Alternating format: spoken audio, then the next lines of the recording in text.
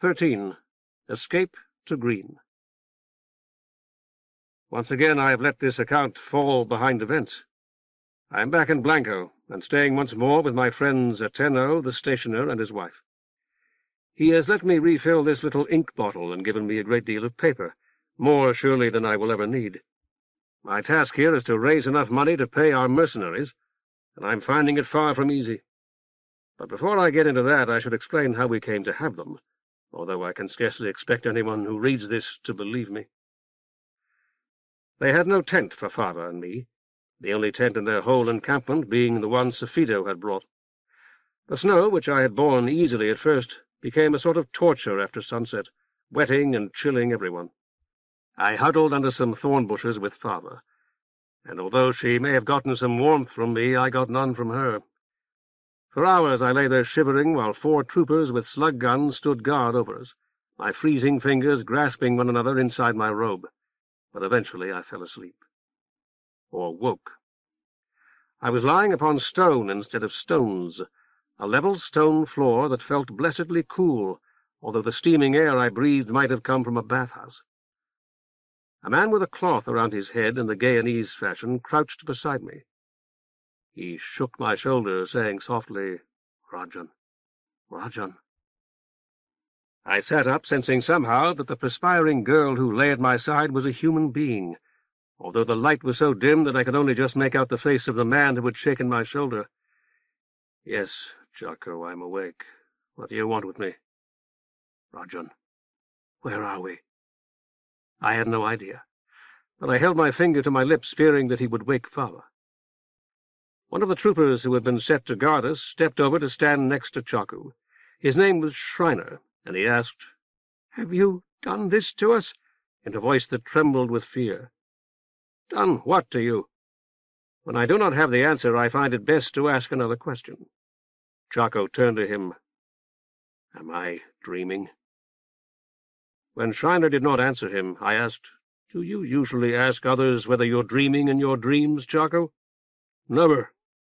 "Then I doubt that you're dreaming now," I told him. The door was flung back by a burly human slave, and a small but handsome man in rich robes came in, followed by 3 naked, muscular human slaves. Iron bands encircled their wrists, bands joined by heavy chains they swung like weapons. The robed master pointed to Chaku. Sensing what was about to happen, I hurried over to stand before him with outspread arms. The slaves hesitated. Then the largest, a graying man with protruding ears and a lantern jaw, indicated Shriner. His master nodded. Shriner raised his slug gun, but it was knocked out of his hands before he could fire. A second blow from the big slave's chain followed like lightning, dashing Shriner to the stone floor. At once the robed master threw himself on top of him and appeared to kiss his neck. His slave whispered, "You shaggy well better beat hoof, Patera." Chaku fired as he spoke. The robed master's head seemed almost to explode, wetting my face with blood and brains flung hard enough to sting. From other parts of the huge room, others fired, slugs shrieking as they ricocheted from walls, ceiling, and floor. The slaves shouted and raised their hands, and snatched up their master's body and ran, slamming the iron door behind them. Father sat up screaming. By then I had recognized the place. Overcome with wonder and awe, I muttered, "I am asleep and dreaming, and they are in my dream." Fortunately, Chaku did not overhear me. The chamber that confined us was so dimly lit that I could scarcely make out its walls, but as well as I could judge, only father had changed at all, and even father had changed only subtly, for she had always seemed an apple-cheeked child just short of puberty, with long, light brown hair and a winning smile. Thinking about this and what had just occurred, and certain other things, I sat down upon the cool flagstones again, my right forefinger drawing circles on my cheek. While I sat lost in thought, Shriner, our guard, recovered consciousness. His head was bandaged with strips torn from his tunic, and then, because he seemed not to like my company, he was helped to his feet and led away. I saw these things, but they made little impression on me. The dream, I felt, must surely end soon, as our earlier dream of Green had when it was interrupted by the cook. The various difficulties that I tried to think of some way of confronting as I lay beside father under the snow-covered thorn bushes would be pressing again, and I struggled against them with little hope, while wondering whether I was not in fact freezing to death while I wiped the sweat from my face with the sleeve of my robe. I wanted to prevent the mercenaries from murdering one another, and I could see no way to do it other than by bringing them all to Blanko's side, meanwhile stepping in to smooth such quarrels as I chanced to witness. Very well, they had to be brought to Blanko's side, but it seemed out of the question until enough time had passed to show the falsity of the Duco's promises clearly, and by that time the war would more than likely have been lost. I reproached myself bitterly for pretending to agree when Enclito spoke of intercepting the mule loads of silver that Duco had promised to send, since by nodding as I had appeared to accept the idea that Duko Rigoglio had such a sum at his disposal and would pay it out. I had nodded so it would seem that Enclito and I were in agreement on all questions. Still, it had been a mistake, and one I continue to regret. As I write, it strikes me that there is a chance, however slight, that Enclito was correct and I mistaken. The 10th is only 3 days distant. It would be well to send horsemen to intercept the silver if it exists, but I have no horses here to speak of, and I feel sure Enclito will do it himself if he is not hotly engaged. How could Duko Rigoglio be persuaded to abandon his war? I had sent father with that hope, and had likewise written those letters to Olmo and Novellicita, hoping that the messengers would be captured by the Soldaes, all in order that Rigoglio, fearing that his allies were not as reliable as he had supposed, would cancel his invasion. Both my tricks had clearly failed, and as I sat on the stone floor of that sweltering room in which I could not possibly be again, I could devise no fresh scheme that seemed apt to succeed. What was worse, Mora had made herself one of the messengers whose lives I had risked in the hope of securing peace. By this time she had presumably been captured and raped, I reflected, and was weeping in a dungeon much worse than this dream dungeon of mine. Behind these lurked the greater problem. How could I make my way back to New Viron and New Nettle, as I longed to, without abandoning my friends here? All these problems plagued me still, and none more than that. Father came to sit by me, and I, looking around at her and smiling, realized with a start that we had half the chamber to ourselves. "I thought you might like some company." She returned my smile. "Somebody to talk to, even me." "You think I'm your enemy?" I shook my head. "I never was, Father. While we were where we were, I could not be your friend, but I was never your enemy." "That's what Mora said once." "Mora was right. If we're going to be friends, tell me something now. Are you as young as you look?" After a moment she shook her head. "I didn't think so. You're older, and very cunning." She laughed at that, and it was a girl's clear laughter. "Too often you let it show. Did you really try to free Enclito?" She nodded. "He'd been nice to me. He let me live with his daughter in his house, and treated me almost as well as her. I'd hurt him and his mother, and if I could, I wanted to make amends." I smiled again, and tried not to let my smile become bitter. Very few of us are that honorable. "I'm not fooling you for a minute, am I?" "To the contrary," I said. "I very much hoped that you were telling the truth." "Well, I was. But I wanted to get even with Duko Rigoglio, too. That message you gave me, I'll bet you thought I wouldn't deliver it." "I hoped you would, and thought you very well might." "I did. He had me arrested and was going to chop my head off for it." I apologized and told her that I had not considered that he might react violently. "You think I'm clever because you are. You think everybody against you must be clever, too. If the Duco had been clever, he'd have wanted to keep me as a spy. I was counting on it, but everybody says he's more than half mad, and he got furiously angry when he thought I'd brought bad news." I said that I would like to speak with him sometime. "No, you wouldn't." Father sounded positive. "So he was going to have you killed. I take it you escaped." She laughed again. "Did you think I couldn't? They put me in a little room with bars on the window, and as soon as they weren't looking, I went out between them. We can change our bodies a lot. You know that. I know you do because you put it into my story that time."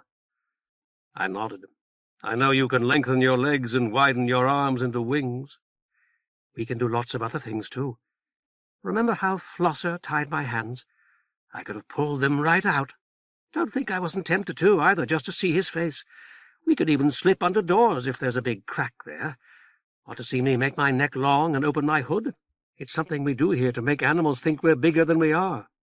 I told her it was something that I would like very much to see, if she was confident that no one else would see it too.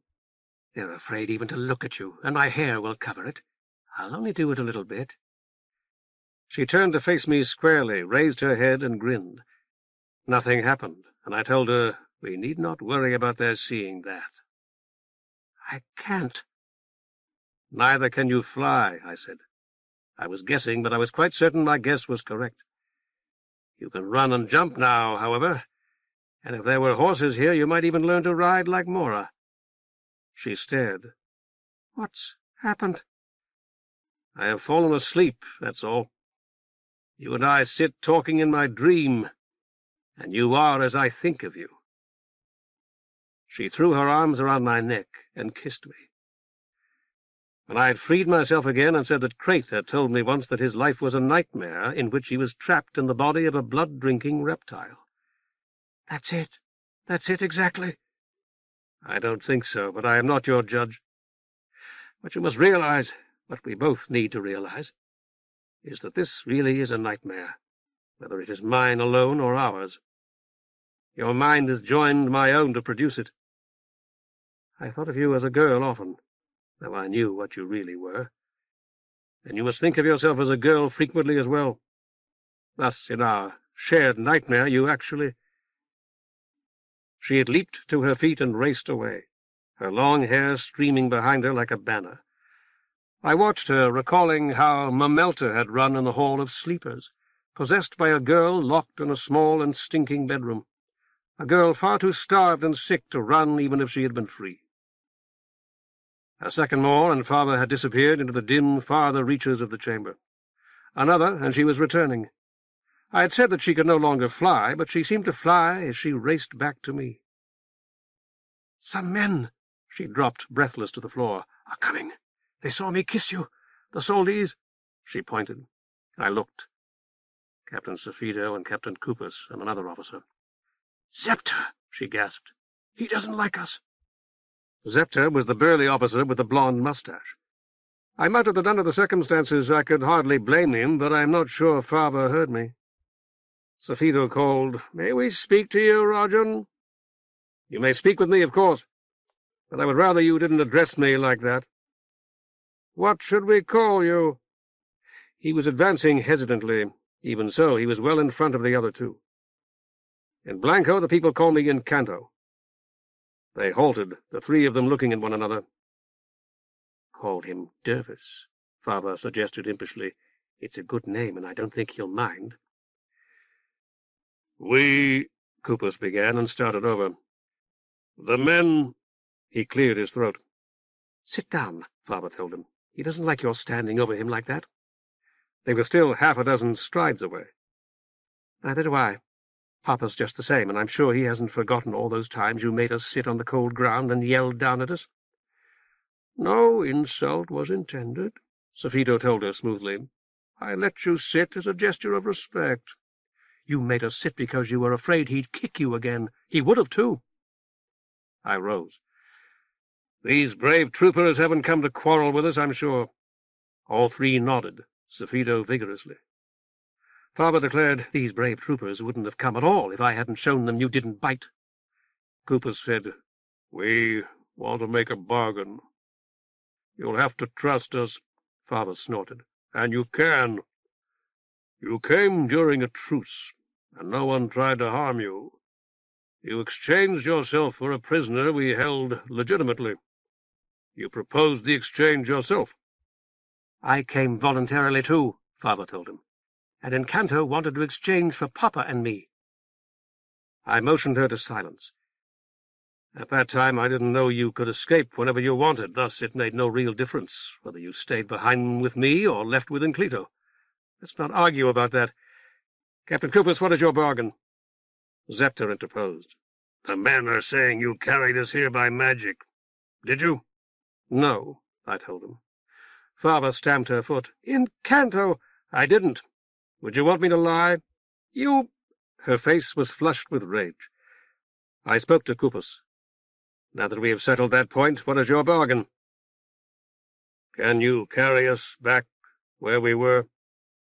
"To that barren hillside in the snow? I'm surprised you don't prefer this."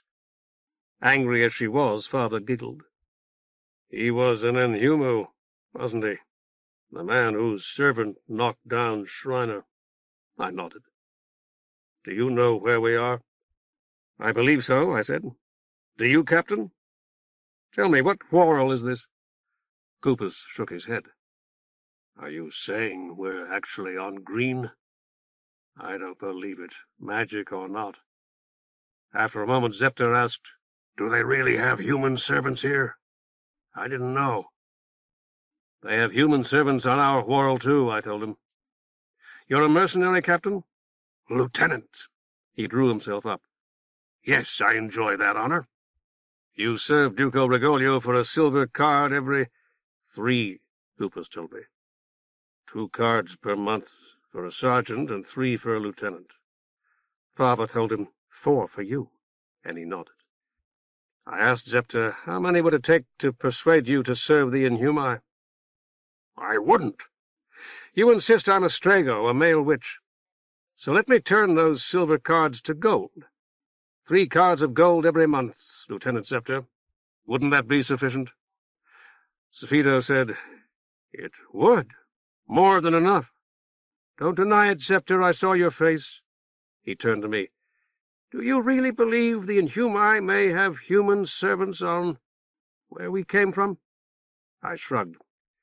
I had encountered some once in a place called Pajaroku, and it should be obvious by now that they could have them here if they wanted them and had the gold. Still better, real cards enough. Or even silver, I imagine. Father asked, "Are you applying for work, Dervis?" "How much?" "When we get back, I'll see if I can't raise it."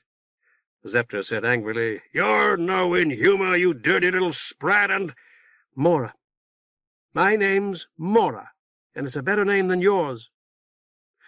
Father lifted her gown above her knees and danced, comically at first, but soon gracefully. "Look at these legs. They're an Inhuma's legs, aren't they? Here." Stopping, she gathered her hair behind her as though she were about to tie it up, and pressed the whole hank into his hand. "It's a wig. Pull hard, and it comes right off." Rising, I laid my hand upon her shoulder. "No teeth, see?" She grinned at him, displaying 2 rows of white and very even teeth. "That's because we don't chew. Just fangs to suck up your blood. Want to see them?" Held to her mouth, her forefingers assumed the role. To me, Cooper said, "We came to talk to you about a serious matter." I nodded. "What is it?" "We've already—" He paused and drew breath.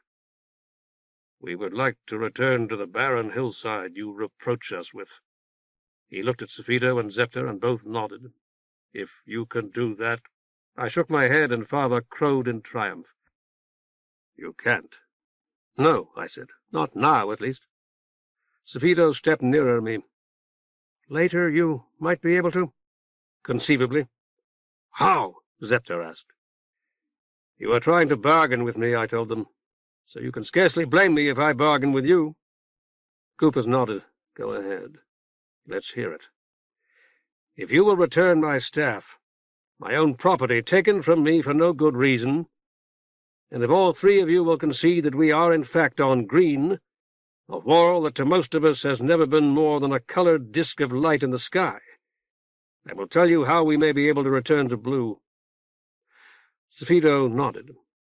"One of the men may have it. I'll ask. For myself, if you assert we've actually been taken to Green, I'll accept it.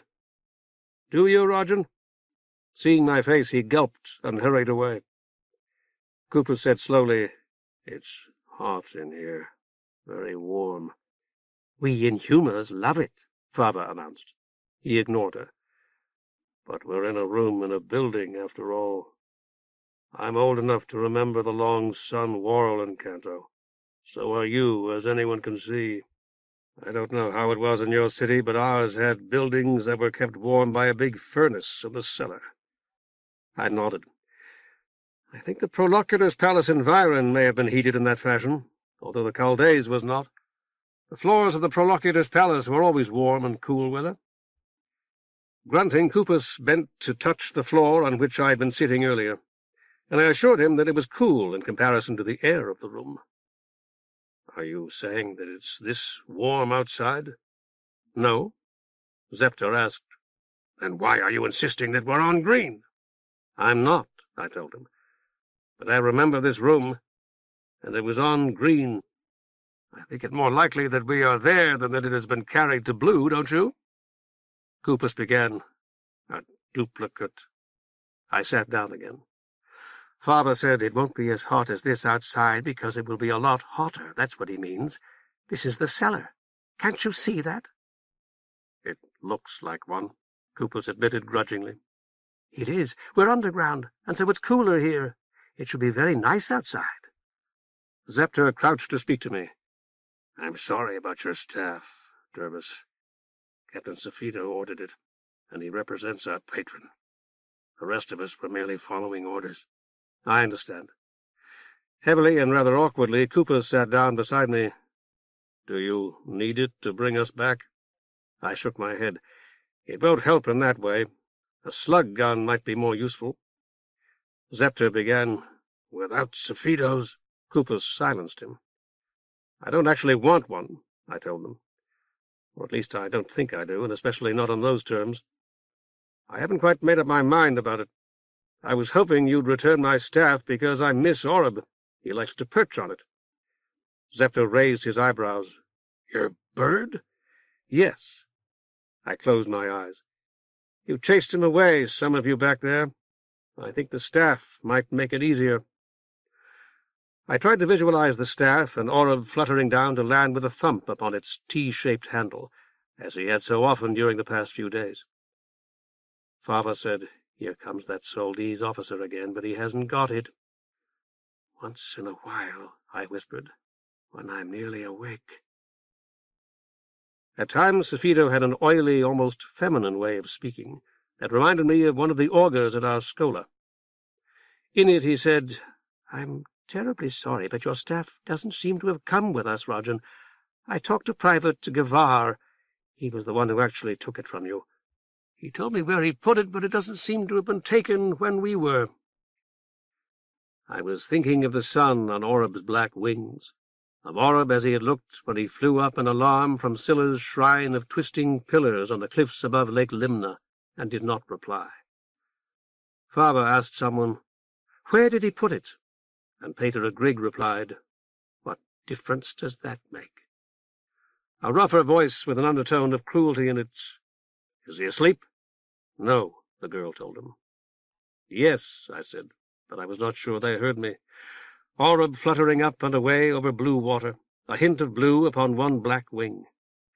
For a moment, if only for a moment, he seemed more real to me, the sable and scarlet bird flying beneath the slim golden bar of the long sun, than the hideous prison room on green in which I sat, or the snowy thorn bushes under which I huddled with Father.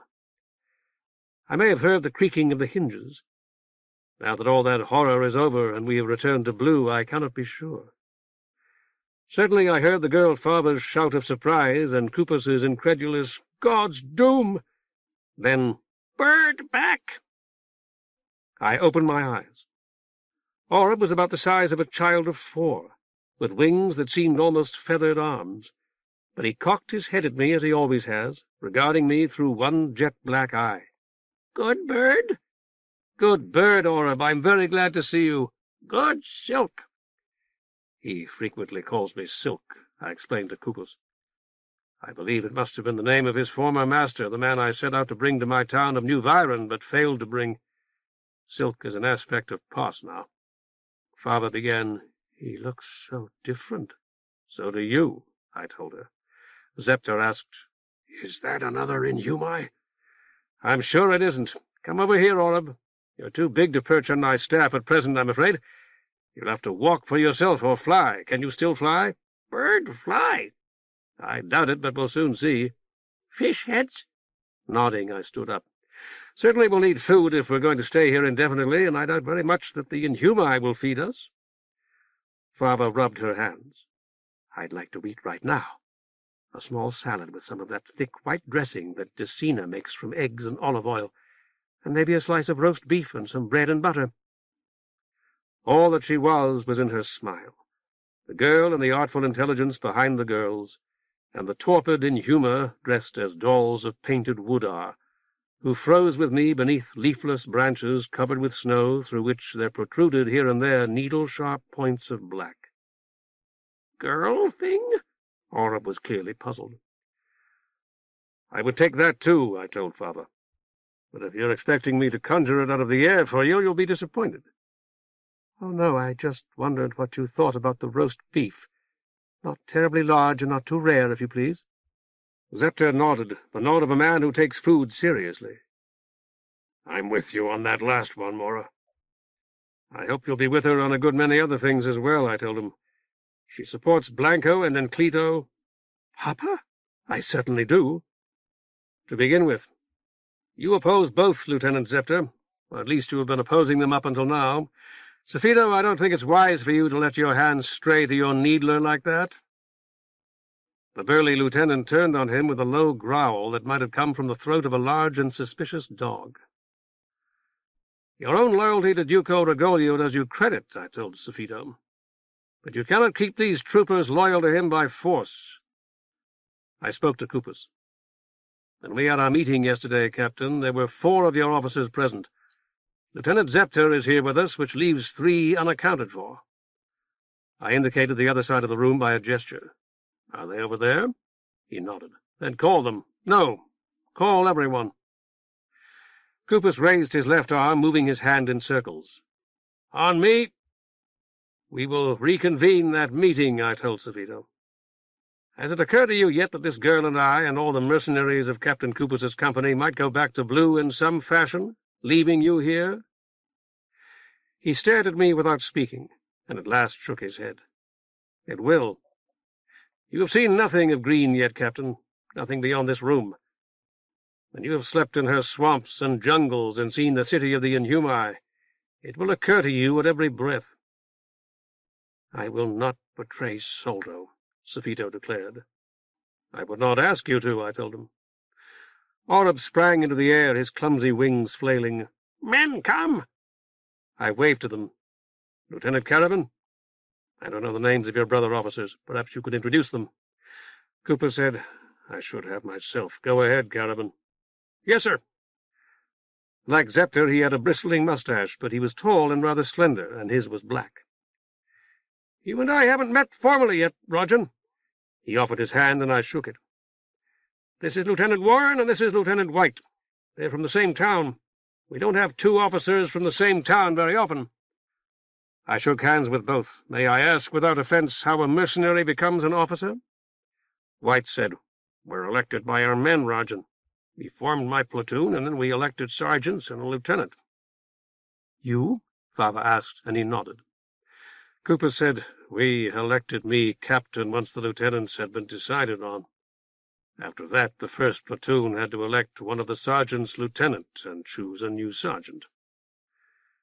By the time he had finished speaking, the men were all gathered around us, which had been my chief purpose in asking the question. Most were staring at Oreb, and I waited a moment more for them to assuage their curiosity, smiling and nodding to every man who wore a headcloth. "Watch out," Oreb muttered, and I nodded. What I planned to do, or at least planned to try to do, was fully as chancy as letting my legs hang over the prow of the Trivagonti airship. But I needed to understand the extent of my powers in what I still thought of then as a nightmare that I shared with Father, and this would delineate them as nothing else could have. "Troopers," I began, "you deserve to know why I'm doing what I'm going to do, and what I expect from you. I'm going to explain all that, and it won't take long. To start with, we're on Green, the green whorl that you've seen in the sky since you were children.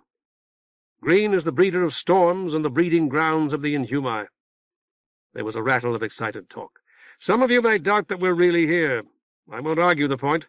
You'll be convinced soon enough. A minute ago I was about to explain to your officers how I thought we could get back to our own whorl. I said I'd do it if they'd give me back my staff. I'll make you the same offer. Give my staff back, and I'll explain how we may, I said may, be able to get back home. I stood silently then, concentrating, and let them talk. After some minutes, Gorak approached me. We haven't got it, Rajan. Do you still consider yourselves troopers in the Duko of Soldo's horde, Sergeant? If you're asking me personally, Rajan, I'm asking about the whole company, I told him firmly. Do you? At my elbow, Cooper said, yes. His tone had been at least as firm as mine. After looking for a moment into that hard-featured, somewhat fleshy face, I shrugged and raised my voice. In that case, I'm going to tell you nothing more and leave you here. Closing my eyes, I extended my hands before me and thought with all my might of the sword the neighbour had revealed to me. I do not mean that I described it to myself in so many words, saying that the blade was black and keen and all the rest. Instead, I recalled its weight in my hand, and the bitter edge that had killed so many Inhumi and severed the head of the spitting horror. I heard the hiss of 100 indrawn breaths, and a little gasp from father. To me, I thought, to me. I extended my right hand as I had offered it to the lieutenants, and something hard, cold, and hauntingly familiar grasped it from within. 14. Duko Rigoglio. I opened my eyes. The blade was somewhat darker, if anything. Its curve may have been a shade less pronounced. Sinew was goggling at me, his mouth gaping. You have your needler, I told him, and these troopers of yours slug guns. Surely you won't begrudge me a mere sword. Pushing past him, I began to tap the mottled grey flagstones with the point, willing one to sound hollow. Here, I said at the third. Lift it for me, please, father. Help her, Orb. Together they did, struggling with its weight until Sergeant Gorak stepped forward to add his much greater strength to theirs. At once the stink of rotting flesh seemed to fill the whole chamber. Steep stairs, narrow and treacherous with slime, descended from the opening. I told father you had better precede me. It may be dangerous down there, but it would be worse for you to remain up here alone. She nodded, hesitated, and at length took the first step, shuddering. You too, Orb, take care of her. Bird go? He croaked doubtfully. His voice was exactly as it had always been, though he had come to seem a sort of clumsy, feathered dwarf, and I had seen undulant arms wrestling with the flagstone as well as his now arm-like wings. Bird save? Yes, I told him firmly. Bird save. Protect her as much as you can. Go on, Orb. Father's head sank out of sight below the level of the floor. Orb started forward, flinched in a way I found very human, then dove after her, spreading his stubby wings almost before they were clear of the rectangular opening. Goodbye, I told the mercenary troopers, peering into it. This is a hard road and a dangerous one, but in the end it may lead us home. You will be safe here, I believe, until you die. Rajan! 20 hands at least reached out to stop me. Kupus pushed his men aside, aiming his needler at my head. You are our prisoner. No, I stepped down. There cannot be a prisoner of a prisoner, Captain. We are prisoners, you and I, the prisoners of the Inhumi who rule this world, but I intend to escape them if I can. Father's voice reached me, distant and hollow. Encanto, there's a man down here. Thinking that she had come upon the blind man, I remembered I nodded and went down into the opening. Querulously, a voice behind me ventured, Rajan? Recognizing it as Sinew's, I turned. Yes, what is it, Captain? May we come with you? He was crouching at the edge of the opening. No, I told him. But they may go with you to the place to which you go. You're their leader. You are Duko Rigoglio's representative and their commanding officer. Orb sailed past, his tubby body and stubby wings suggesting an airship in miniature. Man, come! I stepped off the narrow stair, which disappeared as my foot left it. Rajan! It was Sinew again. I stopped and looked back up at him. I thought I'd asked you not to call me that. I can tolerate it from the men I knew in Gaon, but when you use it, it puts us both in false positions. This hole... I watched him choke back the title he wished to give me. It's getting smaller." I waved, told him that I wished them all well, and left him. A new voice called, "It's me, sir. Lieutenant Veliko." Darkness had closed about me with Safido's last despairing cry. Very much afraid of falling, I halted and opened my hand. The light the neighbor had given me gleamed in a crease in my palm. As I focused my attention upon it, it grew stronger. I held it up and looked around me. The sewer was a flattened oval, its thick obsidian walls cracked and near collapse. A trickle of water ran along its bottom some considerable distance below the narrow walkway on which I stood. A man's rotting corpse sprawled there, half in and half out of the dark water. A patient traveler waiting for a current strong enough to move him. "Incanto!" It was Fava, the fact confirmed by Oreb, who sailed past me, calling, "Girl, say!" Holding my light higher, I caught sight of her some distance down the sewer. "He says we're all asleep." Veliko himself called, "It's true, sir. I mean, that's how it looked." I nodded to myself. "Can you see the opening from where you are, Lieutenant?" "No, sir." It was night in that case, I thought. Night, for we had far to go. As I drew nearer, Fava said, "He was looking for us, Incanto. Inclito sent him. I mean, Papa did." Veliko nodded. "Are you really the General's brother, sir?" "Why do you ask?" "It's what a lot of people were saying when he came back, and you stayed in his place, sir. They say you're his older brother, and you stayed behind with your father when him and his mother left Grandisita, and you've come to Blanko to help him out." I smiled, although I doubt that Veliko saw it. "And what does General Inclito himself say?" "Nothing, sir. Colonel Bello asked him point blank, but he wouldn't talk about it." "No doubt that's wise. Let us be wise, too, Lieutenant." "Sir?" Fava said, "He can't understand how you brought him here." "Neither can I, Incanto. How you do this?" "We brought him," I told her. "Or at any rate I believe we did, that both of us are necessary for it to take place. I want to talk to you about that, and about the vanished people when we're alone. Meanwhile, you must remember what happened in Inclito's house shortly before you left." "I didn't understand that either, or how you got into my story." Overhead, Oreb called, "Thing come! Bad thing!" "That will be an Inhumo, I suppose," I told Veliko. "You have a slug gun, I see. Be prepared to use it." I heard the jingle of the sling swivels and a faint click as he pushed off the safety. I was wrong, I told him. It's not an Inhumo. "That's good," Fava said. Narrow though the walkway was, she was walking beside me and pressing herself against me, as children often do when they seek protection.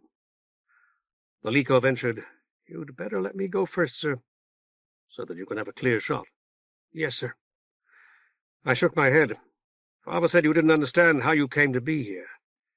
"I'm not at all sure I do, either." "Will you tell me? What occurred from your perspective?" He cleared his throat. "General Inclito sent us, sir. He told my men and me what happened when you and those two colonels went to try to make a bargain with the enemy, sir. And how they thought his daughter's friend was his daughter, and all that." "In back," Oreb had returned. Far down the sewer I caught sight of something faint that moved. At almost the same instant, Veliko's slug gun boomed behind me. I whirled, nearly knocking Fava off, and was in time to see a long-fanged beast whose naked body was as wrinkled and repulsive as the white-headed one's neck fall from the walkway. Before the echoes died away, Veliko turned to face me, his gun still smoking. "I'll try to keep a better lookout behind, sir." "And I a better lookout ahead." The white thing I thought I had seen had vanished, if it ever existed. "Bird find," Oreb announced proudly. I asked him to fly ahead and tell me what he found there. "General Inclito said to get in as close as we could, sir," Veliko continued, "and see how they were treating you, and to try to get you out if we could. We waited till about midnight before we started off, me and 6 men. "You came as close as you dared.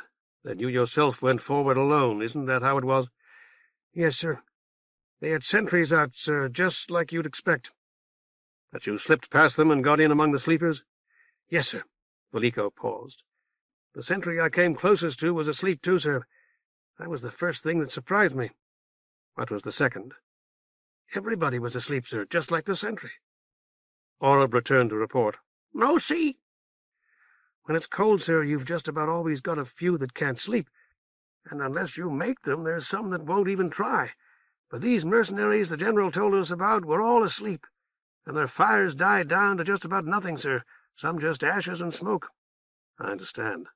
How did you find us, Lieutenant?" "They wouldn't allow us a fire, and there can't have been enough light for you to see our faces." "I didn't, sir. I was just going from fire to fire." Veliko paused to gulp. "And something smelled just so awful, sir. And the fires went out, it seemed like, but all of a sudden I was hot." I nodded. "Father, you know more about the Inhumi than most of us. I hope you don't mind my saying that." "It's all right." "Good. Many people fear that the Inhumi may begin to breed on blue as well as green. Quite some time ago I theorized that they could not, that their eggs were hatched by the heat of the short sun, which is not sufficiently intense on blue. Was I correct?" "I think so." I halted, conscious that something was lying in wait for us only a few steps farther on, whether Oreb could see it or not. Pressing closer still, Father asked, "Is that good enough? A good enough answer? I could just say you were right, if it would be better." "Father," my mind was racing. "What is it?" "You saw me create this sword." "Yes, but I still don't understand how you did it." "Neither do I, but I may be getting closer than I was a minute or two ago. This is a real place, this sewer. I've actually been here. Have you?" "Have I? You mean before this?" The light in my hand revealed the confusion in her face. No, I couldn't forget this." "Good. Remember the jungle? We went there from Inclito's. Did that seem familiar?" "I may well have been there myself. I mean, there in that particular spot, but I can't say with any certainty." "Yes, I was once. I remember the little pool." "Better and better. These are real places. I was held a prisoner in that room up there, for example, and I recall it very vividly. You agree that they're real?" She nodded. "I suppose so. So do I. You told me the Duko had wanted you to murder Inclito, but you refused, remember? Your refusal made me think about my adopted son who had died in that jungle." I glanced back to see whether Veliko was close enough to overhear me, and lowered my voice. "Then you showed your fangs, and we went. But it was to a place you remembered, not to the exact spot where he died, a real place, though we ourselves were not actually there, and no more real than my sword." "You've been in the Duko's palace?" She nodded again. "What are you getting at?" "Mora told me once that you didn't believe in the neighbors, in the vanished people. When she said it, I thought that was simply foolish of you. I myself have seen the vanished people and spoken to them, and even been saved by them.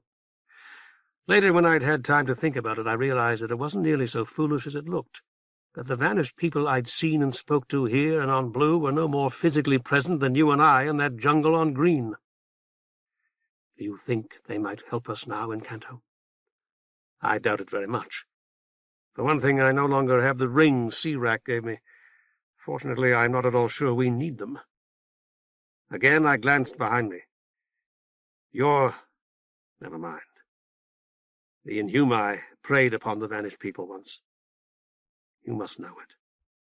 That was one of the reasons that they left these whorls, and it may even have been the principal one. When the Inhumi prey upon us, they are like us. I won't be more specific now, but you must know what I mean. What do you suppose the Inhumi were like when they were preying upon the vanished people?" "I've wondered about that. It must have been marvelous, miraculous. For them, I mean." "I agree. Let us suppose that some small trace of that remained behind, passed from generation to generation in some fashion. Do you see what I'm getting at?" "I think so." "Good." I halted, waiting for Veliko to catch up to us, then called to Oreb, who landed teetering at my feet. "When we were lying under the thorn bushes, Father, I wanted desperately to be warm, and I must have thought of that room up there, one of the warmest places that I've ever been in. Do you understand me? I want you to think now of the Duko's palace in Soldo, of his bedroom, if you've ever been there. He's probably in bed by now." "I haven't." Looking up at me, Father closed her eyes, her broad, smooth brow wrinkling with concentration. My first impression was that nothing was happening. My second, that the sewer had become larger, or perhaps that it had always been bigger than I thought. A window. Blanko pointed a trembling finger, I shall never forget this, toward the other side of the sewer. Look, I can see the stars. So can I told him. Go over there, Lieutenant, and open it. I don't think you're going to get your feet wet. My voice cannot have been as joyful as I felt at that moment. No voice could be. Gingerly, Blanko tried to step off the slimy walkway, but there was no walkway. The slime had become wax, the filthy stone slabs beneath it a figured floor of gemwood and singing oak. Good place? Oreb sounded doubtful. Perhaps not. But you may open your eyes, Father. We're here. She did, looked around her, then clutched my arm. There are guards. No doubt. Blanko threw up the sash of one large window in a long row of large windows. From outside the palace I heard excited voices and the rattle of sling swivels, then the unmistakable snick-snack of the bolt of a slug gun opening and closing on a fresh cartridge. There's some sort of disturbance out there, I told Father, one that we almost certainly shouldn't become involved in. Seeing an elaborate chair upon a dais at the other end of the room, I asked her whether this was where the Duko held court, and she nodded. Where does he sleep? She shook her head. I have no idea. It will be on this floor, I feel sure. While we had been speaking, Oreb had flown to the end of the room, circling behind the throne. Bird find! Here door! He was correct, and the door unlocked. We discovered a reception hall and a library with a very high ceiling and very few books, and eventually a door protected by a sentry who challenged us.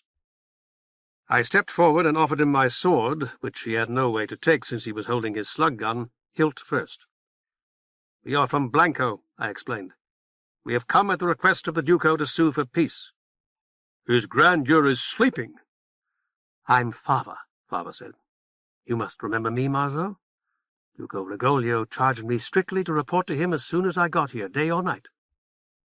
There was a good deal more arguing, which would certainly have roused the Duko if he had in fact been asleep. Eventually the sentry went in to consult him, with me at his heels and Oreb sailing over both our heads to land upon the foot of the ducal bed. What is this? The Duko was middle-aged and clean-shaven. For some reason I had expected a thick mustache. Father curtsied. That man has a slug gun. Take it from him. I told Blanko to give the sentry his slug gun, which he did, and added my sword, suggesting that he put them in some safe place from which he could return them when we left. The new sword I created for myself as soon as his back was turned had a straight blade like Pig's. It also had gold chasing, which looked very nice against its black steel. Who are you? Father looked demure. This is Incanto, your grandeur, Inclito's sorcerer. I've told you about him, and I thought you might want to talk to him. I do. The Duko had recovered from his surprise. His full, round face was without expression, and his eyes reminded me unpleasantly of a sacred serpent that I had at first believed a part of Echidna's image in Gaon. I said, and this is Lieutenant Blanko of the Horde of Blanko. Blanko bowed. Duko Rigoglio ignored him. You gave my guard your sword. Now you've got another one. I do not permit anyone weapons in my presence. Then you should have taken your guard's slug gun, I told him. Father said, this isn't going to get any of us anywhere, your grandeur. It's just like locking me up for telling you the truth, can't you see that? You'll take Incanto's sword again, and he'll make another one or something worse. Oreb added, Silk talk. He means me, I explained to the Duko. Incanto is a bit long for him, so he calls me Silk. Good bird. Duko Rigoglio said, Your child companion, whose status here is that of an escaped criminal, as I should warn you, has described your pet to me. She indicated something a good deal smaller, however, a more conventional bird. I acknowledged that Oreb's present appearance puzzled me as well. He is fat. He looks as if he were about to burst. No cut. Oreb retreated to a windowsill. Is he the source of your occult power, Incanto? The Duko studied him. He seems to have very little himself. I don't suppose I could persuade you open him with your sword. Employing the feathers at the tips of his wings as a boy would have used his fingers, Oreb unfastened the window catch and pushed out the swinging casement, admitting a gust of icy wind. Certainly not. I explained that Oreb had been intended as a sacrifice, but the pater of silk had spared his life, if indeed this was the same Oreb. The Duco's eyes glittered.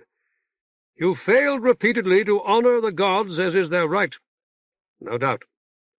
You wakers on the whorl, in Nessus the gods walked among us, lords and ladies of earth, even unto shining pass. Sella! Oreb croaked angrily. No god! Or perhaps it was K-N-O-W, God. I should ask him. Wet god!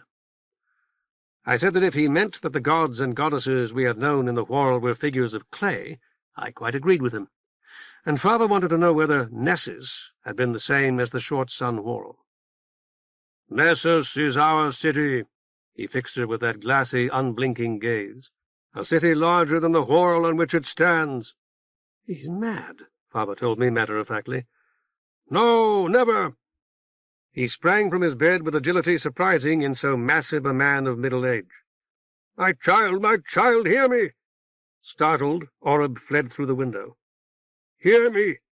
Duko Rigoglio crouched before father in his embroidered nightshirt, his big face intent. A whorl, my child, a whorl, any whorl is only flat. Don't you see that? So much land and so much water. His hands moulded a plain around them. Here on Blue I'm going to claim it all. In time, in time. But it's really not so much now, is it? Not so great an area. You must have... No, you, sir. The sorcerer. Incanto, that's your name? I said that he might call me Incanto or Horn, as he wished. But you were in the void, the emptiness between the stars, the mirror sphere. You looked down upon this blue whorl, and you saw it all, didn't you? The seas, the continents and islands, just as we look down on Earth from the Loganstone. We saw land and ocean as we had seen green loon in the night sky, and it was not so very big. He turned back to father, taking him by the shoulder. Also we beheld Nessus, the undying city, but we did not see Nessus. No one save Pass, whose true name was known to us all in those glorious days, could behold Nessus. We came hoping to make peace, she whispered. Exactly, the Duco whispered in return. Precisely so. Listen now while I explain. There were many buildings there, countless houses of 1 and 2 and 3 and even 4 stories, and countless towers of 20 and 30 and 300, of 3,000. Do you grasp it? Why, no one ever succeeded in counting the towers in the citadel alone. That's what they say, though I never tried or met anyone who had, and the citadel itself, I lived near it, did I tell you? Father shook her head. I did, near the river south of the necropolis, which was unfortunate because its infinite dead polluted the water after each rain, a sort of sticky black, like tar, that might float or sink. We used to say the women floated and the men sunk, but that was a joke, only a sort of joke. I doubt that it was true at all. Rico touched my arm and pointed to the open window, from which a clamour as of contending voices issued. I nodded and put a finger to my lips. But one could have walked all around the citadel in 3 days or 4, the Duco was saying. It was only a small area, really, so small that people from distant parts of the city, of which there were many thousands, actually doubted that it existed at all. Then underneath all our buildings were cellars and sub-cellars, dungeons and caverns and tunnels without end. The wall around the city, which was taller than its tallest towers, was honeycombed with passages, chambers, gun-rooms, barracks, shelters, galleries, armories, cells, chapels, retiring rooms, and compartments of 100 other sorts. One has only to sum the areas of all these in the damp mines under Gaiol, but no one could. I said, we had hoped, your grandeur, to reach some mutually satisfactory arrangement by which our corpo, while acknowledging your supremacy, might retain some local control over strictly local matters. That, coupled with your guarantee that property rights would be respected, might be the basis of a lasting peace advantageous to both parties." The Duco laughed, rose, and walked over to lay a hand as clean and well-groomed as any woman's on my arm.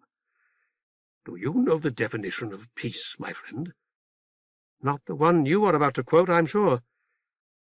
Beyond the Duco I saw Oreb flash past the windows, and heard him too. "Here, Silk, Silk, here!" "Peace, as you intend peace, is but the slice of cheese in a sandwich, a period of cheating between two periods of fighting. Your peace would endure only until Blanko felt strong enough to throw us off, probably when we were deeply committed elsewhere. No, my friend, Pass would agree to no such peace, and neither will I. Would your Blanko consent to surrender all its weapons, every big gun, every slug gun, every needler, every sword, and every knife?" I said that I did not know, but that I felt sure the Corpo would at least consider such a demand. "Then I make it. I make it because after you have complied with it, I can do whatever I wish." Soon there was a hubbub in the hallway outside, over which I heard the voice of the sentry, followed by 4 or 5 shots. "It's time for us to leave," I told Father urgently. "Think of the hillside, of the snow. Concentrate." She closed her eyes, and I would have closed mine as well. But the door burst open, admitting Oreb and a dozen wild-eyed troopers I did not at first recognize as Kupus's mercenaries. One leveled his slug gun at the Duco and fired. The slug struck the slime-draped wall across the creeping stream of fetid filth into which about a third of the mercenaries had fallen, and ricocheted again and again, echoing and re-echoing up and down the sewer as it screamed through the reeking air. When Inclito sent me here, I expected to face a great many difficulties, but never the worst that I have encountered, which is simply that the mercenaries themselves are not here. Because they are not, I am unable to ask them either collectively or individually what they might be willing to accept in place of the promised silver. By forming my own auxiliary corps, I have raised a good deal of money, a fortune, although it may seem that I am boasting. But what confusion! Much of it is in silver, of various grades, and alloyed with a variety of other stuffs, generally nickel. Some of it is gold, more or less alloyed with copper and lead. It ranges in hardness from a buttery little ingot contributed by Contoro, may the outsider smile upon him now and forever, to 3 broad discs as hard as flints. Nor is that all. There are real cards, too, such as we used to use in the whirl. How much silver is a card worth? How much gold? I have asked half a dozen merchants, bankers, and moneylenders thus far, and received a full dozen replies. That is scarcely to be wondered at, and not all the cards in circulation here are in serviceable condition. To think that we used to chop them up into 100 card bits, never once considering that they could never be reassembled. And how good is the silver you want to change them for, Incanto? Let me see it. Well, I would if I could. I've jumped far ahead of myself, however. Let me say here quickly what our situation is.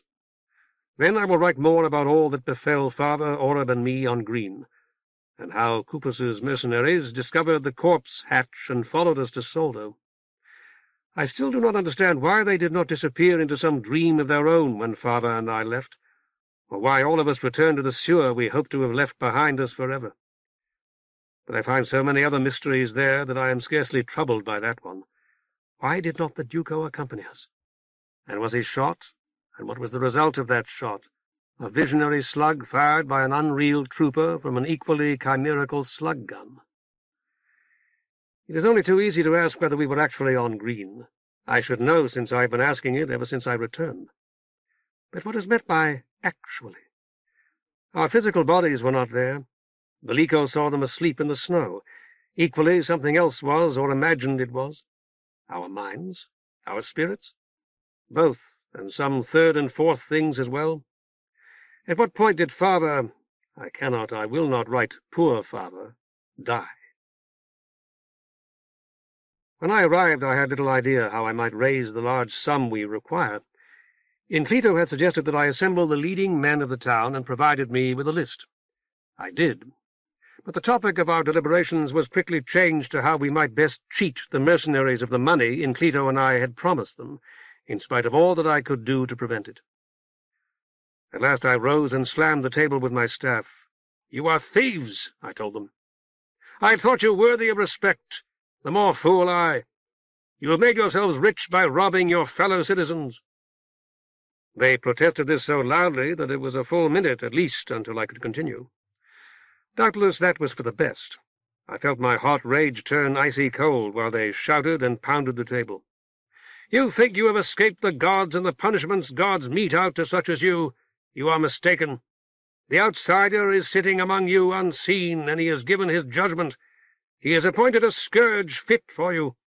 I will not call you together again, and it may be that no one will ever summon you a second time. I think it very likely. If you wish to speak with me again, come to me singly. Perhaps I'll find time for you if you do, perhaps not."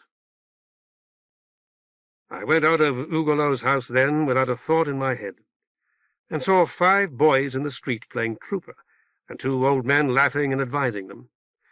I called all 7 to me and introduced myself, although I soon found that all of them knew very well who I was. I said nothing to them of money.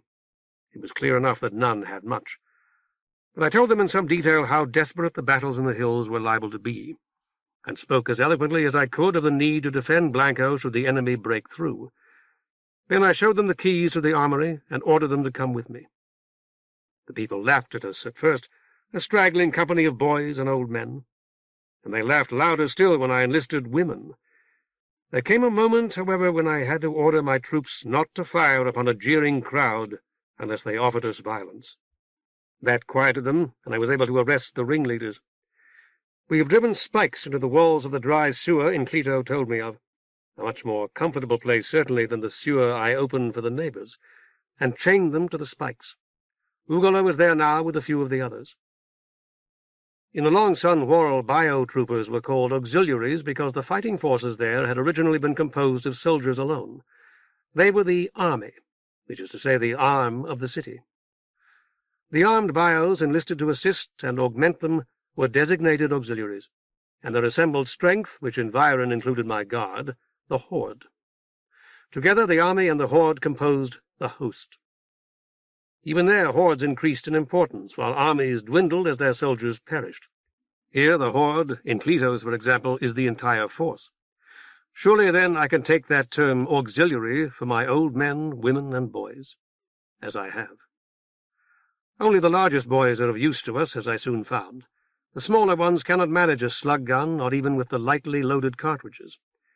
In the same way, only the largest, strongest women, and poor young women who have had to work hard, are by far the best suited to fighting Duko Rigoglio. 15. Before the battle. Have I a solitary evening before me? I hope so. The town is celebrating as well it should.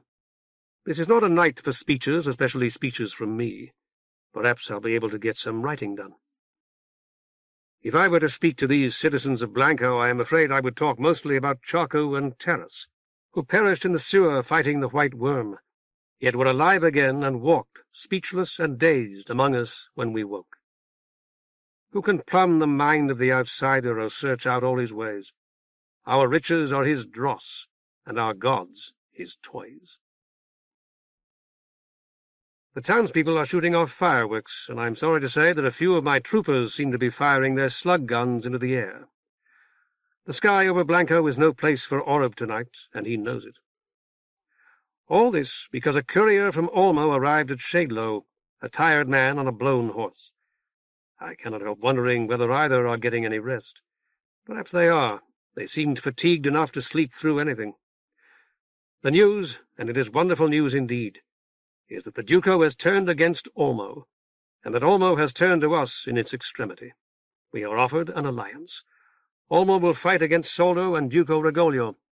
Indeed, Olmo must, since Duko Rigoglio has laid siege to Olmo. Olmo asks only that it be permitted to retain its independence, and begs Blanko's aid. Echo was captured or killed, and the letter he carried believed. There can be no doubt of it. How I wish Faber were still alive, so that I could send her to Soldo to try to secure his release. If the outsider wills it, Echo should remain safe, although imprisoned, throughout the rest of our small and foolish war. We will free him when it is over. Was Mora killed or captured too? It seems likely. I had intended to write about Charco and Terrace, and our joy at waking in the snow and seeing them, whom we had buried upon green and prayed over, wake with us, and how we had discovered that they could neither speak nor understand what was said to them. It would all be true, but I cannot forget poor Fava. All human semblance was gone. She was an Inhuma in a girl's flowered gown, a dead Inhuma painted and decked in a wig, nothing more. I covered her as quickly as I could and demanded that the mercenaries who had not allowed us a fire lend me a pick and shovel. 12 strong men would have helped me, and gladly, but I sent them away and buried her myself near the crest of the hill, beneath a flat stone on which I scratched her name and the sign of addition, not knowing how else to mark it. Fava, who was well and very happy on green, is dead here on blue, and Charco and Terrace, who were dead on green, are alive here if they have not been killed in one of Enclito's battles. Man come, Oreb mutters. I have opened the door and looked outside, but there is no one. I asked him whether it was a good man, but he only clacked his beak and fluttered his wings. Those are generally signs of nervousness, but he was doing both before he announced our visitor, and with all the fireworks and shooting, he is more than enough to be nervous about. I should say here, or at least I certainly ought to say somewhere, that Fava, Valiko, and I halted when we heard the mercenaries behind us in the sewer. Oreb did not halt, Maltby bless him, but flew back to investigate.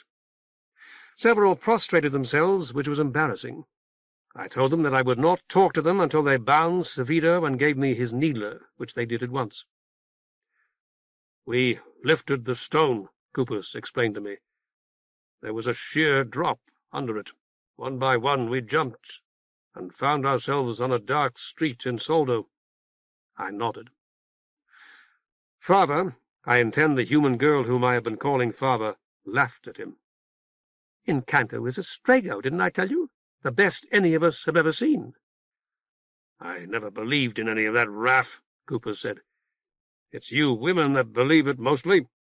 But you women are right, and Kupus wrong." He drew his sword and raised it, grasping it by the blade, point downward. "I and those who follow me will follow you, Rajan, working and fighting for you wherever you may lead us, loyal as long as the last rogue breathes. We require no pay from you beyond your good will." I asked how long they bound themselves for, and he and dozens of others answered, "Forever." More would, I think, but those farther back on the narrow walkway cannot have heard what we said. "Will you still serve me when we return to Blue?" I asked Kupus and Lieutenant Zepter, who was looking over his shoulder. "Anywhere," they declared. And Zepter used a phrase I had not heard before. "In the 3 worlds, or beyond them." You who will read this in the years to come may call me a fool, but I detect the outsider's hand in it. After midnight, and so a new day. My visitor arrived. It was Safido. We talked for an hour or more, and managed with all our talk to rouse my host's wife, who had abandoned the celebration and wisely taken to her bed. She has found a bed for him and warmed a bowl of the bean soup. He said that he was too tired to eat, but looked half-starved, and managed to finish the whole bowl quickly enough, dipping the soft white bread that is so much valued here into it, and eating like a lost hound. Let me go back to the beginning. There was a knock at the door. At first I did not answer, fearing I would quickly have a dozen drunken revellers to deal with. He knocked again, pounding the panels like a man in fear. "Rajan! Davis!" No one here calls me either, so I opened. At first I did not recognize him, unshaven, starved, and frenetic as he looked. In the 10 days since I had last seen him, the dapper officer had vanished. I told him brusquely that Atenno's shop was closed, and asked what he wanted. "I must talk to you, Rajan. I call you that because it won't put us in a false position now." I knew him then, but it took me a second or two to recall his name. Safido? Captain Safido? Yes. He drew himself up, heels clicking and shoulders squared, and saluted me. I suppose I must have asked him to come in and sit down. Certainly I got out the old wooden chair that my host keeps by the till for him. Poor man! Oreb regarded him through one jet-bead eye, and snapped his crimson beak as though to say, "Behold the straits to which the wicked have fallen." Safito tried to smile. "I've seldom seen a grown man appear so pathetic." "You have your little pet back, I see." I told him that Oreb was under no restraint, and had returned to me of his own will. "None save your magic."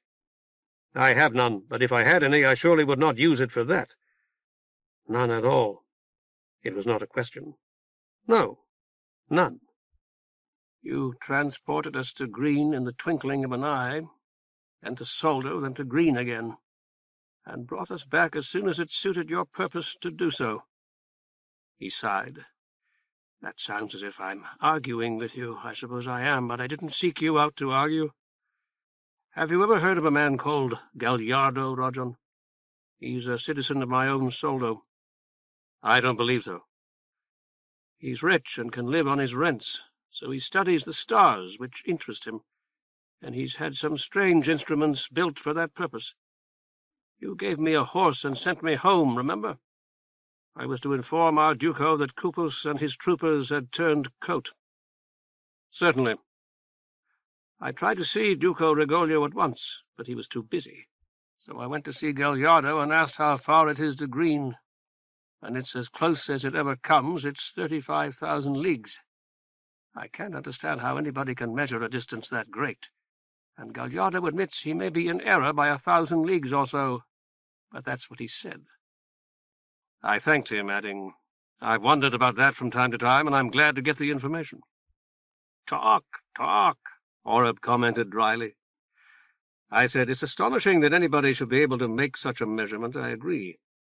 But I find it still more astonishing that the Inhumi should be able to make the crossing from their whorl to ours, hurling their naked bodies thousands of leagues through the abyss." "Green's nowhere near its closest now," Safito said. "It's more than 80,000 leagues away." I shook my head. "They don't dare attempt such distances. They come only when the two whorls are at their closest, and even then many perish, or so I've been told." "Bad things," Oreb declared piously. "No worse than we are," I told him. When Safito did not speak, I said, "It's true that there are Inhumi in the Long Sun whorl, but they made the trip on board returning landers, apparently." "You carried a couple of hundred men across 80,000 leagues 4 times in the winking of an eye." Safito sighed. "That's what I told Duko Rigoglio. I said that he had seen you himself, and had to know that as long as Blanko had you on its side, it was suicide to fight." "Did he agree to peace?" Safito shook his head. "So he sent you here to kill me," I hazarded. "When will you make the attempt?" "No cut!" Oreb exclaimed. Safito took up the word, after a momentary pause, repeating, "No." "Then he will send someone else, I presume. He tried to have Fava poisoned in Clito." "I wanted him to bribe you. That was my suggestion. I told him that I doubted you could be killed at all, and an assassin would just lose his own life and whatever part of his reward the Duco had advanced him. But I said that you might help us for gold and power, and that he should offer you a great deal of both: women, horses, troopers, and whatever his emissaries sensed you wanted, a throne in Blanko or Olmo." "You were wrong," I said, "since I have already died once. But you propose that Duko Rigoglio offer me a throne?" Safito nodded. "You're too old to have been born here. How old were you when you left Grandisita?" 15. "That was my own age at the time I left Viron. You should remember boarding the lander and crossing the abyss, exactly as I do. Were any of you rich?" He laughed, the weary laugh of one who has witnessed the ironic conclusion of his efforts. "We thought then that some of us were, Rajan, and there were others that we thought were neighborhood rich. Do you know what I mean?" "I think so. My father owned a little shop very much like this in a poor neighborhood." "That's it. Some of us were as rich as this."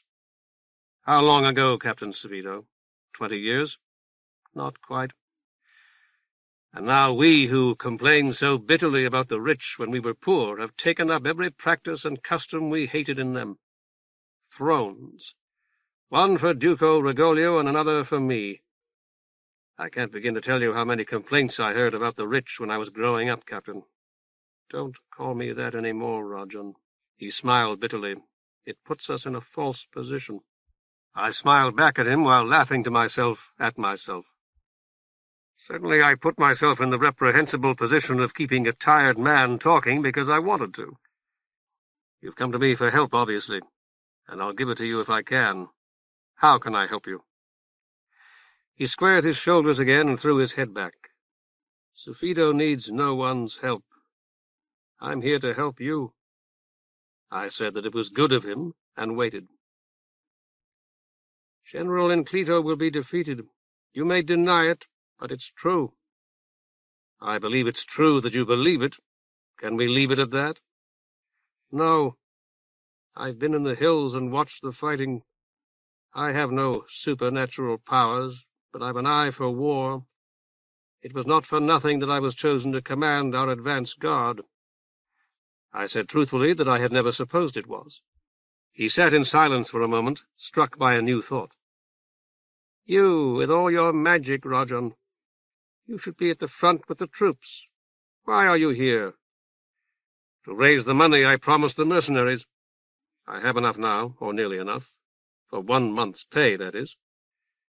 They offered to serve you for nothing. I was there, and that was when you ordered them to take my needler. Yes. I had it again when we returned to this quarrel. You had them take it from me a second time. And those troopers, the great worm, tore them to bits. Horrible. But they were alive again, and the general's daughter was dead. You said you would come to help me, I reminded him. Yes. Can you foresee the future? That's what one of the men from your own town told me. Not always, but sometimes. Often, I think. Do you agree that Blanko's horde will be defeated? I said, patiently, I hope, that he had said so, and that I deferred to his greater knowledge of military matters. Girl, come, Oreb cautioned us. That will be my host's wife, I said. I hope we haven't disturbed her. Who will win the war? You must know. Tell me quickly and truthfully. Sufito swallowed. I do not plead. Never, not even when our Duko condemned me. But tell me, Rajan, if you will, and I'll be in your debt till Hyrax takes me. Blanko. I had already heard Volanta's feet on the stairs going down into the shop. She came in before I could say more. Incanto? Is this man bothering you? I shook my head. I'm bothering him, I'm afraid. I've been keeping him from the rest he needs. Fish heads? Oreb suggested. And the food, too, you're right. I doubt that he can buy anything this late, but a lot of people are still celebrating. Someone might give a hungry man something if he were approached in the right way. Volanta had started for her kitchen before I finished. There's some soup left. I'll heat it up for him. Bread and soup, that's the best supper. I'm too tired to eat, Sufito murmured and licked his lips. For the first time I was able to make out the narrow mustache that had almost faded into his sprouting beard. I declared that he would have to eat something, a few bites of bread and a little of the soup, so that Volanta would not be disappointed. Blanko will win? You're quite sure? I shrugged. Our best troops are at Olmo. Do you know about that? Olmo was plotting to turn against us, and in war one takes the weaker enemy first, so he can't put his knife in your back while you're fighting the stronger one. Besides, sacking Olmo will steady Novella Citta. I explained that a messenger who managed to get through the Soldis' lines had told me this afternoon that Olmo was besieged, and that was why the town was celebrating. We're not going to starve them out. Sufito spoke like a man certain of his information. The assault must be nearly ready if it hasn't already begun. Your horde can't hold the passes. They've been driven back twice, and General Morello's merely amusing himself while he waits for the Duco and our professionals. Those are just conscripts your Enclito's been fighting, and he can't hold them." "It certainly sounds bad," I admitted. "Why are you paying Kupus's mercenaries?" "Because I said we would." I had not yet wiped my pen or put away this untidy collection of loose sheets. I did both while I collected my thoughts. "You say that I carried them and you, and Oreb, Fava, and Valigo, I suppose, to Green. Fava was the girl you called Mora." He raised his brows. "She wasn't really General Enclito's daughter?" I started to explain, then shook my head. If Mora had been captured, as I have been assuming, it seemed likely that Safedo would have learned about it when he returned to Soldo, especially since he had apparently been kept waiting for some time. "Good girl," Oreb told us. I suppose he meant Mora, but I would like very much to think that he intended Fava. I told Safedo, if I had the supernatural powers you credit me with, I wouldn't have taken advantage of them in the way that you propose. They were desperate and believed, quite understandably, that I was a miracle worker who could save them. Besides, they fought very well when we cleared the ancient city of Inhumi, or at least it appeared to me that they did. You have an eye for strategy, and I'm sure you must know far more than I about every aspect of warfare. What did you think of them?" I was proud of them. So was I. They earned a better reward than I can give them. Volanta called to us from the kitchen, and Safedo stood up. "I would have led them if I could.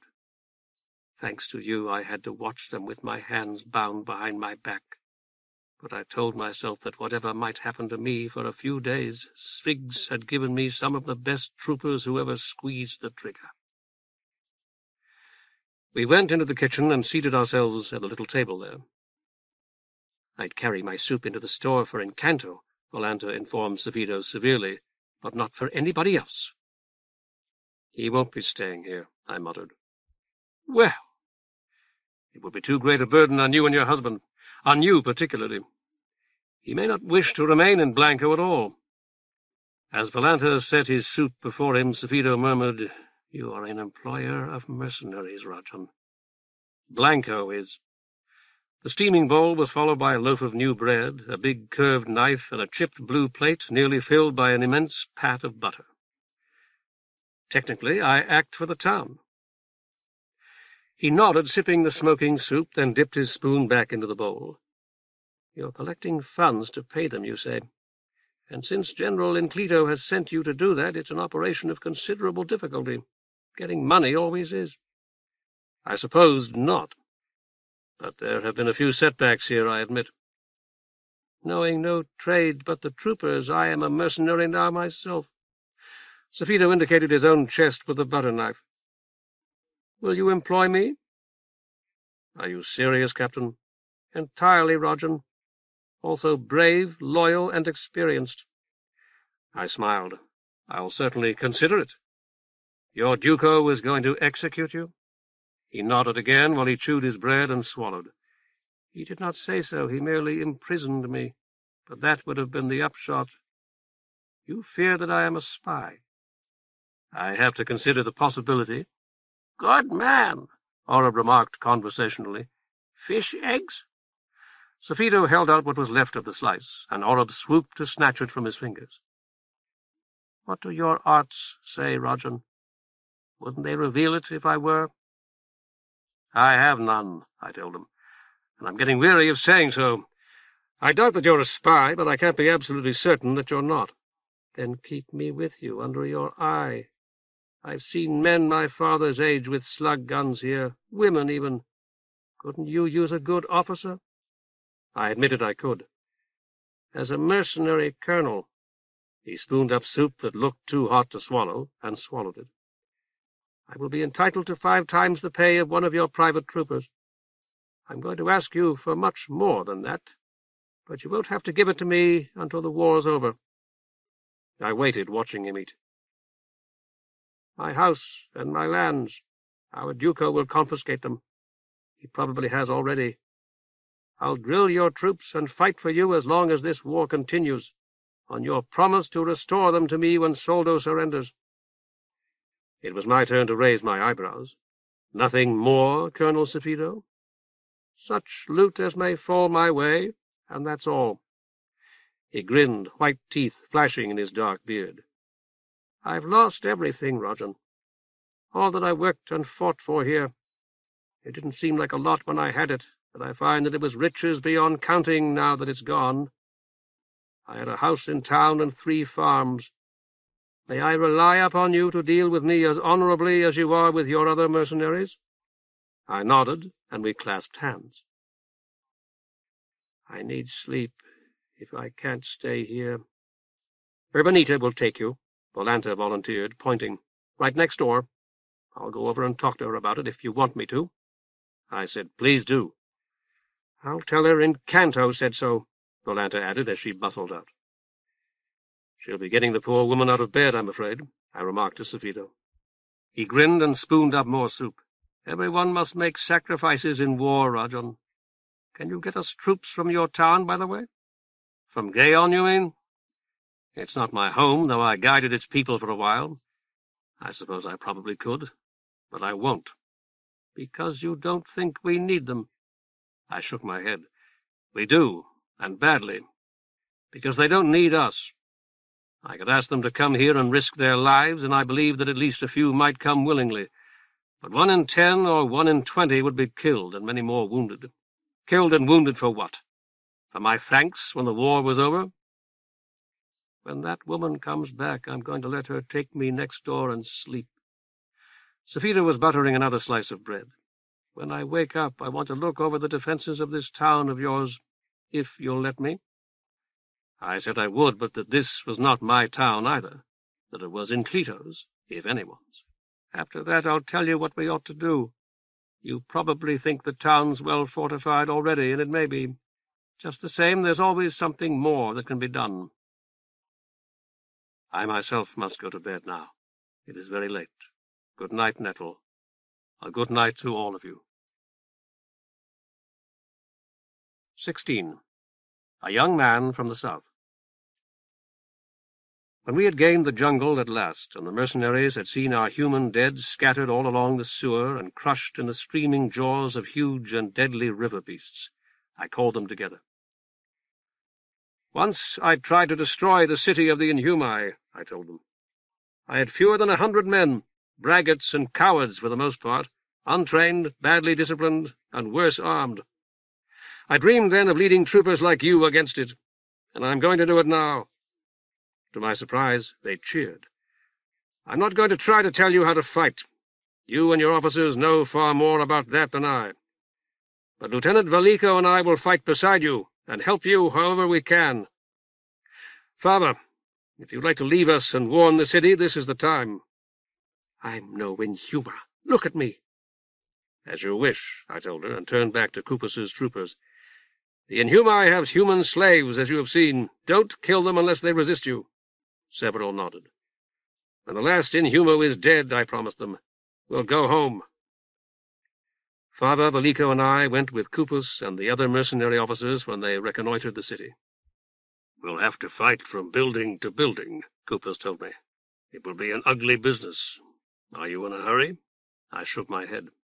"Then I suggest we wait till morning. We're going to need all the daylight we can get for this, and it will be an all-day job." "Or more," Zepter added gloomily. I protested that I had no food to give them, and was told that the men carried emergency rations, which Father Vallico and I might share. Not even in the pit have I spent a more nightmarish night. You may say, if you like, that I did not spend that one at all, that I was in fact hugging Father's icy corpse under the arching canes of the snow-laden thorn bushes, but I recall every moment of it, and find that I still cannot write about it without a shudder. After the rest had laid themselves down to sleep, I went around our impromptu camp, warning everyone about the insects. They are not like the insects of the long sun whorl or the somewhat different insects here that are so often blind, but I know not what else to call them. I had hardly begun when I was stung by one of the scarlet and yellow creatures that we call fire snakes, a flying worm like a little viper with a scorpion's tail. Thereafter I spoke to one small group after another, and it seemed to me that there was always another waiting, and sleepers, too, whom I had not yet warned, and could not warn without waking. and I went from sleeper to sleeper, examining their faces, as I had so many years ago in the tunnel, always looking for his cognizance and always hoping, although I knew how absurd it was, that I would find Silk. But Silk had left Hyacinth and would be going with us after all. But Silk had rejoined us when I was inattentive, talking to Scleroderma and Shrike, and lagging behind the slowest walkers to talk to his cognizance, whom I sought without finding on that nightmare night under the cloud-capped trees that outreach all our towers, so that at last I called out softly, "Silk, Silk," as I walked among the sleepers until Oreb grasped my hand with fingers that were in fact feathers, repeating, "Here's Silk, good Silk." And I took my own advice and found the numbing fruit, cut 1 in 2 with the gold-chased black blade of the sword that I had imagined for myself, and pressed a half against the sting on my arm, weeping. But none of that is to the point, except for being a part of the story I have set myself to tell.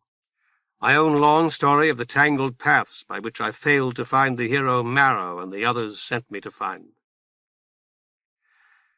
What is to the point is the way in which the mercenaries attacked and cleared the buildings of the city of the Inhumi the next day, working in pairs or in paired groups, so that one group occupied the Inhumi with their fire, while the other advanced to a place from which it could fire more effectively. We have been teaching that to our troopers, Safito and I, for the past 2 days, along with much else, and drill and some marksmanship, although we are too short of cartridges to spare many for that. I should say, too, that scarcely a day has passed on which we have not received a request for food and ammunition, blankets and clothing from Inclito, a request delivered by some weary officer or sergeant who has brought back mules insufficient to carry the 18 or 20 or 30 loads of whatever it is that he has been sent to get, but who knows, just as we do, that it does not matter, since we have not half as much as his letter asks us to give him. "You can spend some of that money you raised to pay Kupus's troopers for pack animals and food," Safito told me when we met today. I told him I already had nearly all of the true cards I had worried so much about earlier, and asked why he said it. "Because the dead need not be paid. This fellow," by which he meant Ramando, who had carried Inclito's most recent letter, "won't admit I'm right, but I am. So are you, Encanto. There may have been 200 mercenaries with Kupus once, and 100 or more hired separately, but there aren't nearly that many left alive by now. When Olmo falls—" "Olmo has fallen," Ramando told us. "Then it won't be long." I held out Inclito's letter. "That's what the general says, too. Do you want to read it?" "Later." I dropped the letter on Volanta's table. "This is Captain Ramando. He was my chief subordinate when this wretched war began, and the general has sent him back to us to help us prepare the town to stand a siege." Ramando nodded affirmation. "He and I have been discussing tactics, and I have called you in as our best tactician to get your advice. You were in the hills for several days after you escaped from prison in Soldo?" Safito nodded, and seeing Ramando's curious glance, said, "Nothing daring, Captain. I was a rich man once, and I bribed my jailer." "Show him the map, sir," Ramando suggested. I did, turning Inclito's letter over to reveal the crude diagram that Ramando and I had sketched on the back. "While you're looking at that, Colonel, I want to ask you about Echo again. Are you quite sure you didn't see him while they had you locked up?" "I wasn't there very long, and I didn't see many of the other prisoners, as I told you that first night. He may have been there." Safito stroked his little mustache thoughtfully. "I have no way of knowing." "Tall and strong," Ramando said. "Quite dark. He smiled a lot, or at least he did when we rode out to the general's farm. Clean-shaven, about my age." I explained that Ramando had been the other messenger who was to ride with Echo, but that Inclito's daughter Mora had taken his horse, and asked Safito about her as well. He shook his head. "There weren't any girls or women in there at all, as far as I know. Or anyway, the jailer said there weren't." Seeing the change in his expression, I said, "You've thought of something. What is it?" "He said there had been one just before I came, but she and her lover had escaped. He wanted more silver for my own escape because of it." Ramando turned to me. "I don't understand." Safito said, "The Duko had been furious. Another escape would cause a lot of trouble, or at least he seemed to think it would." "Have they bribed their jailer, too?" I asked. He shrugged. I don't know. I don't think so. Romando asked, Did he describe the man? No, he didn't tell me anything much about either of them, except that the woman had gotten out of her cell somehow and let her lover out. She was a big, strong woman, he said, as big and strong as a man. Safito turned the diagram so that I could read it more easily. Now about this map. He pointed to the series of thin rectangles that Romando had drawn at my direction. These are our troops? The old men and the women, I told him. The boys in reserve, back here. And this double line is the road south? Your town is somewhere down here? Romando nodded. You want my opinion of this? No, I told him, not yet. We want you to tell us how Duko Rigoglio and General Morello will attack it. Ha! Safito looked disgusted. This is child's play. The left flank here is against the river, but there's no support for the right at all. This space is what, fields, farms? Yes. Morello will engage the front with his infantry. He glanced at Romando. Do you know the term, Captain? It means troopers on foot. Romando colored, reminding me again of how very young he was. Certainly. Incanto did not until I told him. They will shoot at us, and we will shoot at them. They will advance and retreat if we let them. Meanwhile, the cavalry will make a wide circle here. He traced it with his forefinger, and attack from behind and the flank, and chase us back to this town of yours. If we take the best horses, we three may escape them. Safito shrugged again. Some of the boys may, too. The boys run very well. He slapped our map down on the table. You asked me how the horde of Soldo would attack those positions in Canto, and I've told you. Now you have to ask me what I think of them before I explode. I nodded and smiled. You know how highly I value your opinion, Colonel. They're childish. I don't criticize you in Canto because you're not a trooper. But, Safito leveled his finger at Romando, if you're a captain, it's no wonder. I told him, Romando burst out. I said it was insane. It's exactly what the general said we were not to do.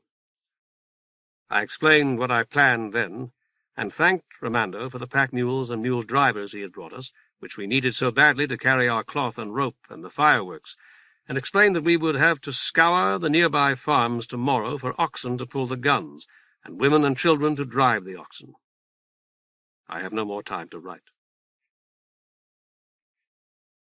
It has been a very long day, but I must write something. I sent Orabout tonight to look for the enemy, and he has just come back. Men come! Bad men! Which I knew, of course. I've been trying to find out whether he thinks they will be here before morning. He says, come slow, and sun come, men come. In Green's jungles we were surprised more than once by the Inhumi and their human slaves. This time I have taken steps to prevent surprise, posting little groups to the north as far as the first hills. We have no horsemen worthy of the name, but our northernmost lookout, I do not remember what Adata called her, has a little boat with oars and a small sail, moored where the river leaves the hills. I don't know whether she can get back to us in it before the first Soldese troopers reach us, but Adata says she will kill herself trying, and Adata I find a good judge of other women. Our ditches are dug for the most part. The women have sown thousands of sacks with the soil, and most of our walls were half built this evening, or so they appeared to me. If the outsider will, as I have devoutly prayed, grant us just a few hours of daylight tomorrow before the enemy's advance guard comes into view, we may be, if not ready, nearly ready at least. The walls are scarcely shoulder-high, but they are thick enough to stop a slug everywhere. I have tried to recall the one over which I clambered on Gold Street so long ago, and tell our people how it looked. But that was a better wall than any of ours, I am afraid. I am still far from certain about the pigs, but Ateno is enthusiastic. He has 10 or 12 pairs, savage old boars for the most part. In Clito's wounded are coming back, hundreds where we used to see a dozen or two. A few who cannot walk are in panniers, one carried on each side of a mule. The effect on our troopers is very bad, on the women particularly. They look from face to face with their brothers and husbands, weeping often, although they have seen neither. One group of walking wounded was escorting 8 Soldis prisoners. Their hands had been tied behind them so tightly that the skin looked like a dead man's flesh. I ordered them cut free and found a little boiled barley for them and some wine, although we are nearly at the point of eating Atenno's boars. They told me how they had looted Olmo and burned it afterward. The burning was on their Duko's orders, they say. They are confident of a victory that will free them within a day or two. I do not believe it will be the victory they expect, but wish I were as sure of it as they are. The last of the big guns has arrived. We hid it in a haystack just now, and are roasting the oxen that brought it. Everyone says how good they are and urges me to eat, but I know that it is only hunger that lends those roast oxen their savour, and I am too tightly strung for that. How long has it been since I have slept more than an hour at a stretch? 3 days, I believe. I am all right as long as I keep moving, but sitting like this and trying to write, I can do nothing but yawn. Wonderful news. It has begun to snow. I lay down for only a minute or two, I told myself, and slept until late this morning. No one woke me. When I got up, there was 2 fingers of snow on the ground. Now there must be 4 or 5. Safido and Romando have performed wonders while I slept. The walls are all complete, and our troopers are building themselves huts from the remaining sacks of soil and whatever else they can lay hands on. But the snow is the best, except that it has slacked off our trip ropes. I have set a few reliable men to retightening them. The fireworks are stacked in the solaria of this farmhouse to keep them dry. The chief danger now is that we may not get them out and into position in time. The old woman who lives here brought me an apple and a mug of sweet cider.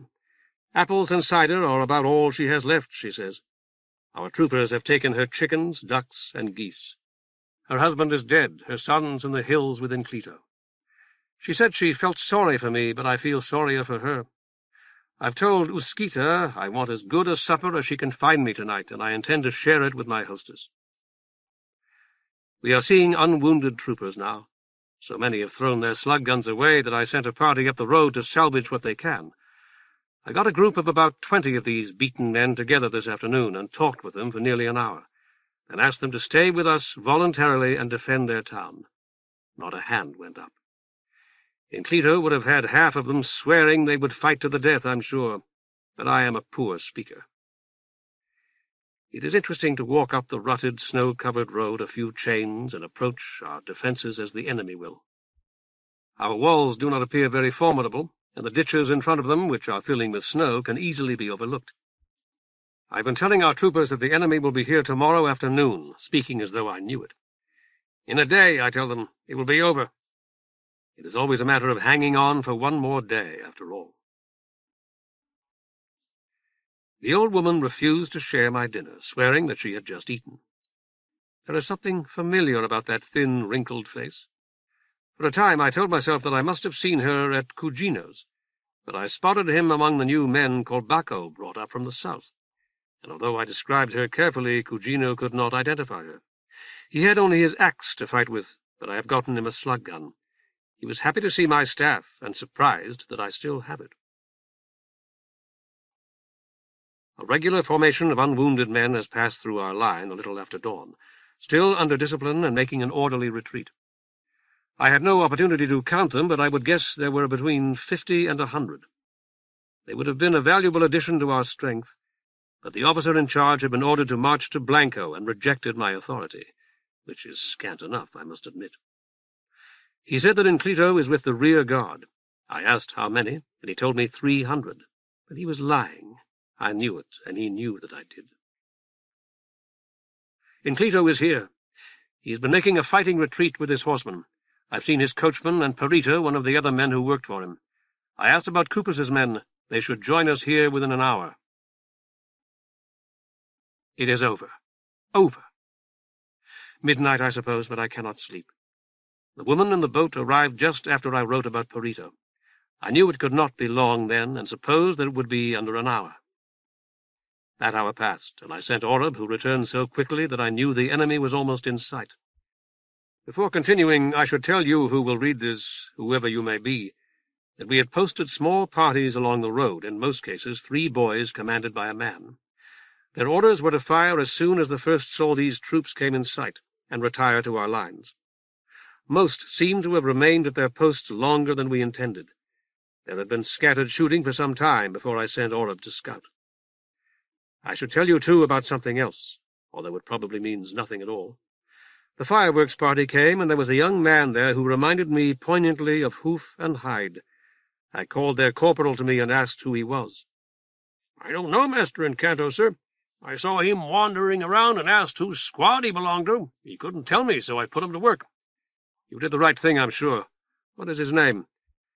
The corporal, too young even to be a trooper in Enclito's horde, picked absently at a pimple on his chin. "I don't know, sir. He told me, but I don't remember."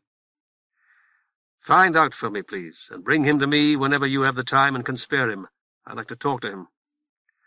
The corporal said he would, saluted, and left, turning back after he had taken a step or two. "Kuoyo, sir. I knew it had come to me."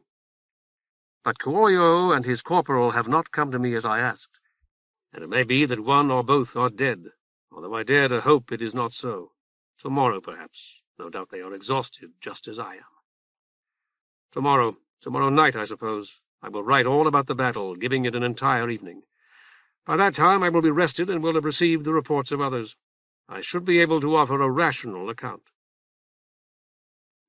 Attacked again, but we have beaten them back. Sirak is singing. I can hear her through the windows and the shutters and the crackling of the fire. I feel I must go to her, but I cannot. 17. The Battle of Blanko.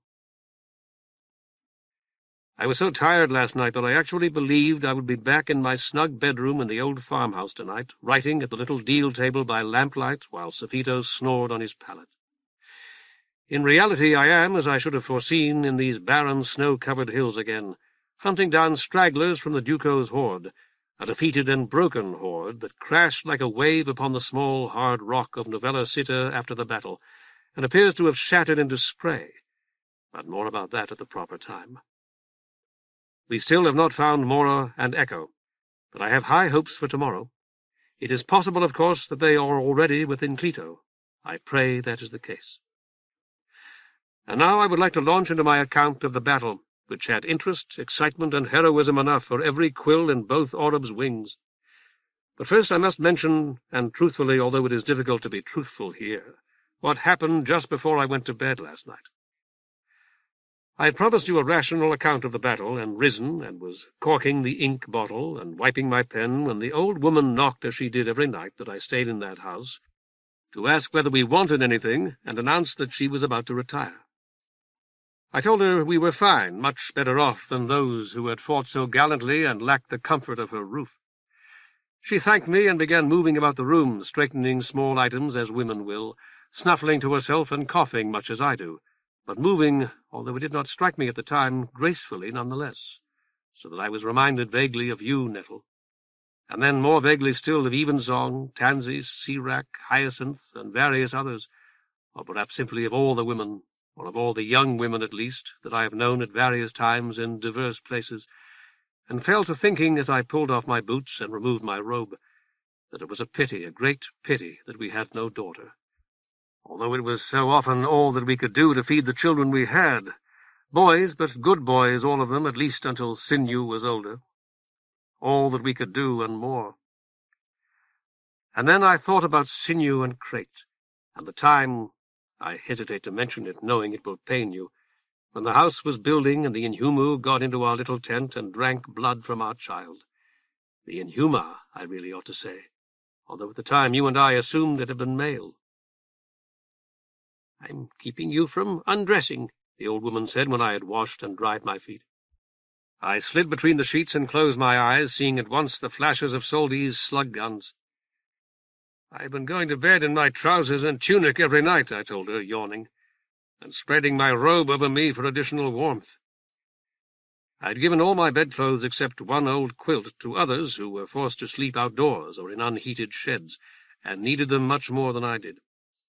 She muttered something in reply, wished me a good night, and blew out the lamp, and I, without thinking, said, "Thank you, Jolly." It was a strange thing to say, surely, but even now I am not entirely certain I was wrong.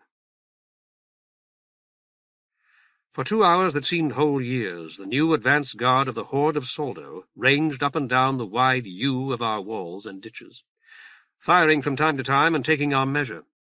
Then a Soldie's officer advanced carrying a flag of truce, and Enclito sent me out to talk with him.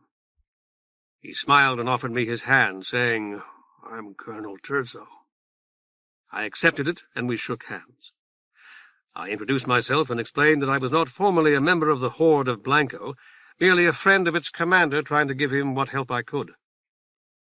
"You are a combatant, eh? Do you fight in Kanto?" "Not so far, and I have no slug gun, though I admit I have directed others who have fought you." It was all true, although, as I spoke, I was very conscious of the Azoth in my waistband. He shook his head, looking very gloomy indeed. "It will go hard with you if you are captured." I said I would endeavor not to be. "There are times in Kanto, and I speak as one who has seen a great deal of war, when one can't avoid it." I told him I understood that, and explained that back in the Whirl I had once been captured by the Trivagontes. "Ah, you saw them? You fought them?" I nodded. "In Grandacita we thought they were legendary. Women troopers? Not even Pass would attempt such a thing. That was what we said." "They fought very well," I told him. "I realize now that they fought better than I did, although I wasn't aware of it at the time. We, Nettle and I and many others, had been fighting our own civil guard before, and they'd been very good fighters indeed, so that when we came to fight Trivagontes, we were only conscious that these new opponents were not quite up to the measure of our old ones." "Some day you and I will speak of this all afternoon over a bottle of wine," he told me solemnly.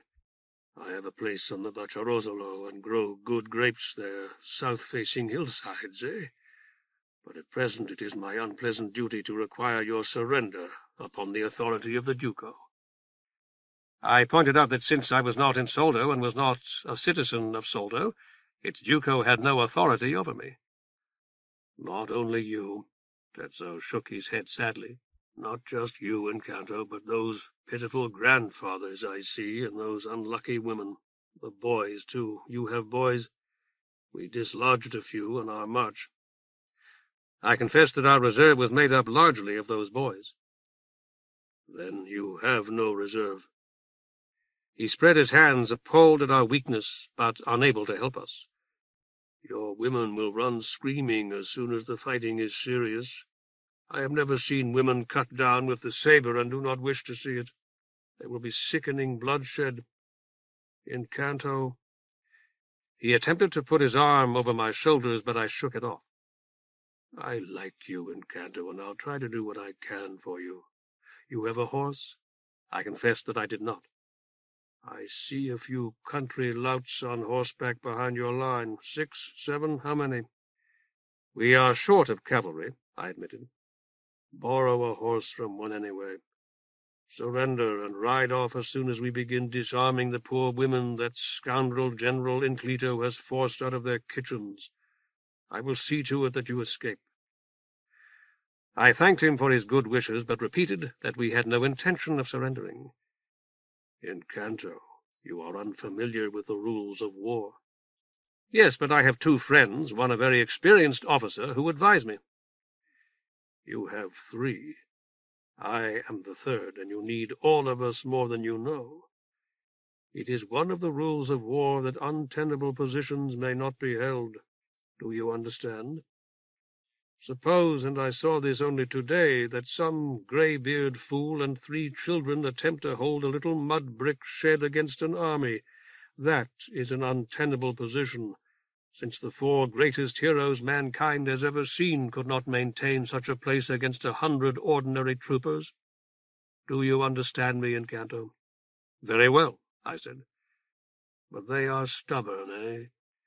Even fools can be heroes, just as the greatest heroes can be fools. We invited their surrender, they refused, and we stormed their little cowshed.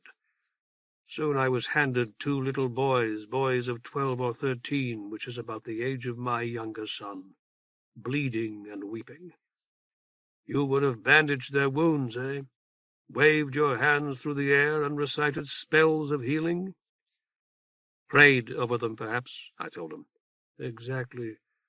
But I am a trooper, and I had no choice. They have tried to hold an indefensible position. You see what I'm getting at, eh? I had to shoot them both, and I did. I was too shocked to say anything. I would hate to shoot you in Kanto. Possibly I would try, but I don't think I'd have the stomach for it. I'd call in some subordinate and have him do it, and turn my head away. I beg you not to give me so much pain.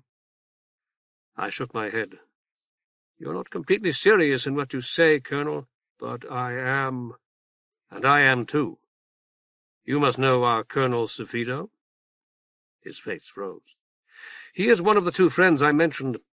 He was in command of an advance guard of 200 mercenaries before you. Those mercenaries have come over to us. No doubt you know that, since you've been fighting them in the hills. So has Cefido. If you'd like to speak to him, I can ask him to come out here. No, he would not meet my eyes. Duko Rigoglio was going to have him shot for reporting the truth, because it was a truth that the Duco did not like hearing. A dream, Terzo muttered. A bad dream.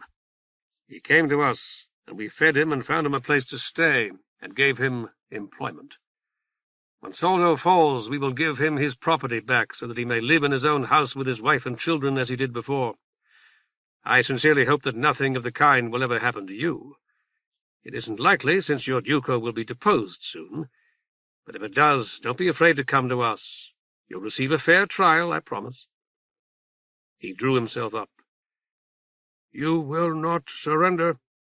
May I report that you will fight to the death? Why, no, I said. We'll run, I suppose, if the fight goes against us.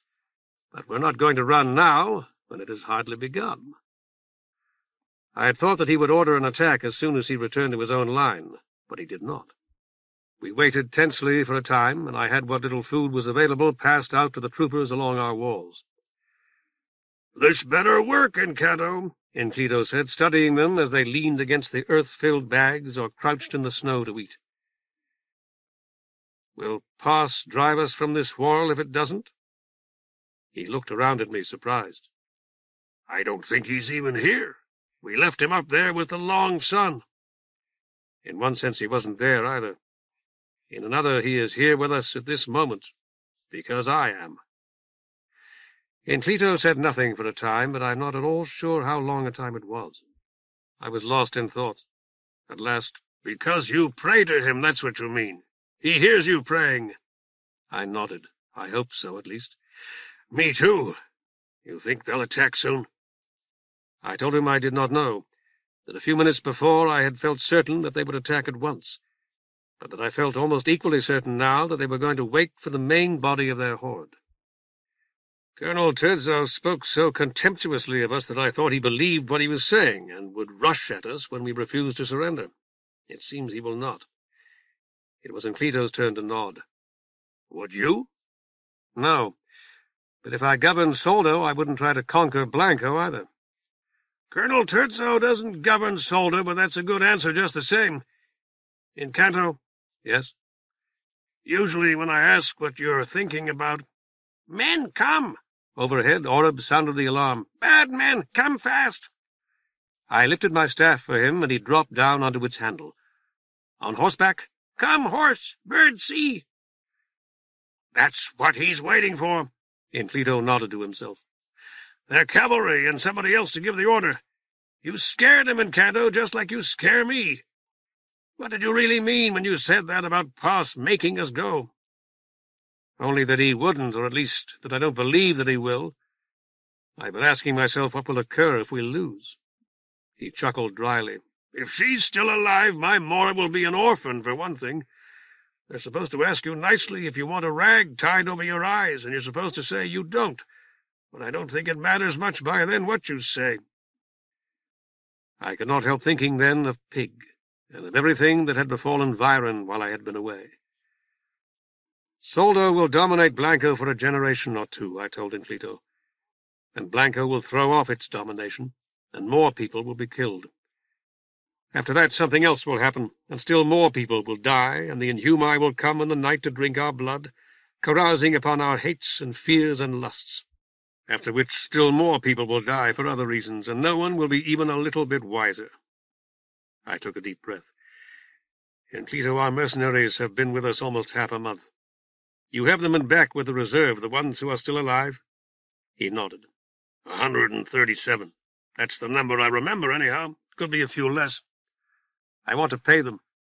Half a month's pay before the battle starts. May I do that? You've got the money? 4 times enough. May I?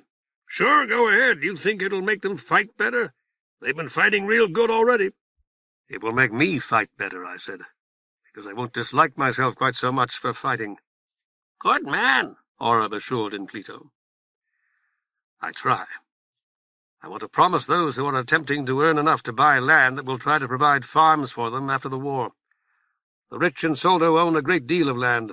That's the impression I get, at least. Sure, Cleto stroked his jaw. That way they'd stay right there in Soldo. I see. And if the Soldees... All right, go ahead and tell them, Encanto. I'll make it happen if we win.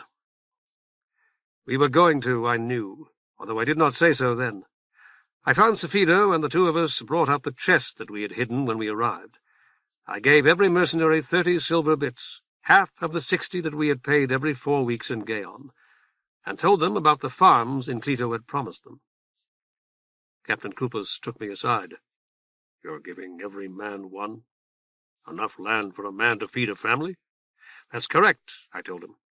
The Duco's chief supporters seem to own a great deal of good land around Soldo. It will be taken from them, of course, and Cleto has decided to give it, some of it at least, to your mercenaries who have fought so valiantly for Blanko and suffered so much. Artenno interrupted us to report that all his pigs were tied and positioned at last. When he had gone, Kupus asked, 4 for me? 4 farms? I shook my head. This is a bonus, not the promised pay. I'll try to see to it that you get first choice, however. He is not a man who smiles often, but he smiled then. I didn't think so, but I hadn't thought about first choice. They can't be exactly equal after all, can they? I admitted that I did not see how it could be done. But we've got to beat them first. What was that little fellow saying about pigs? Boars in pairs. A mature boar is a dangerous animal, nearly as dangerous as a huss. He nodded. With a long rope stretched between them. Just then I sighted the first cavalry, tiny figures in wine-red jackets sifting down through the dry brown hills behind them. Sunlight winked on what I took to be silver cap badges, but later found were plumed helmets of polished steel, on the blades of the officers' swords, and on the black, well-oiled barrels of their slug guns. Kupus snorted. Not as dangerous as they look if a man will just stand up to them and shoot. And I did not reply. He added, What about these women of yours? You think they will? I fingered my beard, recalling the telescope I had on my boat, 2 lenses united by sliding tubes of brass and wood. I had accepted it reluctantly in trade for paper, and had never valued it as I should have. But I would have given a good deal of our chest for it at that moment. Well, Kupus muttered half-humorously, they haven't run yet, so the war goddess be thanked. I nodded, trying to push aside the thought that I might take our lookout's little boat and follow the river to the sea. I had not considered that Sphigs was our goddess of war under the long sun. Thank you for reminding me of that. To answer your question, the general wrote me a letter a few days ago in which he said that Blanko's women and overage men might fight from behind its walls, but would not if I marched them out of the city. I'd seen enough by then to know that the men would fight very stubbornly to hold a position, or they would be slow and even hesitant in attacking an enemy position. And it occurred to me that Cleto was probably correct about the women, but that Blanko's walls were not the only walls in the world, that walls might be built almost anywhere. "No fight," Oreb muttered nervously. "You need not," I told him. "No one will accuse you of cowardice if you fly to a place of safety." "So you came out here and built these?" "Yes. My first thought, I'm sorry I didn't have you to advise me then, Captain, was to build a sort of fortress, a square of temporary walls with ditches before them. But Romando pointed out that our enemies would simply bypass it and go on to the town, and I saw at once that he was right." I shaded my eyes with my hand. The horses are slipping a little in the snow, I believe. They always do. They'll slip more if those fellows charge our flank. They will. I said that Romando had said they would bypass our fort and ravage the farms on their way to Blanko, but flank was the word he actually employed. It reminded me that in open farming country such as this we would have to be prepared for flanking movements. I once had General Mint say in a book that one could always outflank the enemy in a desert. General Mint was a woman, and I believe she was the bravest person I've ever known. I wish we had her here. So do I, but that was an aside, and one I shouldn't have made. What I should have said is that farms and fields of grain make almost as good a battlefield for cavalry as a desert. The Trivigontes had a great deal of cavalry. I think I've mentioned them to you before. Goupus nodded and pointed to the sky. Yes, back home. Their generalissimo was a cavalrywoman, too, and it was a long time before I understood that they had specialized in cavalry and cavalry tactics because so much of their territory was desert or semi-desert, and that they had succeeded as well as they had because their women troopers were lighter than men. Romando reported that our gunners were in position and ready to go into action, and asked permission to open fire on the cavalry massing on the slopes to the north. I shook my head. We would only scatter them. Don't fire. Don't let even a single gun fire until I give the order. Orab reinforced it. No, shoot! Goupus cleared his throat. I hate to say it, Master Incanto, but that cavalry of theirs is the worst risk we face right now. We face many worse things than a few hundred men on horses, Captain. Our own fears may be the worst. You asked me about the women. Men can be panicked as well. I try never to forget it. The women will stand and fight as long as they are behind their walls, and some would stand and fight without them, for which we should be exceedingly grateful. A few. Sphinx is the god of war, as you pointed out, Captain. We say the goddess to be polite, but the principal war god we have. I wonder why she chose war as her domain. Goupus pointed. Here they come. He might rather have said, there they go, for it appeared at first that the horsemen were riding away from us, trotting eastward in long, thin columns of crimson and brown. He touched his cap. If you'll excuse me, master. I nodded, and he trotted back toward the troops who made up our reserve, waving his arms and shouting instructions. In a moment more, the boys who had formed our original reserve were moving into position to resist the cavalry, guided and stiffened by his own mercenaries and the troopers who had retreated under Inclito's command. Men fight, Orab muttered unhappily. Boys, too, I told him, and women, horses, and even pigs, or so we hope. You have been fighting too, Orab, and you've been of considerable help to us. Bird, fight? I nodded solemnly. Now I'd like you to help a little bit more. Lieutenant Ateno, the man in whose house we stayed in town, is in charge of the fireworks. With my free hand I pointed to the straggling hedge well to our right rear, behind which Ateno, his fireworks, and the boys who had volunteered to set them off were hidden. I want you to remind him that he is not to light the first fuse. No bang. That's right. No bang until the cavalry reach the long ditch. Horse, come, Orab croaked thoughtfully. Come whole. You've got it. Now make absolutely certain that Ateno has it too, please. I gave him a little lift by raising the handle of my stick, and he flapped upward, vanishing almost at once against the dark sky. It was only an hour or two past noon, but quite dark, as it almost always is when it snows. The fireworks would show up well, I thought, unless the snow had wet them, in which case they would not show up at all. For the first time it struck me that the young man who had so closely resembled my sons was with the fireworks detail, and would be in considerable danger from the fireworks themselves and from any cavalry troopers who were able to wheel their mounts and charge their tormentors. No ditch protected the hedgerow, nor had there been time to dig one, even if I had been willing to risk the enemy's observing it. Angrily I reminded myself that a dozen other boys who did not in the least resemble my sons were at equal risk, and I did not have the right to get the one who did out of harm's way while leaving the others where they might be killed. Inclito strolled over. Well, we've done our best. Have we? He shrugged, then wiped his nose on his coat sleeve. I keep thinking, That you should have sat tight in town like I told you to when Hyrax helped the farmers. In Kanto, there's going to be 100 people a lot smarter than you are second-guessing you if we lose. Don't make it 101 unless you can't help it. Remember the brothers I told you about? One killed the other one. Yes, I said. How often I had feared that Sinew would kill one of his brothers or his mother, or that he would kill me, or try to kill me, so that I had to kill or cripple him in self-defense, none of which had happened. I got second-guessed about that by everybody for 2 days' ride, and not a one of them had given me a single word of warning or advice before it happened. Inclito spat. Mora's a good rider, very good. You know that? I said Father had mentioned it. Who do you think taught her? Taught Mora? You? Inclito nodded. If I hadn't, would she still have taken that horse and gone off with your letter like she did? Yes, I said, but if I had never written those letters, there would have been no horse for her to take. You're lying. How many times since then do you think I've wanted to kick myself for teaching her to ride? 1,000, I suppose. 8 or 10. But believe me, 8 or 10 was bad enough.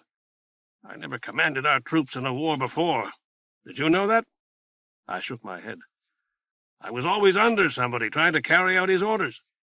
This is different, and I always thought it would be better, but it's worse. You know? Very well indeed. I trained our troopers, and I got them the best equipment I could. I decided on the plan, holding the hills against Soldo, moving around and trying to block them no matter what way they tried to come. Then the war. It was like you're out in the field and you see a big thunderstorm a long way off. You ever do that? My field was the sea, I told him. But yes, I have. Same thing, probably. You see it, and it's so much bigger than you that you can't even guess. And unless you've plowed right, it's going to wash away your topsoil and wash out your seedlings. And maybe it will, even if you did. And it's coming on fast, and there's lightning in it. And you know there'll be big winds, and you want to run, but the sprats and the women are scared already. That's how I saw the war coming at us. I was frightened myself, I admitted. I kept telling myself that I ought to leave you and Mora, and if things had been only slightly different, I'm sure I would have. That was why you stayed? For Mora and me? I nodded. I want to ask you about that sometime. He pointed. They're moving again. This is it. They're not galloping, I protested. Trotting. They won't gallop until they're up close. Did you think they would? I nodded. It would be better if they did. That's why they don't. He nudged me to make sure I understood that he was joking. You've never seen a charge? I have, but they were much closer. They will be.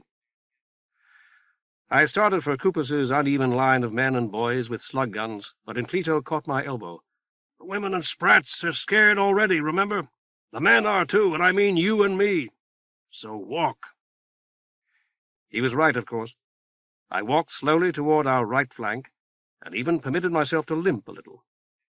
From the top of the stile I studied the field of green, snow-spotted winter wheat, and the crimson-brown and silver cavalry approaching it. Spirited horses and expert riders obscured by wind-driven snow. From our viewpoint, it would have been better beyond all question had the rippling wheat been higher. I could see Atenno's pigs moving through it, and even the long waves when a pig's motions twitched the finger-thick rope that united him to his partner. They were mature boars for the most part, and big ones. I'd been afraid that they would fight each other, bound together as they were. Apparently the lack of sows and the length of the ropes had prevented, or at least postponed it. Some stir, perhaps, among the women and elderly men along the walls, made me turn and look north. Soldi's infantry were advancing from the hills, only fitfully visible through the snow. Looking at those dark trickles of marching men, I felt I understood how Inclito had been forced out of a whole series of good defensive positions. There must have been 1,000 troopers there for every 100 Blanko possessed when the fighting began, and from the top of that stile I was tempted to believe that there were 1,000 now for every 10. "Master?"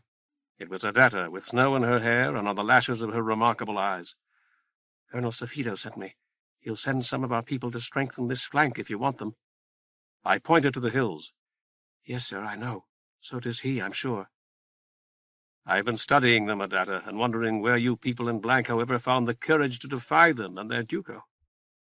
She hesitated so long that I concluded she would never reply, and turned my attention to the swarming infantry again. At last she said, "We make our own laws, sir, in the corpo. Lots of us are old enough to remember how it was in Grandisita, when we didn't." I turned once more to face her. "Are you, Adato?" "You don't look it." "Yes, sir." "I don't believe you. 20 years ago you could hardly have been old enough to walk." "Thank you, sir." "Sir?" "What is it?" "General Incognito is going up and down the wall, sir, talking to everybody. It might help if you did that, too." "Did he or Colonel Safito ask you to ask me?" "No, sir, I just thought of it." By a gesture I indicated the long, thin line of men and boys in ragged coats. "We have no wall here, Captain." "Yes, sir, just this fence and the long ditch." "Exactly, just the fence and the ditch. Colonel Safito is offering to send them reinforcements deducted from your own rather slight strength. There would be women among them, I assume, as well as men. Would you go, Captain, if you were ordered to? Stand here at the edge of the long ditch with your slug gun, waiting for charging cavalry to get near enough to shoot at?" When I said that, I shall never forget it, Nettle. My heart sunk within me. The leading line of the Soldier's cavalry were past the first trip rope, I felt sure, which meant that they had seen it in the wheat and cut it without my having observed the operation, and could very well have cut the others in just the same way. "Of course, sir." I swallowed, knowing that it was useless to try to forget the crimson horsemen who would so quickly overwhelm us. "Suppose that I were to order you, you alone, to do it now. Would you, Captain Adatta?" "Of course," she repeated. "My son's there, sir." "I see. You don't need me to go along the walls behind General Inclito, Captain. Do it yourself. No better example of courage is to be had." The silver notes of a bugle sounded far off.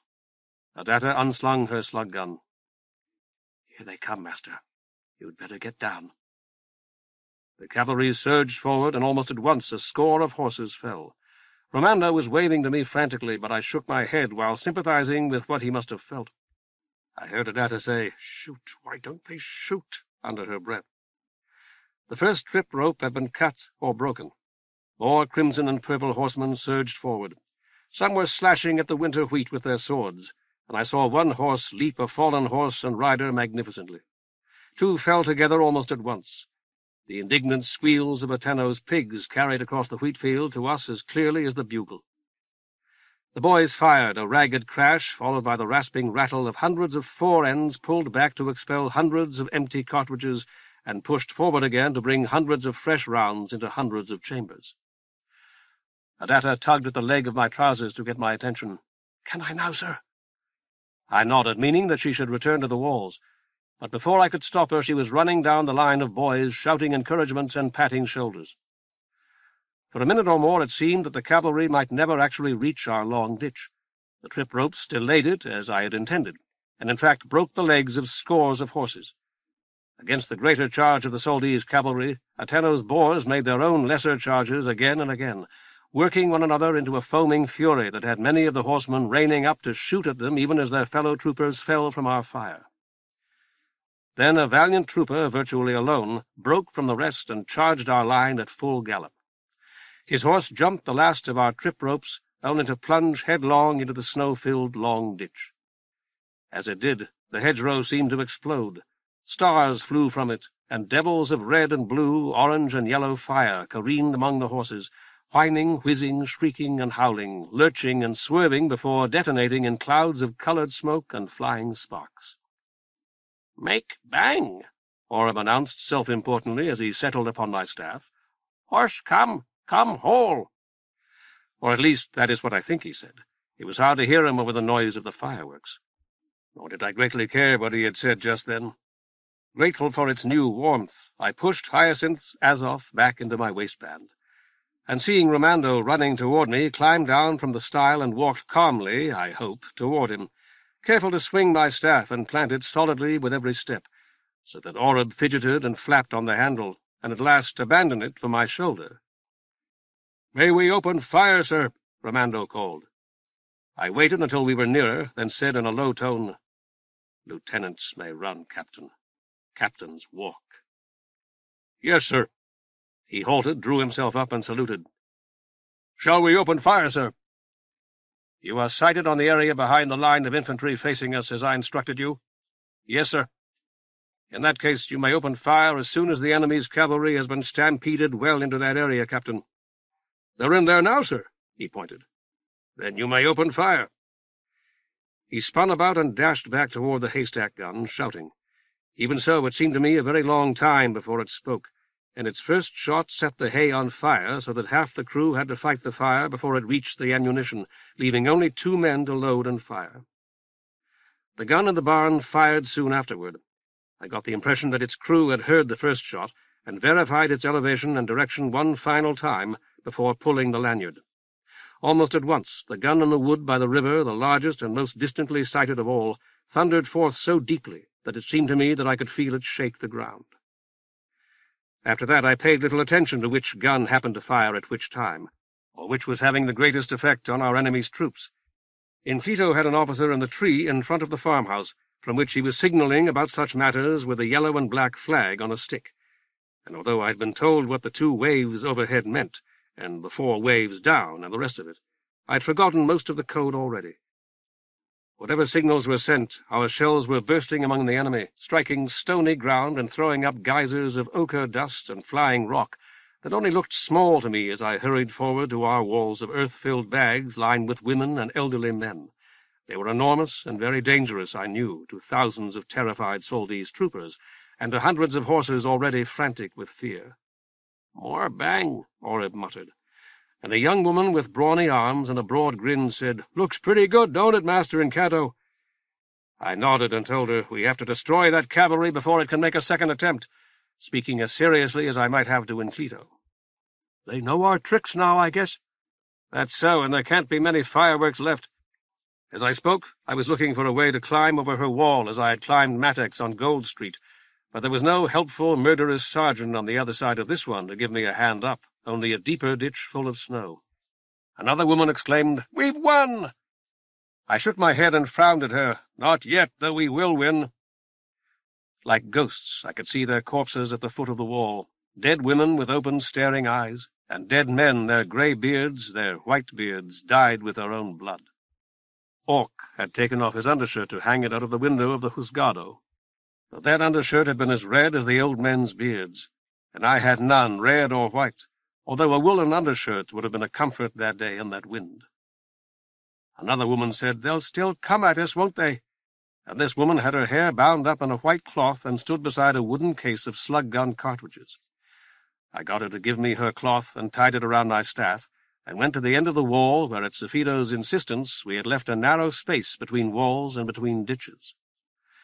Someone, I think the first woman to whom I had spoken, called, "They'll shoot you," and Orib muttered uneasily, "No bang." Each step was harder than the last. I reached the point I had marked with my eye as the midpoint, and realized that it was not, and advanced step by uneasy step after that, waving my flag to signal one thing and one thing only, over and over. Had Maitre Marble felt like this, while I, from a place of relative safety, watched her advance with steady strides toward Blood's villa? "I have her new eye in my pocket," I told Orib. "Maitre Marble's. You recall Maitre Marble, I hope?" "Iron Girl. That's the one. If I'm killed, you are to take her new eye to her." I got it from my pocket to show to him, and he said, "Man come, no shoot." Colonel Terzo was advancing toward me. He had a needler in his hand instead of a flag of truce. "You are killing our men," he said, "killing our horses." "We will gladly stop." I'm afraid I sounded apologetic. "As soon as you give us any reason to do so." "I should shoot you where you stand." "I have been shot before," I told him, and it affected him more than I would have anticipated. The hand that held the needler shook visibly, and although he was still too distant for me to be certain, it appeared to me that he turned pale. I advanced until we stood face to face, as 2 men might talk in the street.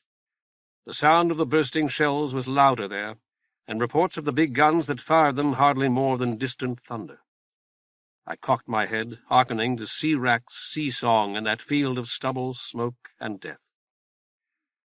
"The Duko didn't send me out here," Terzo said angrily.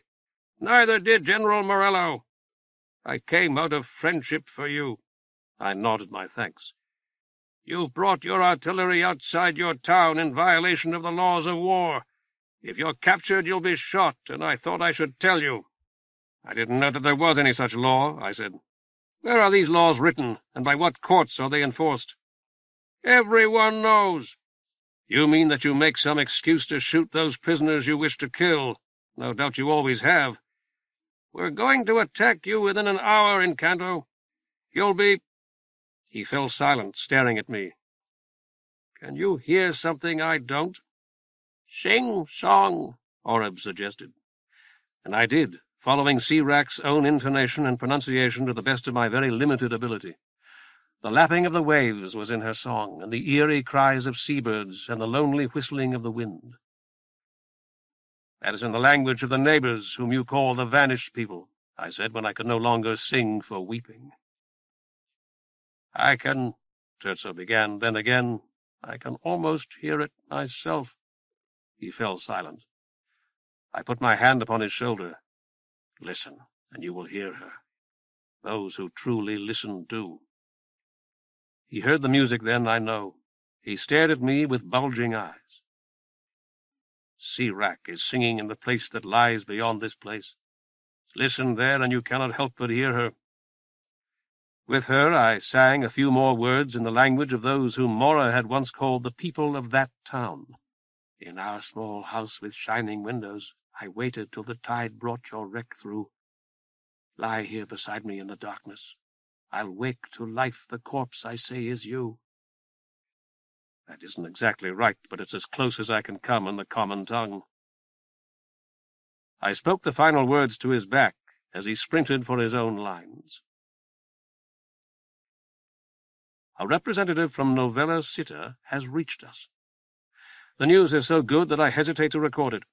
His name is Lagaro, and he is a tall and very dignified man with graying hair, an assessor, he says, of his town, which is governed by such assessors.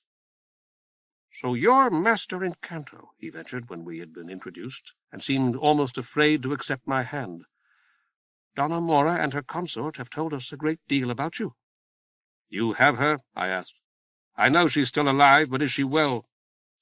Oreb added his voice to mine. "Girl safe? No shoot?" "She is well and safe in our peel-house in Novella Citta," Lagaro declared. "But I should be telling all this to the Duko, her father. Is he here?" "He went out with one of our patrols," I explained, "but he should be back within an hour." And I told Oreb to find Inclito and tell him that there was someone here with news of his daughter.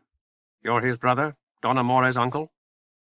"If she awarded me that honor, it would be uncivil of me to refuse it. A tall, sturdy girl, quite dark, with a mole here." I touched my cheek. He nodded. "A very stately and forceful young lady. She has made a distinct impression on everyone." He leaned toward me, and his voice became confidential. "Duko Inclito is marrying a woman from Novella Citta?" "He intends to, certainly. The ceremony will not take place until after the war." Another nod. "Naturally, I understand. Her name is Torda, but beyond the fact that she is both gracious and beautiful, and a distant relation, a second cousin by marriage or something of that kind, I really know nothing about her. Inclito has been a widower for many years. No doubt Donna Mora told you." "Oh, yes. And I should tell you that though I came alone, save for my servant, our horde is not far behind me. We have 450 under arms. It's a small force to you, I understand, but it's a well-trained and well-armed one, I assure you." I thanked him and said we welcomed whatever reinforcements Novella Citta could provide to us. We expected to find Blanko besieged, and hoped we might accomplish something by taking the besiegers in the rear. He rubbed his hands and smiled. "You can imagine how we feel now that you've won. Will you tell me about your victory? I've been talking to troopers on both sides, you see.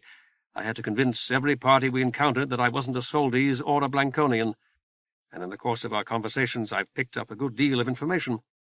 You and your brother were in command?"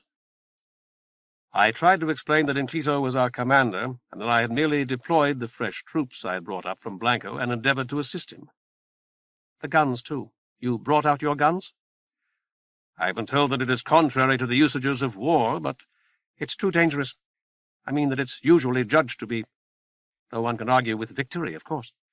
Now tell me everything that happened, please, every detail. I've been learning about it in bits and pieces, and I'm as anxious to have a rational overview as a man can possibly be. You shattered the dragoons and wiped out the bodyguard?" And so I described the entire affair for him, finding the partial account I had written here already a great help. I will finish it when next I write, and perhaps find room somewhere to add a few words about my experiences on Green, which is what I'm supposed to be describing, after all. 18. The End and Afterward. The next Soldi's attack came a quarter of an hour after Colonel Terzo and I separated, a wave of troopers running, throwing themselves flat in the stubble to shoot, and springing up to dash forward again until they fell. A second wave came behind the first, and a third behind the second. There were no more after that. Only a few weeks ago I watched a massed attack by the men of Han. The field of battle was black with them, and a trooper who shot one saw another appear at once in his place, and another in his, and another his, man succeeding man as raindrops do. Because I had seen that, the Soldi's troopers seemed less dangerous, perhaps, than they really were. I would never deny their courage and discipline, but I feared at first that they were no more than a diversion, and when at last I realized that there was to be no other attack, I felt a vast relief. Our veterans could no longer run and jump like the young men they had once been, but they could and would stand behind the walls and shoot all afternoon if need be.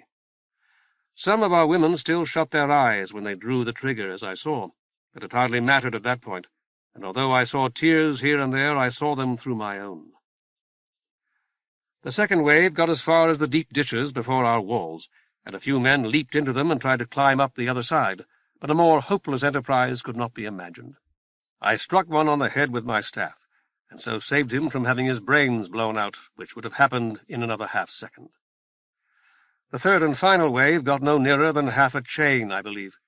For the space of a breath, the troopers who composed it wavered there, firing and falling. Then they turned and fled. Inclito led our reserve after them, such cavalry as we had, most of the boys, and the troopers who had been with him in the hills.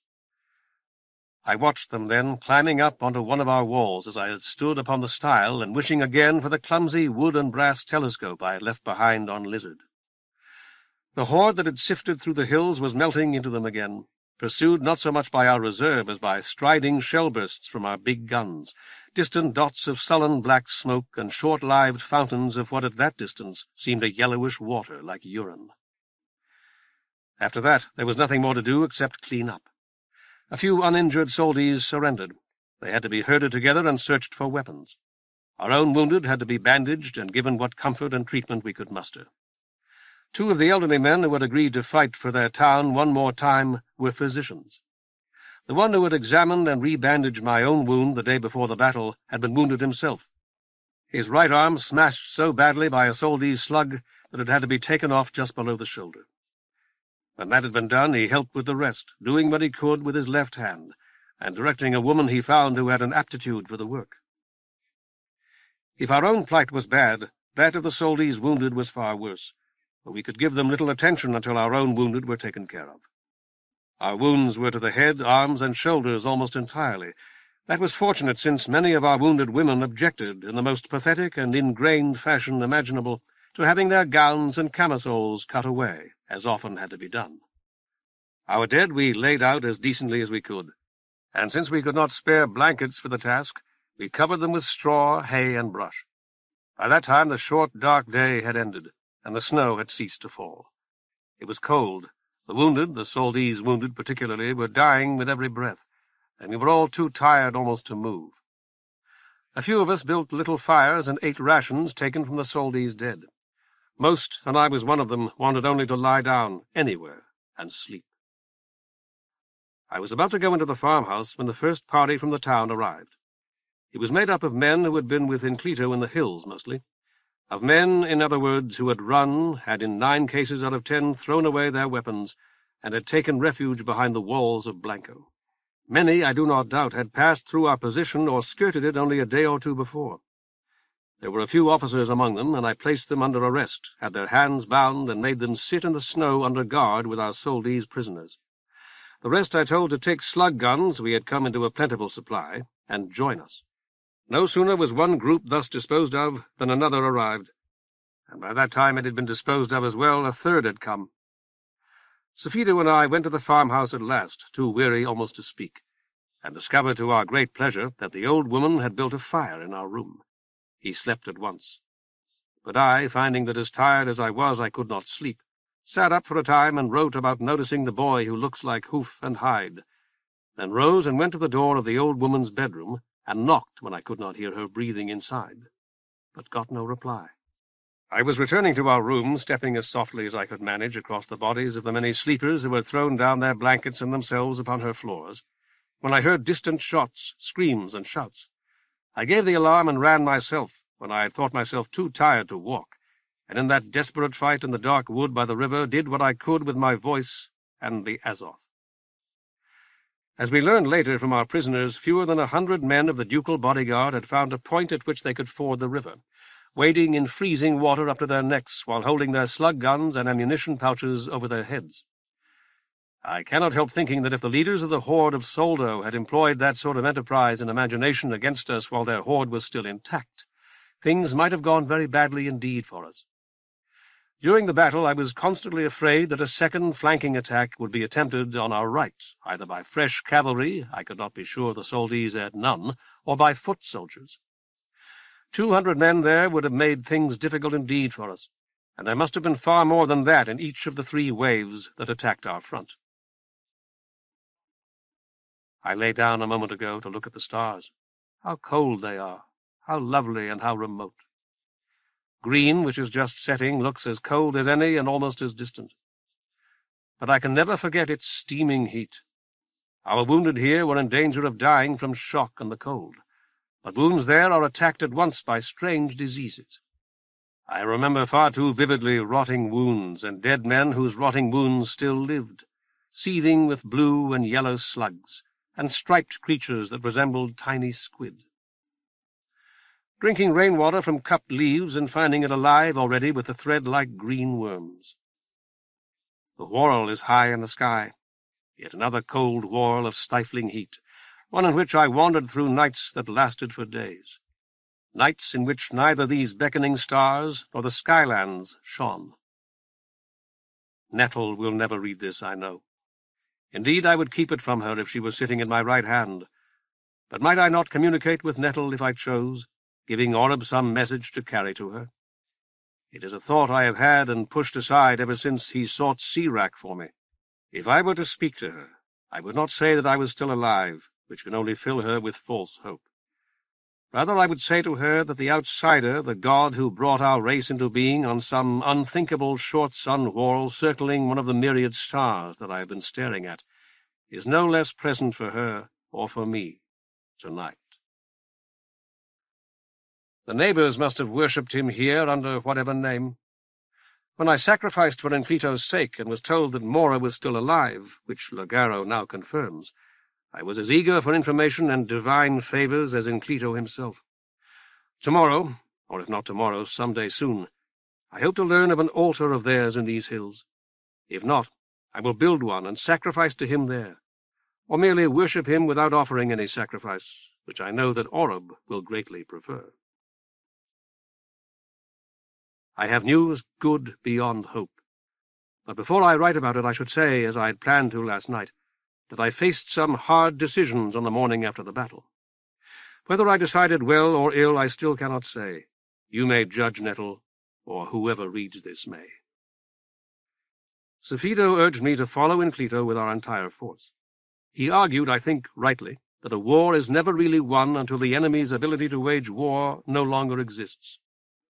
He said that even if Enclito succeeded in overtaking our enemies and bringing them to battle, he might not be able to defeat and destroy them, and would very probably need every man and woman who could pull a trigger to do so. Romando urged me to send all the women back to Blanko with his big guns, since it would clearly be impossible to take the guns into the hills with us, no matter how useful they might be there when we encountered the Soldis. Our guns would be of no use in Blanko, he said, without troopers to line the town walls, and the women would never attack the enemy with fortitude and resolution, no matter what orders I gave. They might well serve to protect the town, however, given leadership, and if the town were lost, all was lost with it. In this last, at least, he was indubitably correct. I thanked them both for their advice, and made the decision myself, as it seems I always must. First I disposed of the rest of the money we had collected in Blanko. Since I hardly dared let it out of my sight, and the chest in which Safido and I kept it was weighty, I felt that it was clearly best to rid ourselves of it before we broke camp. I called our people together, explained that I had already given the mercenaries a half-month's pay, and distributed the rest among all those who had fought the day before, giving officers double shares. Each ordinary trooper got almost as much silver as the mercenaries had. Then I made a second speech, resolved to do better than I had in my first. The guns had to be pulled back to Blanko, I explained, and since we had eaten our oxen, they would have to be pulled by human muscles, unless more oxen or mules could be found. On the other hand, Inclito would surely need every possible assistance in cementing the victory that we had won yesterday. Those who wished to return to Blanko were free to do so. They would remain with Major Adata, whom I was promoting on the spot, and Captain Romando help pull the guns, bring back our prisoners and wounded, and defend the town should the enemy defeat Inclito in the hills. As for Colonel Safido and me, we are returning to the hills to prevent any such defeat. Those who wish to come with us may do so. All of the men who had come out from the town after the battle joined us, with about a third of the women and the boys Inclito had left behind, and 2/3 of the veterans. I can only say that all three groups surprised me. On the second day we overtook Inclito, and I have already recorded the rest, or at least recorded those events which matter most. Here is my good news. We have captured the Duco, General Morello, and Colonel Terzo. All three were uniformed as ordinary troopers of the ducal bodyguard, but the behavior of the other prisoners toward them, one spat in the Duco's face, called Safido's attention to them. He and I are taking them back to Blanko, escorted by 4 men on horseback. We are camped in the open tonight, but tomorrow I hope to return to the site of the battle. I would like to conduct an experiment. I have been talking to the Duco. What an extraordinary man he is, and what a dunce I am not to have guessed that he must be long ago. He was a sleeper like Mamelta. I asked whether he had known her, but he explained what I would have realized without prompting if I had my wits about me. "I may have known your friend under that name or some other," he said, "but I have no way of telling. It was a long time, years in fact, before I understood that I did not remember everything, and that not everything I remembered had actually taken place." "We had a great many of you with us when we left the Whorl," I told him. "So many that we had to take 2 landers, and could barely fit everybody into those 2. Those of us who had grown up in Viren wanted to stay together, so all of us got on the same lander. We filled the remaining places with sleepers like you, and the rest boarded the other lander. Our sleepers, I don't quite know how to say this. They have come to resemble you, dressing and talking as you do, believing whatever it is you believe in your town of New Viren." It was not what I had nearly said, but I seized upon it eagerly.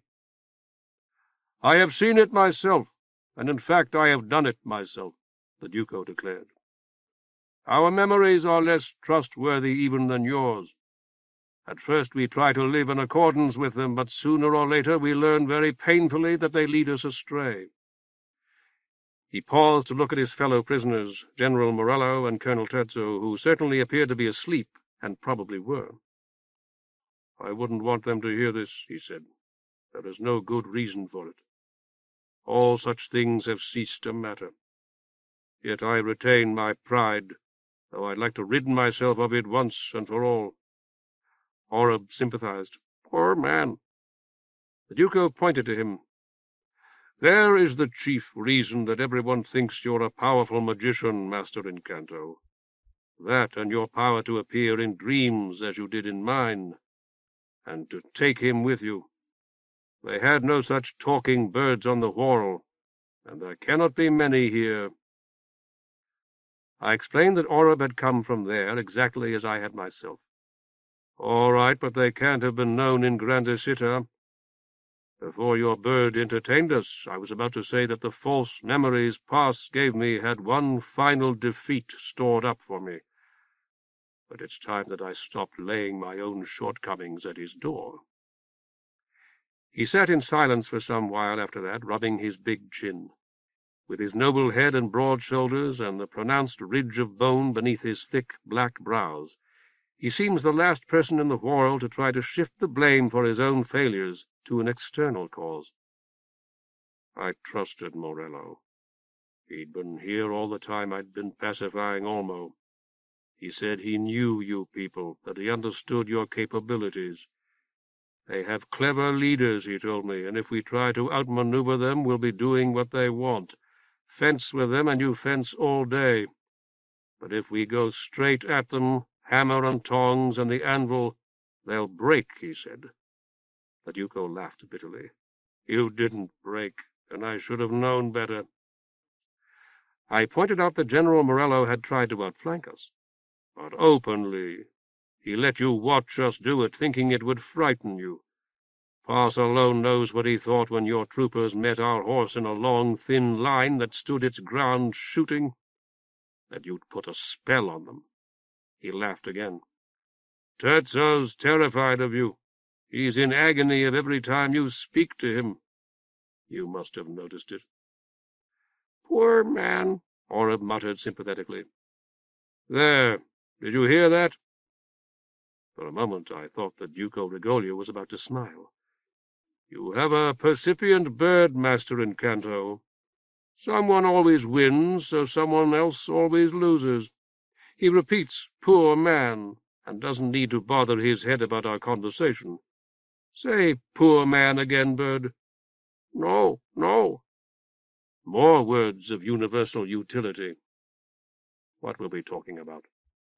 I said that I would be delighted to talk about any subject he wished to discuss, that the privilege of conversing with him was more than enough for me. Then let us consider the desirability of adding a few more sticks to our fire. I would do it if you compelled me. I would have to, but with my hands and feet hobbled like this, well, you comprehend my difficulty, I'm sure. Poor man. When I had added firewood, I held the wine bottle to his mouth again, and he drank deeply, contriving to wipe his mouth upon the shoulder of his coat. Thank you. You've been decent. You don't have to address me as your grandeur any more, you know. Your brother didn't. Inflito prides himself on his incivility, I explained, and I think he might very well have called you Rigoglio while you sat your throne. It would be quite in character. If he were to call you your grandeur now, he would intend it as an insult. He has enough common decency not to insult a man about to die. That's rarer than you might think. He could simply have had me shot, I realize that. No cut, Oreb cautioned. You'll be tried by the corpo, I suppose. I doubt that they'll sentence you to death. They'll have to. The Duco shook his head gloomily. Not that I could return to power after this. And Pass knows. He paused in the midst of his thought. It is Pass, isn't it here? Our god-in-chief? No, it isn't, your grandeur. Or at least I do not believe so. Poor man. I probed a nerve, didn't I? Let's talk about something else. You speak of me as Duko Rigoglio. I've heard you. It must have struck you by now that Rigoglio can't have been my name originally. It had not, and I said so. My name was Roger. That's what was printed on my tube, anyway. Roger. I'd like it on my stone if they'd let me have one. I said again that Blanko had no compelling reason to take his life. Just the same, I want it, if you can manage it.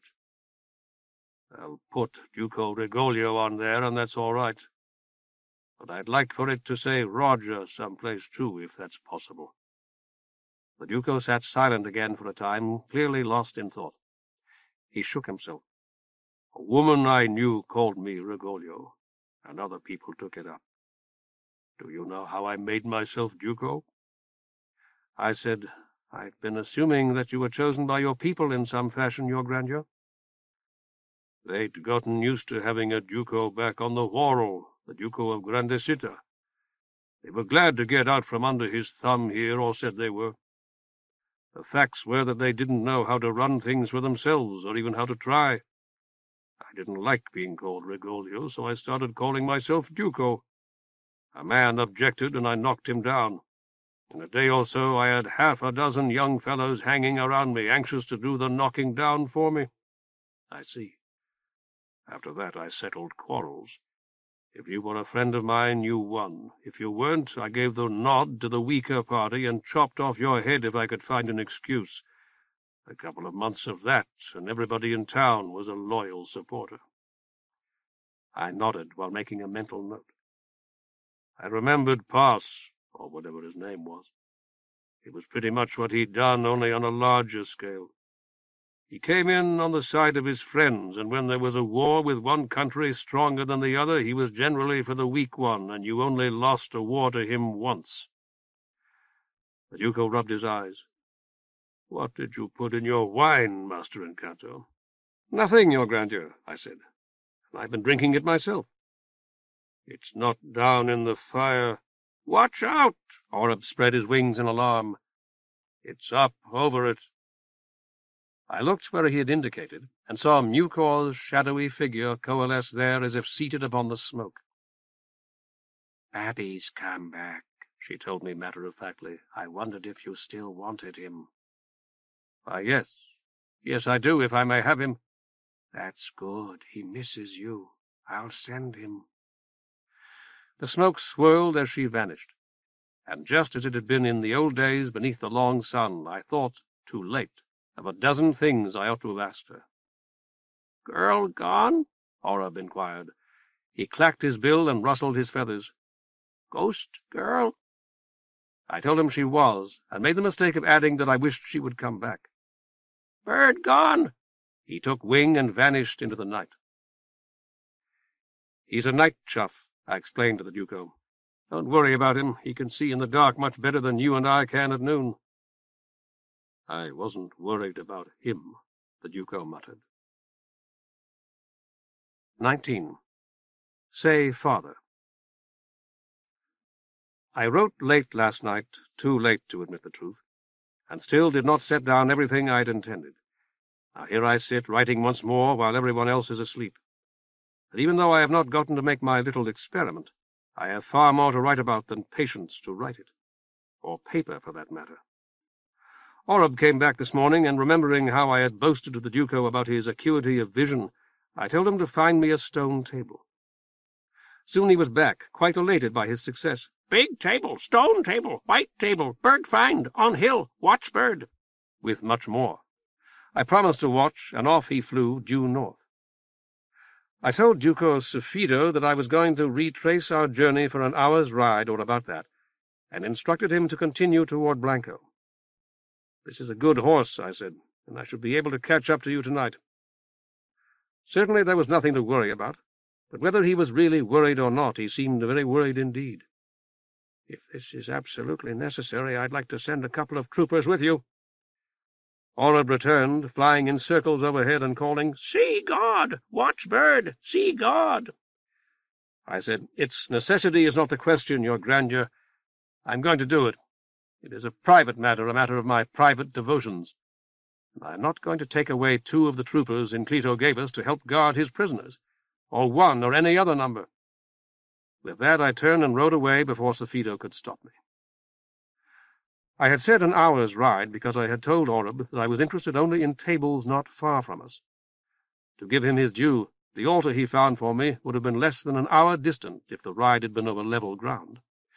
In the event, my horse was forced to pick his way across rocky little gullies and up and down the barren, wind-swept hills, which made my ride closer to 3 hours than 1. With Hyacinth's Azoth virtually out of reach under my greatcoat, robe, and tunic, my mind dwelt apprehensively on wild beasts and stragglers from the horde of Soldo, without my actually seeing the smallest sign of either. The cold and the wind were more immediate enemies. I pulled my looted greatcoat tight about me and muffled my face against the wind, just as I had when I rode with Sifido. But it seemed colder than it had ever been before, perhaps merely because I was facing into the wind. or perhaps merely because winter had advanced another step that morning. Those who live largely in houses or in warm climates, as I have, do not know cold. On my long, lonely ride today, cold and I at last shook hands, mine, of course, and exchanged unpleasantries that left me with the cough that is keeping me awake tonight. When I rode, my feet froze. Dismounting and leading my horse warmed me somewhat, but slowed our progress. The altar Oreb had found was on a hilltop, as I expected, and the climb was difficult. Up the side of a flat-topped hill whose gentlest slope was practically straight up, until at last, perspiring in spite of the cold, I was able to pull myself over the edge and stand upright on smooth rock, more level than your kitchen floor. I had expected that the altar would be a mere flat stone, not much different from the one beneath which I had laid Falva to rest, a rough slab of fire-blacked slate resting on 3 or 4 boulders. What I found instead was a wide rectangle of some white mineral so fine in grain it might almost have been a kind of glass, supported by 12 graceful pillars of a metal that I am going to call bronze until we can speak face to face. The neighbors had danced around it once. I knew that as soon as I saw it, and the floor of living rock that they had leveled and smoothed with so much care. They had danced, and their watching gods, with their feet upon the stars, had smiled and bent in honest friendship to accept a morsel from a table fit for gods. Sinew had found an altar of the vanished people in a wood, and had tried to persuade me to visit it without exposing myself to the humiliation of my refusal. Now I wonder what wonders I missed by my surly rejection of his implied invitation. Was it an altar like the one to which Oreb guided me today? If not, in what respects did it differ, and why? Did Sinew himself worship there? If he did he experience what I experience today, or anything of the kind? Have you visited the place, Nettle? I'm eager to talk to you about all this. Sinew is still on Green, assuming that he is, unlike his father, still alive. On Green and so unreachable, as Safito's friend Gallardo would doubtless tell us. But I and others will visit Green's jungles tomorrow night, if my experiment succeeds. If I can locate Sinew, I will ask him about the altar he found in order that we can find it ourselves, assuming that Hyde and I succeed in returning to the lizard. If it is as remarkable as the altar to which Oreb led me, it will be well worth visiting more than once. Ever since my boyhood, it has seemed to me that it is a species of insult to the immortal gods to pray at their altars without sacrificing, provided that sacrifice is possible.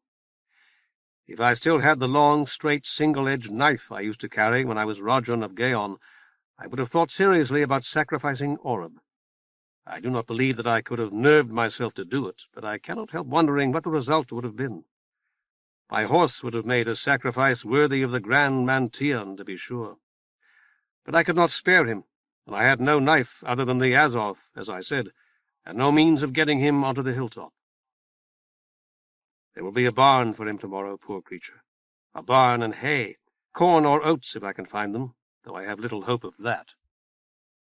When I had rejected both sacrifices, my next thought was to pray as I would have at a shrine. I tried, kneeling on the level, living rock, with my head swathed in my scarf, and mumbling a few of the prayers I have not yet forgotten. When I have failed in prayer in the past, I have generally felt myself ludicrous, like the little boy in the story who prayed that Hyrax would fly off with the larger boy next door and drop him on the head of some evildoer. Not so today. My prayers were beneath even Comus's good-natured raillery. When I was in the Schola, I once asked why those spirits who had been thrust from the aureate path could not save themselves by prayer, and I was told that they could not pray, that although we, the living, might pray for them, they themselves could only mouth the words of prayers, words that left their lips without effecting any interior change. So it was with me as I knelt before that cold altar and felt its hunger. I was like a barren woman who longs to conceive, but cannot conceive although she lies with 80 men. At last I rose and lifted my face to the dark winter sky. I have no knife for a sacrifice, I said, and I spoke aloud as one man does to another. Even if I had my old knife back, I would not give you Oreb, who has led me here to you. You will reclaim us both quickly enough.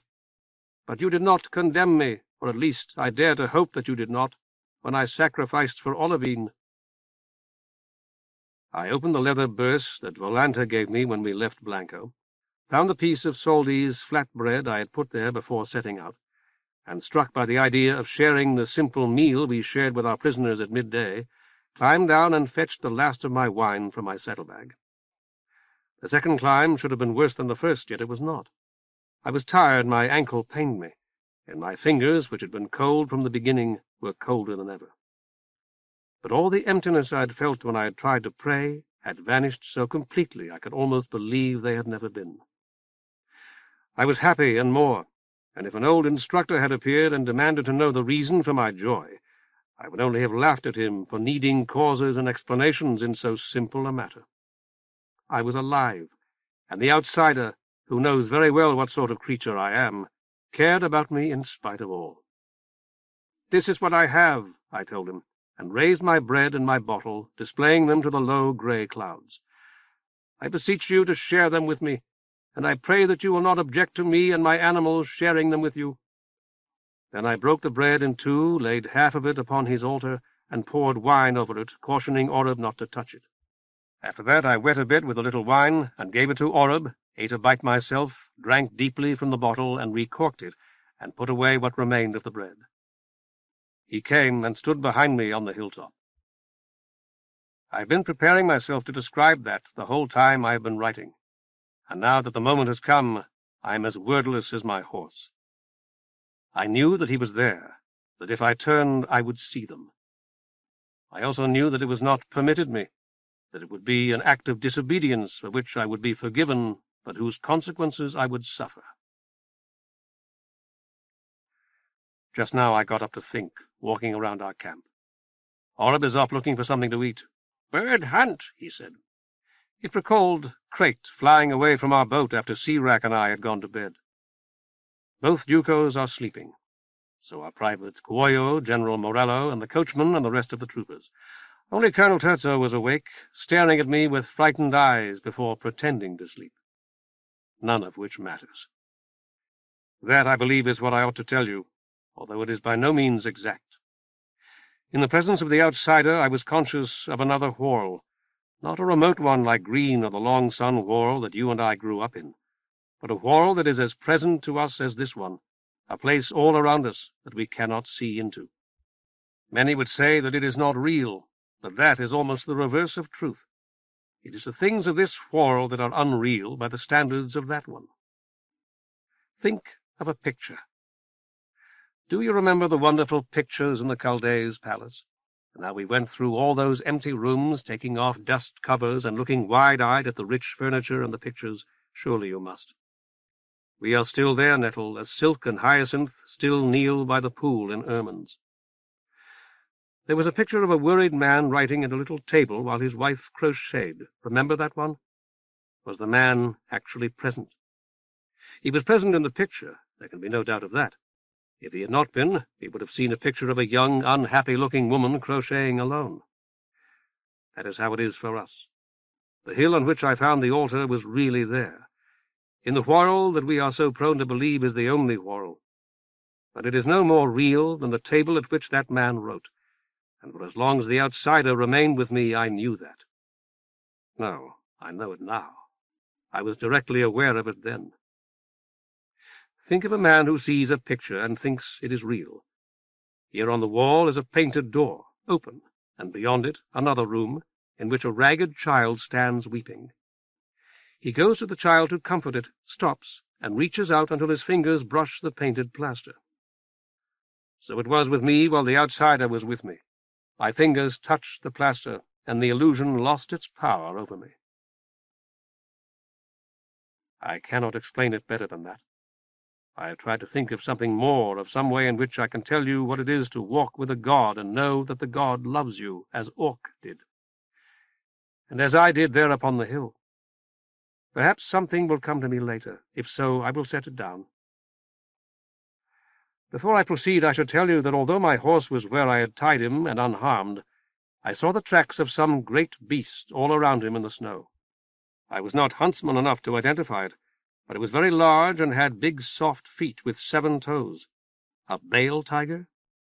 We coursed them in Gaon, but it seems that they are more apt to course men in this part of the world. Whatever it was, it had walked about my horse several times, and had left him trembling and sweating, but had not harmed him. I took out the remaining bread, which was not very much, wet it with wine, gave it to him, and mounted and rode away. I have never left a friend with so high a heart. Our son is here, as I believe I may have said already. He has been calling himself Kuoyo, but let me begin at the beginning. I found Safido and the rest scarcely a league from the place where I had left them. I had told them to continue our journey, as you will remember, and so they had, but not very far. They were very glad to see me, or at any rate Safido was. He called to Kuoyo, who joined us and saluted.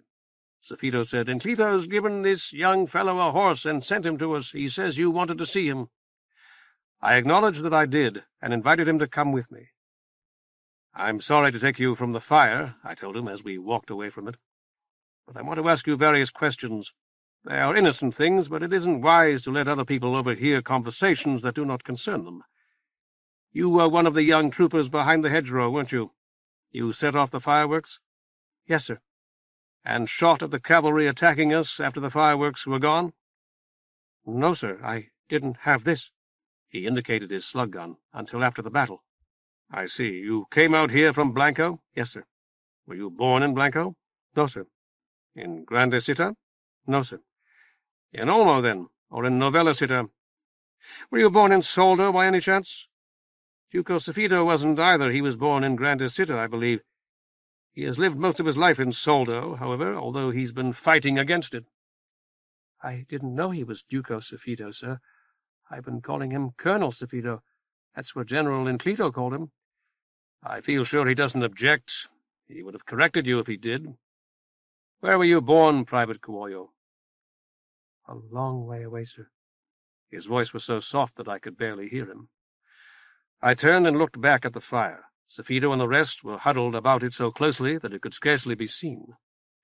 Our horses waited, patient and miserable, their heads to the wind. "We will find no comfort here," I said. "Not even the slight comfort of blankets and a fire. Winter is no time to fight a war." Oreb leaned fluttering from the handle of my staff to offer Kuoyo his advice. "Boy, talk now." "Yes, speak, Kuoyo.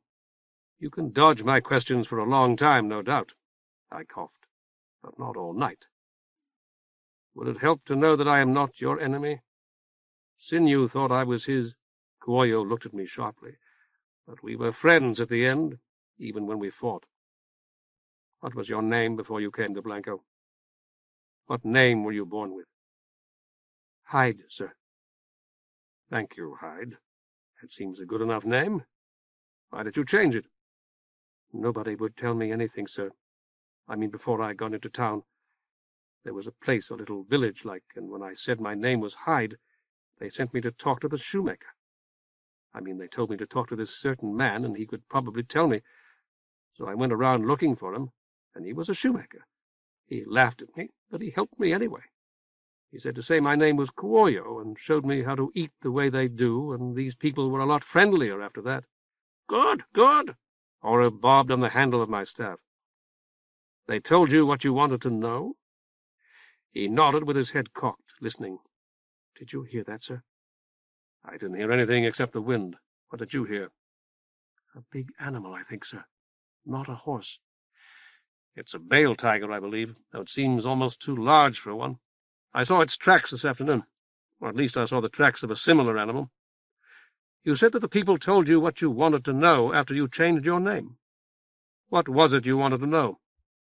"That isn't exactly right, sir." Hyde unslung his slug gun as he spoke and pushed the safety catch off. "But they tried to help me, and they were nicer to me." "I have found them very friendly." "Isn't your name really Encanto, sir? It sounds like one of their names."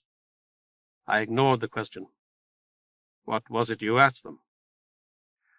"I am trying to find my father, sir, or a town called Pajoroku, because he went there." "And has never come back, I see." "Yes, sir." "Don't you know where Pajoroku is, Hyde?" "No, sir. Do you?" I nodded. "Will you tell me, sir? I certainly would appreciate it, sir." "I may. We'll see. You've been honest and forthright, Hyde, and I'm grateful. Before I ask you anything more, I want to assure you that nothing bad is going to happen to you as a result of your honesty, that I wish you well. Do you accept that?" "Yes, sir. You said Sinew, sir. He thought you were his enemy." I nodded again. "Sinew was a young man who was with me in Pajaroku, Hyde. He cannot have been your father, however. Sinew cannot have been more than 9 or 10 at the time you were born." "He's my brother, sir. I've got a brother named Sinew. It might not be the same person. He's pretty tall, and he's got black hair like mine, sir. Big hands." "Many thousands of men would fit that description, Private Hyde." A fit of coughing overtook me. "Describe your father." "His name's Horton, sir. He's about as tall as me, maybe a little bit taller, and kind of stocky, just about bald." I untied my scarf and let my hair blow free in the wind. "Like this?" "No, sir. You've got a lot more hair than he does, and yours is white. His is kind of a dark gray, and there isn't that much of it." "As tall as I am?" "No, sir. More like me, like I said. Sir, you don't think we ought to go back to the fire?" "If you wish, Hyde. I intend to ask you a great many more questions, however." I started up the hill to our left. "Will it trouble you to talk where the others can overhear us? I'm going to ask you about the place you came from, your mother and your brothers, and so forth. Will you continue to be open and honest with me, then, with Duko, Safito, and the rest listening?" "Yes, sir, I'll try, sir, only—" "Only what?" "They'll know I'm a foreigner, then, sir." He was hanging back, and I motioned to him to follow me.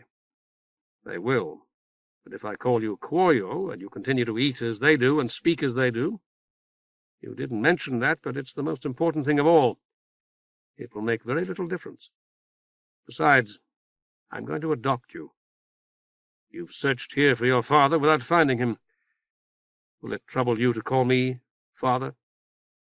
He hesitated, but when we had walked a short distance more, he said, "No, sir." "Good boy!" Ora bobbed his approval. "Does he understand everything we say, sir?" "Call me father, Kuoyo." "All right.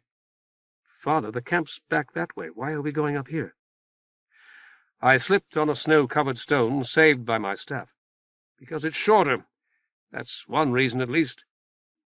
I want to ask you about your mother and your home, Kuoyo. But I can do it when we're sitting at the fire, warming ourselves. I want to ask about your father, too. And I had better do that now, since we're going to tell others you're my son. What sort of man was he?" "He's a good man, sir." I shook my head. "Father, he always worked really hard so we'd have enough to eat. And he protected my mother and my brothers and me. Things are pretty bad where we live. People stealing and killing. Only nobody ever tried anything like that when he was around. And he didn't do it himself, either." "Did you love him, Kuoyo?" "Yes, Father." "Good boy." Orab hopped from the head of my stick to Hyde's shoulder. "For duty's sake, to make your mother happy?" "No, sir. Father, he was my father, and I just loved him. He used to take me out in our boat sometimes so I could fish, even when he was really tired." "I see." "He was always pretty strict with us, but that was because Sinew got bitten by an Inhumu when he was real little and almost died. After that, he was really worried Hoof and me would get bitten too, and so was Mother. Then there was people from New Viron that would come out to the Lizard sometimes. That's where we live, on the Lizard Island." "I want you to sling that slug gun you're holding, Private Kuoyo. First engage the safety. You may sling it behind your left shoulder if you don't want to disturb my bird." "All right." The click of the safety was followed by the rattle of sling swivels. "Try not to make so much noise. Listen to me now. Listen very carefully." "Yes, Father." "I've been trying to get you to walk beside me, motioning for you to catch up." "Yes, Father, it's just that I'm kind of tired after riding all day." "I'm tired, too. Can you hear me when I speak this softly?" "Yes, Father." "Good. You have good ears. I no longer want you beside me. Do you understand? Stay well behind me. Orab, it might be best for you to go. But if you insist on staying here, you must be completely quiet." "No talk." Hyde chuckled softly. "That's the way, Orab, but quieter than that." I had an idea then and said, "I'm going to hold my staff in back of me like this." Take hold of the end and follow me." He did. "Father, what is it?" "It's all thorns up there where the hills sort of split. I don't think we can get through there." "The worst thing we could do would be to turn back here, to turn our backs. He wouldn't harm my horse this afternoon. Perhaps the god spell hasn't worn off yet, and he won't harm us tonight." "Sir? Father?" "Keep your grip on my staff," I said as we stepped into the crowding thorn bushes. And then I saw him. I had expected him to crouch, although I cannot tell why. He was standing instead, with all 8 feet solidly planted, so large that his great green eyes were on a level with mine. Catching the starlight, they seemed luminous, shining in the darkness like gems malign as green itself. "Sir?" Hyde was pulling the staff so hard he almost took it out of my hand. "Be quiet. Winter is hard on animals. He's very hungry." Hyde let go of my staff. I heard the faint jingle of his sling swivels and said as sharply as I dared, "Stop that!" The bale tiger came toward us, slipping between the thorns step by slow step. I ought to have been terrified, but I was merely weak and sick. I pitied him, and now that I have leisure to look back upon that moment, I think it likely that he pitied me. "Is Mucor there?" I whispered. "Is it Mucor?" There was no reply save the merciless winter winds. I heard Oreb stir on my shoulder, fluffing out his feathers. "Yes," I whispered to the bale tiger. "Make them come to us." He sniffed the hand that grasped my staff as a huge dog might. For a moment his mighty body rubbed against me, and I could feel his muscles slither beneath his thick, soft winter fur. A second later he was bounding down the slope past Hyde and was gone. "Come up here," I told Hyde. "I want you to sit beside me on this flat stone. We won't be going back to the fire for another hour or so." "I can't, Father." I could hear his teeth chatter. "I can't even move, sir." "The thorn bushes?" "Yes, Father, that animal." "What about it?" I went to him and took him by the sleeve. "Was it a... "I believe so, yes. Come with me, Kawoyo." He did, and sat upon Father's grave when I pointed out the stone. I sat down beside him. Instinctively we huddled together for warmth, father and son. "Bird talk?" My nose had been running all day, and was running worse than ever. I had it in a rag that one of the troopers had given me the day before, and did not reply. Hyde said, "I think so, only not loud." "We're going to shoot game here, Oreb," I explained when I could. "He's going to drive it toward us, if he can find any, and we're going to shoot it for him. I should say Kawoyo is. I promised he would, so he must." Hyde nodded. I felt the motion rather than saw it. "Are you a good shot?" I asked him. "Pretty good, Father. My father, I mean my real one, had a needler he'd brought from the Long Sun Whorl, only he took it with him when he went away." "To Pacharoku?" "Yes, sir. It gets kind of complicated." I nodded. "We have time. Will you tell me, Kawoyo? I'd like very much to hear about it." He cleared his throat softly. "If you'll tell me a couple of things, too, sir. I've told you a lot, and you haven't told me anything." "What I've said would have told you a lot if you'd been paying attention. Just a couple?" "Maybe more than that, Father. Please. Like, why'd you want to see me?" "Isn't it natural for a father to want to see his own son, Kawoyo?" "Really, I mean—" "Do you imagine that I asked my question in jest? I was completely serious." "You're not really my father." "If you say so where the others can overhear you, we will be in difficulties." "All right. Where is Hoof, Kawoyo?" "Out looking for our real father. He was supposed to go north, and I was supposed to go south. I did, too, or pretty much." "How did you make the bale tiger do what you told him?" "I didn't. Because he had spared my horse, I agreed to do as he asked. You and Hoof left your mother alone?" "She made us," Hyde said miserably. "She made us both go out and look for Father." "You didn't want to?" "We did, only we didn't want to leave her by herself like that. Hoof wanted to go and try to get me to promise to stay, only I said for him to stay and I'd go. She made us both go." Leaving her there alone. Hyde nodded wretchedly. How long has your father been gone? About 3. Did you hear that, sir? No. What did you hear? He's roaring, way off somewhere. He roars, and then he stops, and then he roars again. Orab bobbed agreement. Bird here. He's trying to frighten game. Greenbuck, I suppose. He isn't fast enough to run them down, you see. He has to lie in wait and spring at them, and they don't move around very much in weather like this. There is little food for them anywhere, and they try to find shelter from the wind. Sometimes they die, too. My other brother, I mean. Sinew. Yes, sir, Sinew. He told me one time he'd find them in the winter sometimes, starved to death or else frozen. He'd skin them and take that, but there wouldn't be any meat. They'll be poor soon, I agreed, and few. I left my slug gun with her, Hyde said. Not this one. I got this one here. I was supposed to take it, and Hoof took his. Only I left mine where she'd find it. These people would come out from New Viron after Father and Sinew went away and take things and make us do whatever they said. So Mother traded for slug guns for Hoof and me so we could fight. No cut. I wasn't going to cut anything. I said, he means you are not to shoot him. You wouldn't anyway, I know. He's going to shoot food for the bale tiger, Orab, and perhaps for us as well, fish heads. Go on, please, Kuoyo. Shoot good? Sure, Hyde declared. She got them so we could fight if they came any more, only we didn't have to. Hoof shot at them a couple of times while they were still on their boat, and they went away. Only I'm afraid they'll come back now that we're gone. Mother knows how to shoot, though. I nodded, recalling the fighting in the streets of Viron, and our desperate battle with the Trivagontes in the tunnels under the city. We figured to go over to the big island and hunt the way Sinew used to, and we did. We didn't have much stuff we could trade for cartridges, though. Hyde laughed softly. So after we'd missed a little, we learned how to get up real close and put the slug right where we wanted it. He sighed, and I knew that he was thinking of past hunts. You know why they call these greenbucks, sir?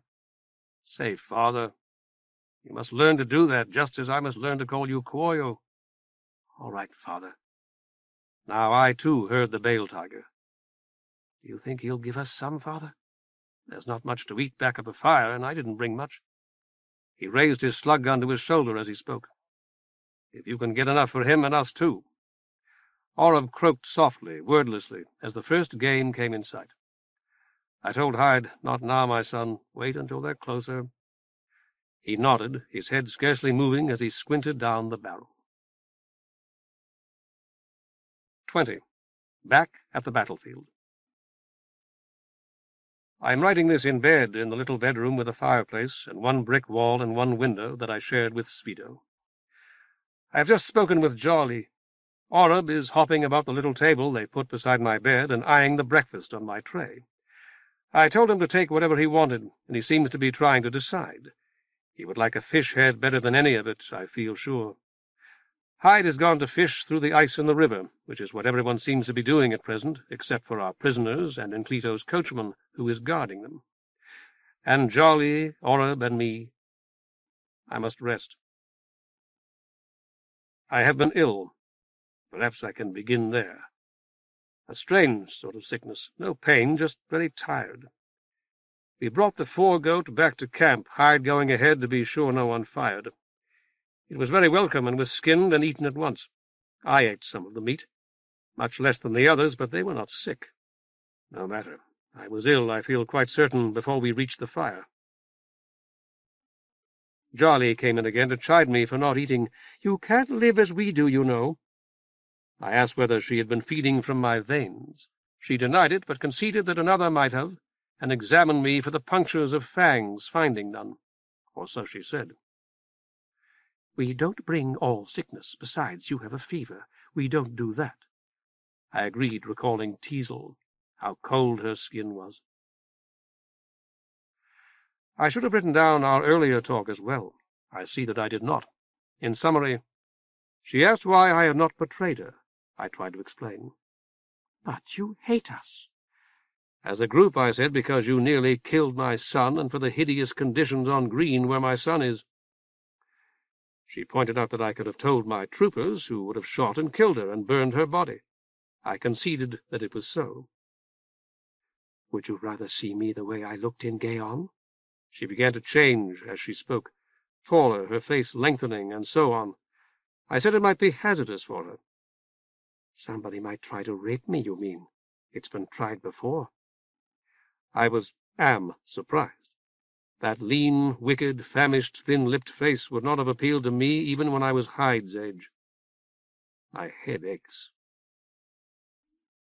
"Silk well," proclaims Oreb, which would seem to mean that I must write again. To confess the truth, I am far from well, too weak almost to stand. Nevertheless, I certainly feel better.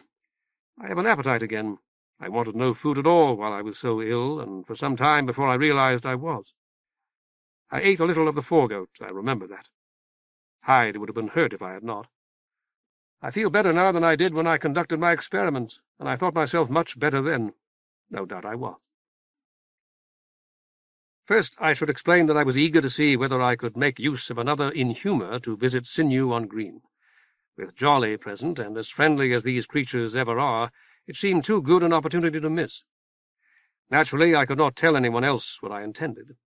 I merely asked Sephido to bring our prisoners and our troopers, including Kuoyo, to my room, saying that I wished to speak to everyone at once, and that I was still too weak to leave my bed.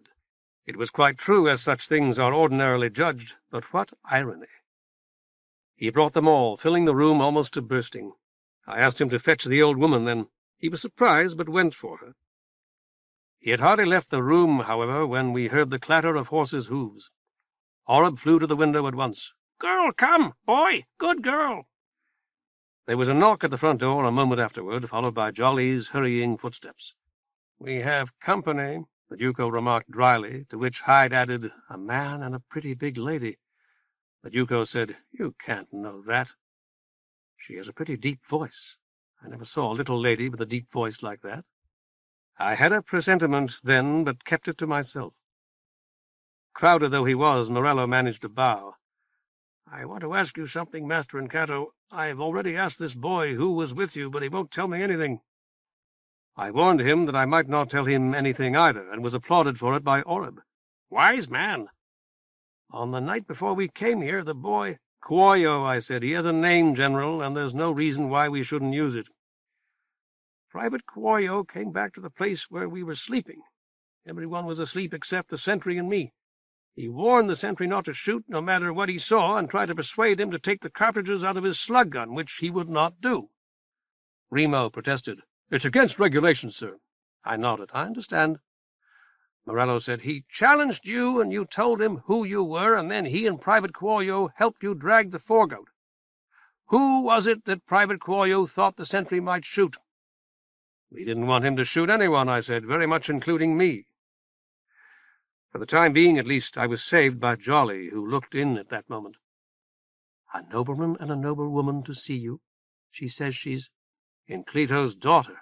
I raised my voice. "Come in, Mora. Is that Echo with you?" "Bird glad," Oreb crowed.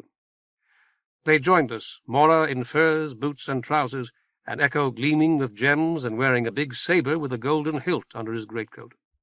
Between the deference accorded her and the area required by his broad shoulders and long blade, they made the room unbearably crowded. She waved a cheerful greeting. "I'm sorry, Encanto, we've interrupted something." "No, not at all," I told her. "We haven't begun. I've been ill. The woman outside told me." Jolly. From what Mora had said and the way she had said it, I knew she thought Jolly human. "Jolly said she'd been taking care of you, but I'm going to take care of you myself. Grandmother and I took care of Papa when he was sick. Besides, she looks like a whore." She had elbowed her way to my bedside by that time. She pressed her wrist to my forehead. "You're feverish. How do you feel?" "Wonderful." "You'd say that if you were dying." She swung around as she spoke, and I saw that she wore a sword with a shorter, lighter blade than Echo's, as well as a needler. "People," she raised both hands as well as her voice, "get out, all of you. I know you mean well, but you're making him worse. Outside, everyone. Out." When we were alone except for Oreb, I said, "I wouldn't have thought you could do that." She grinned. Neither did I, but it was worth trying. Anyway, my husband would have chased them out for me if I couldn't. I didn't. I'm very happy for you. For you both, Mora. He's a nice young man and a brave one. I'd ask you to give him my congratulations, but I'll do it myself in a minute or two. When you go on with your meeting, or whatever it was. I nodded. Then you're going to let him sit in? May I sit in, too? Only I'd like to talk to you for a minute first. And I would like to talk to you. I'm very anxious to, in fact, though it will be painful. You want to scold me? I know you must have been worried, and Papa worried half to death, and I'm sorry. Really and truly I am. Only I didn't think about it until later.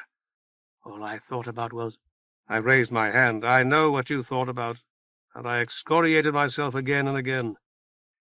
We were terribly worried, exactly as you say, and so proud of you we nearly burst, both of us, and went half mad trying to hide it from each other.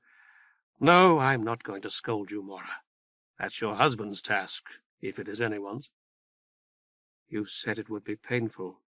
Is Papa perfectly healthy, as far as I know, and at the head of his troops?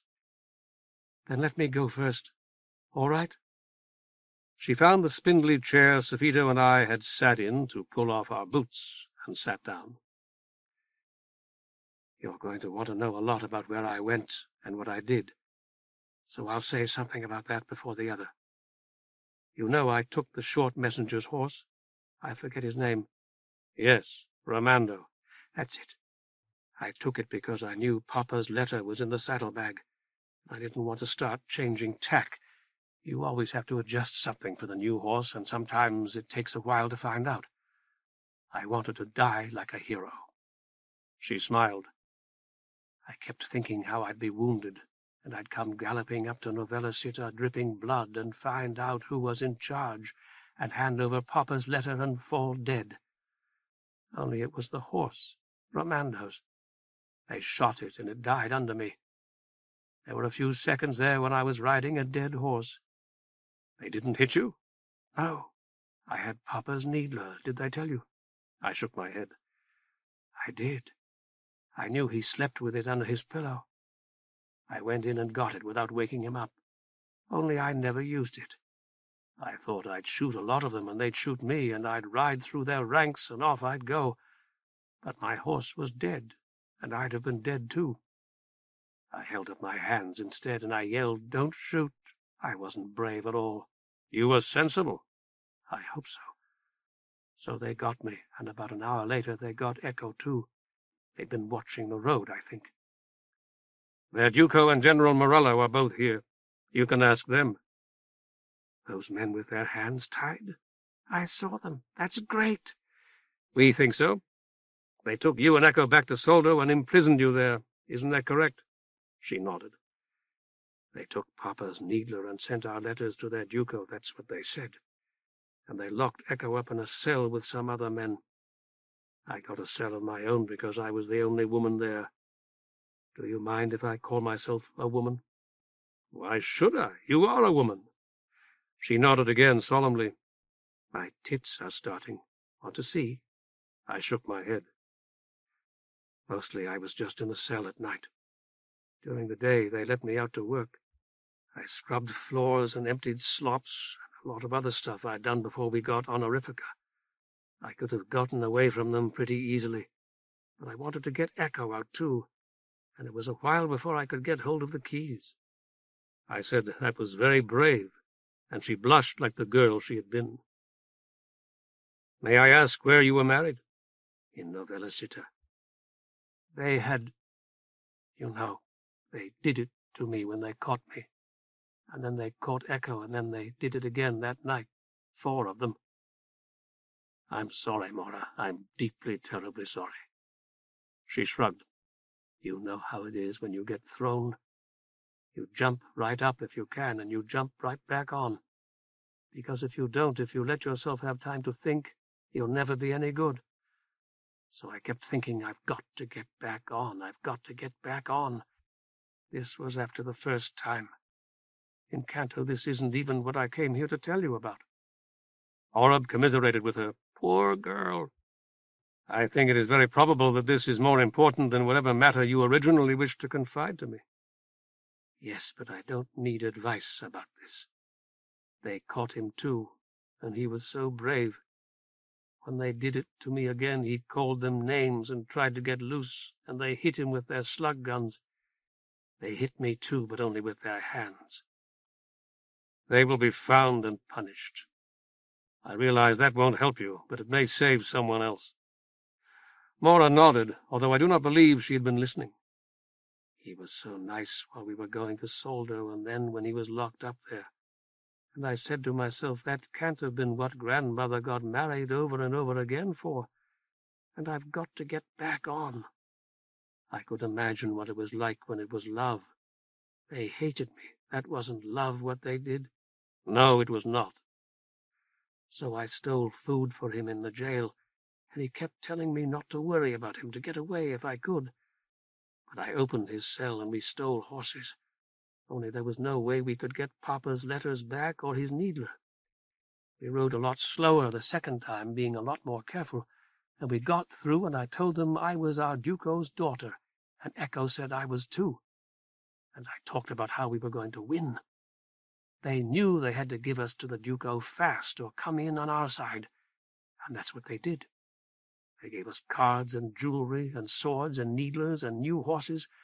So on the second night we sort of slipped away and found this place and got one of the holy patres there to marry us. I'm glad you're smiling. How could I not smile? Papa's going to be mad because Echo's a foreigner, I think. Only I don't know. You never can tell about Papa. I remarked that Torda was a foreigner as well. Not from Grandesit, I mean. Only Grandesit is a long, long away now, up in the sky somewhere, and nobody will ever see it again. We were afraid the Patre would ask us a lot of questions, and he did, only not the stuff we were afraid he'd ask about, like how old are you and where's your father? He was afraid we didn't love each other and wouldn't stay together. We had to tell him over and over that we did and we would, and we will. Good girl! So he married us with 2 other patres for witnesses, and everybody kissed the bride. She smiled. That night wasn't like the other times at all. Only when I went to sleep, I dreamed about Father. I nodded. Was it unpleasant? No, it was nice. I was little again, and we played with dolls and things like we used to, only she wasn't an Inhuma. That's right. When I first met her in Kanto, I thought she was just a little girl like me, and in my dream that's what she was. I kept thinking, how could I have been so wrong about her? The next night it was the same thing, and the night after that one. I don't mean we did the same things or said the same things, only it's been me and Father playing every night. I have other dreams, too, but one is always playing with Father. It's nice. I like the dreams, only I think something must be wrong. I believe that something must be right, Mora. You don't think it's dangerous some way? I doubt it, I said. Also, I envy you. I would like very much to be a small boy again in my dreams. I'd give a great deal for that, if I had a great deal to give. Which was nothing less than the truth. She nodded thoughtfully. Do you want me to stop the dreams, Mora? I may be able to, if you wish it. But I warn you now that I won't be able to restore them, should you want them to return. If I try to stop them and succeed, they will be gone forever. Do you understand? She nodded again, her face solemn. Consider well, but you must make your decision quickly. I won't be here much longer. Seeing her expression, I added, Oh, I'm not going to die, or at least the gods haven't told me that I am. And I've been talking with a goddess in my own dreams almost every time I sleep. I only mean that since the war's over, or nearly over, I'm going home. I should also warn you that these dreams may cease sometime of their own accord. She straightened up, squaring her shoulders. If you don't think they're dangerous, I'm going to keep having them as long as I can. Good girl. That's wise, I believe. You had a very short childhood, and you were eager to leave it behind you, I know. I'm happy to see that the outsider, who is far wiser than either of us, has found a way to prolong it. I fell silent, fingering my beard. Mora inquired. What's the matter? You liked Father, didn't you? Even when you knew what she was? Mora nodded. She was the only friend I had. But even if I'd had dozens of others, I would have liked her the best. You will never see her again, outside dreams. She's dead? You didn't kill her, did you, Encanto? No, I tried to save her life and failed. Mora plunged her fingers into her short, dark hair. This is so crazy. I was playing dolls with her last night. I nodded. Was I really? Was it true? I think so. It's the interior person that survives death, Mora. Father was an Inhumer, as we both know. We both know also that her interior person, her spirit, was not. When you yourself die, and we all die, you will be the interior person, and there will be no other. To put it a bit more accurately, that interior person will be the only you in existence. So I'd better make sure the interior person's somebody I can live with? Exactly. I think you've done very well so far, but you've only begun. May I tell you a secret, Mora? If you think it's something I ought to know. I think it's something that everyone ought to know. I know another secret of that kind, but I may not tell it because I gave my word to a dying man that I would not. This one I found out for myself, so it's mine to do with as I choose. Go on. The outsider has arranged our quarrel in such a way that there is far more balance than at first appears, with gain involving loss and loss gain. Your father is rich by the standards of Blanko, and it is a very good thing to be rich. But as a rich man he has certain responsibilities, and is subject to certain temptations that his poorer neighbors do not. Do you wish to argue? He's a good man, whatever they say. He is. I forgot to mention his neighbor's envy, which is one of the chief disadvantages of his wealth, though there are others. I do not mean that he would be better off poor, though many men would. I am merely saying that he and his neighbors are much more nearly at a level in life than either may believe. All right, I see that. This matter of the interior person is similar. We mourn, we weep, we tear our clothes and our hair when a child dies. But the child's interior person was far superior to ours in most cases, in all if the child was quite young. The longer you live, the more difficulty you will have in keeping your interior person someone you can live with. My own difficulties have been so great that I would hesitate to say that I've succeeded. Good silk, Oreb assured me, and I smiled. Good bird, too, I said. Is that your real name, Silk? Are you the man in the book? I don't think so. Mora stared at me, then looked away. Before you and your husband came, I called everyone in our party together. It made it too crowded in here, you saw that? Sure. There's no room in this little house that wouldn't be equally crowded or worse, and I don't think it would be wise for me to go outside for another day or two. There is an old woman here and a young one. Both may be addressed as Jolly. Will you do me a favor, Mora? You've done me a lot of them, and I wouldn't want to ugly up my interior person. What is it? I'm merely being curious now. Do you still consider the external one ugly? She shook her head. Echo says I'm beautiful. I know that's not true and won't ever be. But I lost weight while I was away. Did you notice? I nodded. I need to lose some more. I'm going to try. I know I'll never look like Torda or even come close, but there are things I can do about the way I look and the way I dress. She touched her loose silk blouse. And I'm going to do them. In a year or two, Torda will have to admit ruefully, to herself at least, that she will never be able to look or act or speak like you. Thanks. What's the favor? I still want to have my meeting, but I'm going to have to limit the number present. Bring either of the women called Jolly, please, but not both. All right. All three of our prisoners, I believe, and we'll have to include the trooper guarding them. In addition, Duko Safido, Private Kuoyo, and your husband. You yourself are welcome to attend as well. You said you wanted to. I still do. Thanks. When she was gone, Oreb asked, Bird come? Good silk. You know what I'm going to do, clearly, but I'm going to try at least. Do you approve? Good silk, he repeated. Hyde was first to arrive. I explained to him that since there was only one chair, it would have to be reserved for General Inclito's daughter, and said that he might sit on my bed or on the floor if he preferred. He shook his head. Is the old lady coming? She was looking for her. Perhaps. She shouldn't have to stand up in her own house. I'll bring in another chair for her. Duko Rigoglio, General Morello, and Colonel Terzo arrived, guarded by Inclito's coachman. I told the last that I was glad to see him, since he, as well as Inclito's daughter and son-in-law, could stand in for Inclito himself. He wanted me to go back and take care of the place, our livestock and wheat. He must be worried about his mother, too, Afito. He thought you'd see about them, sir. You know all those women folk. Cuoio returned with another chair and a youthful jolly. My aunt is unwell, Master Incanto. Will I make an acceptable substitute? I indicated that she would. This man you call Incanto has been a friend to me, she told Duko Rigoglio.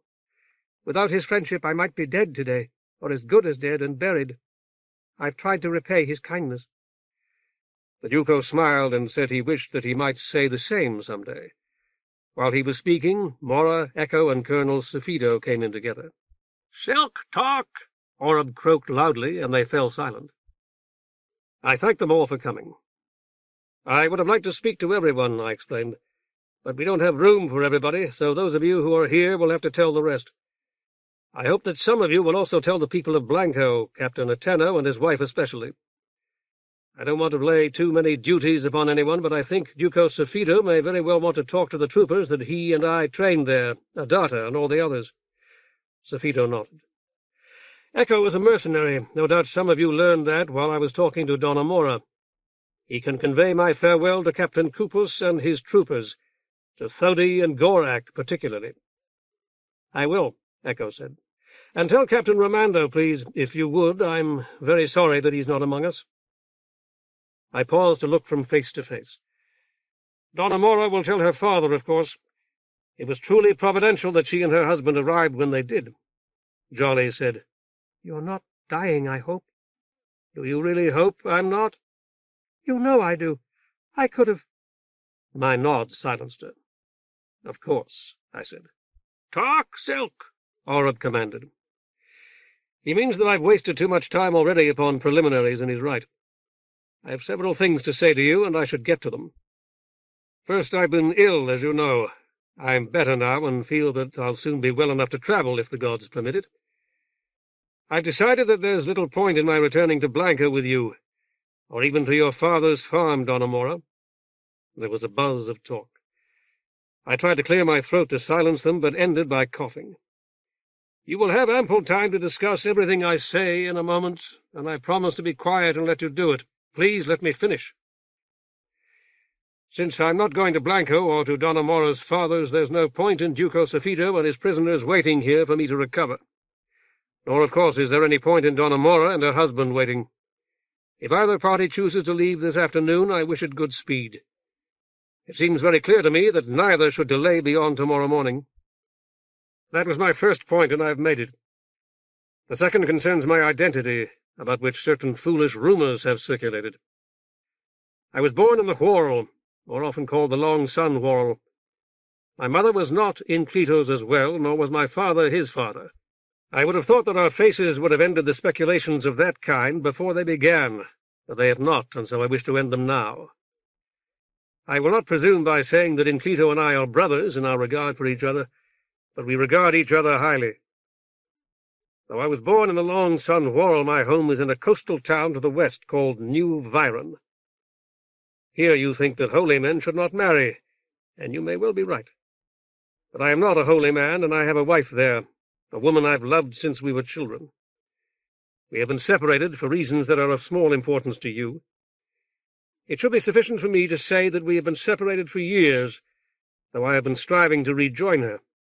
When I am well enough to travel again, in a very few days, I hope, Cuoio and I will set out for New Viron. Hyde began to protest, but my voice overpowered his. "He has recently come from there and shall be able to guide me. He can continue the errand that brought him to Blanko afterward, if he chooses to and his mother agrees. Kuoyo, you see, is my son, the youngest son of 3. I spoke to Mora. I'm sorry that my wife and I were not blessed with daughters. I have envied my brother and Cleto his ever since I met—" Terzo exclaimed, "She's singing." "I know," I told him. "I've been trying to speak in spite of it. I suggest that you try to keep silent in spite of it, for the present at least." Jolly asked, "Who is?" "Someone only Colonel Terzo and I can hear. It doesn't really concern him, and it certainly doesn't concern the rest of you." I fell silent for a moment to listen to Sea-Wrack's song, the beating waves and the cries of the seabirds. Duko Rigoglio said, "I told you once that you had no magic powers." "Did you? It's certainly true." "I know better now. You put some sort of spell on Terzo here, and I saw the witch sitting in the smoke." "I know you did." "Terzo says that you had a bale tiger carry your meat, and that he put it down and went away when you told him to. The man who was on guard then says the same thing." Inclito's coachman nodded. "Private Kuoyo wouldn't tell us anything. I understand that now better than I did the last time I spoke to him. This seems to be the last chance I'll get to talk to either of you, so I'd like to ask you something. Not whether you have those powers, because I know the answer, but how you got them, and what you set out to do with them." When I said nothing, Mora declared, "The gods favor him. If you had been a better man, they might have favored you too." Jolly added, "He's on good terms with the vanished people, they say, and—" Her voice was lost in a babble of others, including Duko Rigoglio's.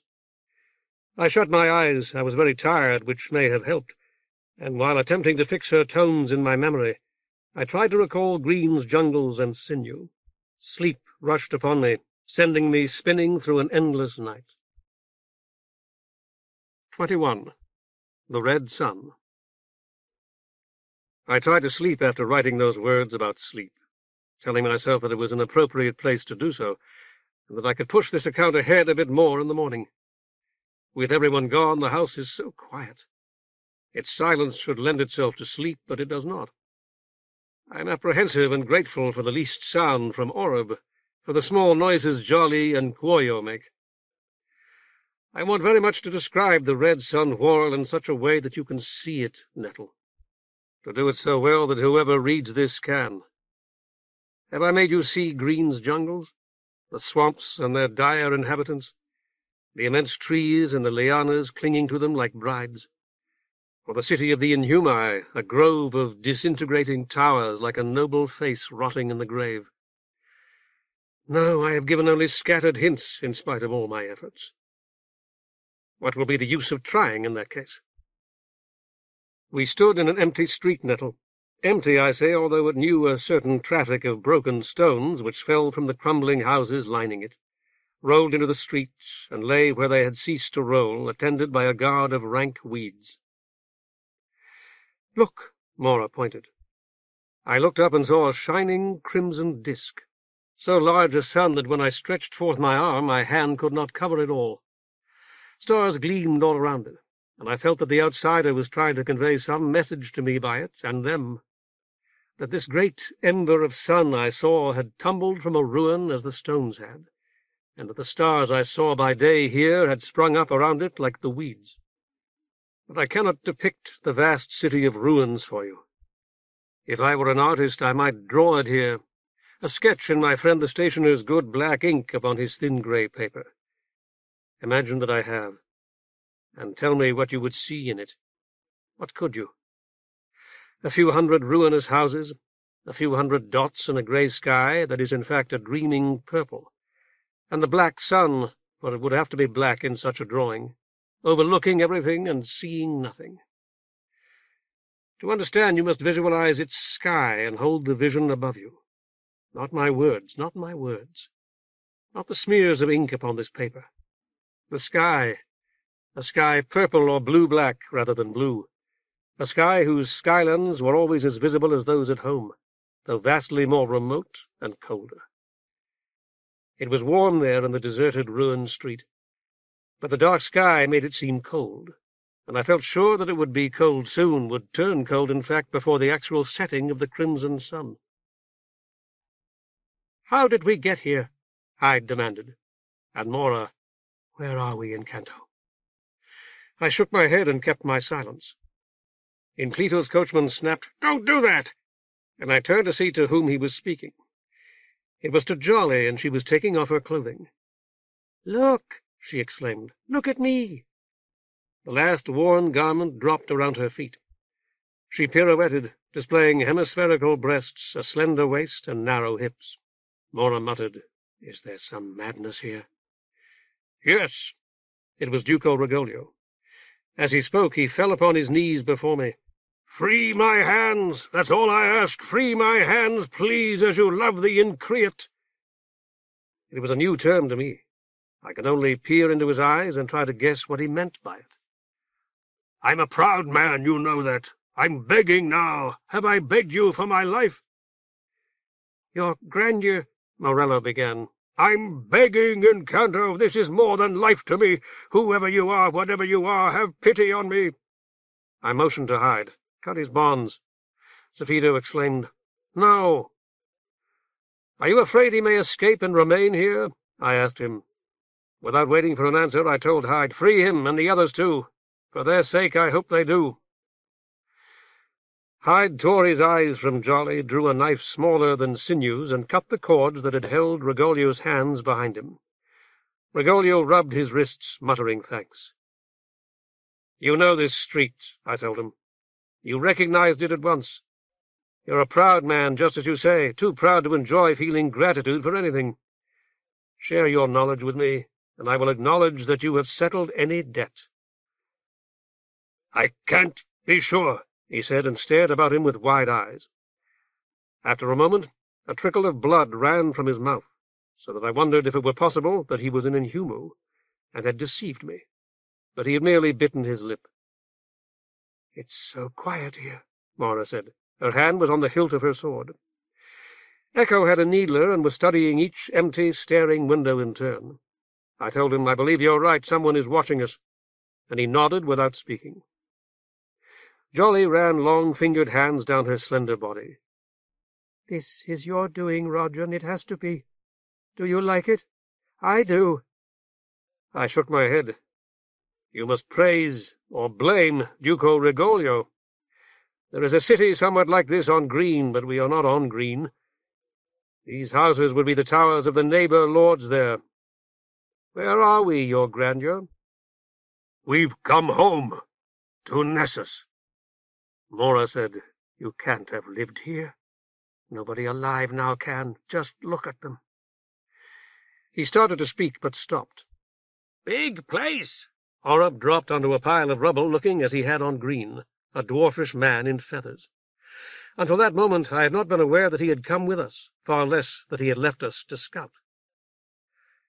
"You asked us to free your hands," I told Rigoglio. "They are free. What do you intend to do with them?" He indicated the house before which we stood. "I would like to search it. May I?" "For weapons?" Safito inquired. "I doubt that you'll find a stick." "For something." Rigoglio turned to me.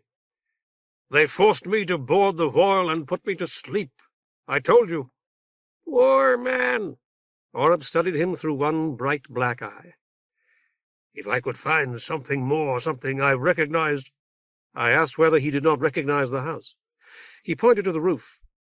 "There were arches up there, and statues under the arches. I'm sure of it. They—" He wandered toward the house, bent and rooted in the rubble banked against its wall. "I was trapped in a pit in a ruined city of the vanished people once," I remarked to Mora. "Have I ever told you about that?" She shook her head. "I've been thinking about it, and about the city of the Inhumi on Green. Those were ruins left by the neighbor's ancient race. These were left by ours, I believe. We are as ancient as they, or nearly. How long have these been empty, do you think?" She shrugged. Echo said, 100 years, perhaps? Longer than that, I believe. I went over to watch Rigoglio, and in a moment more found Jolly clinging to me like the lianas, her body warm and damp with perspiration, as those of Inhumi never are, and fragrant with some heavy, cloying scent.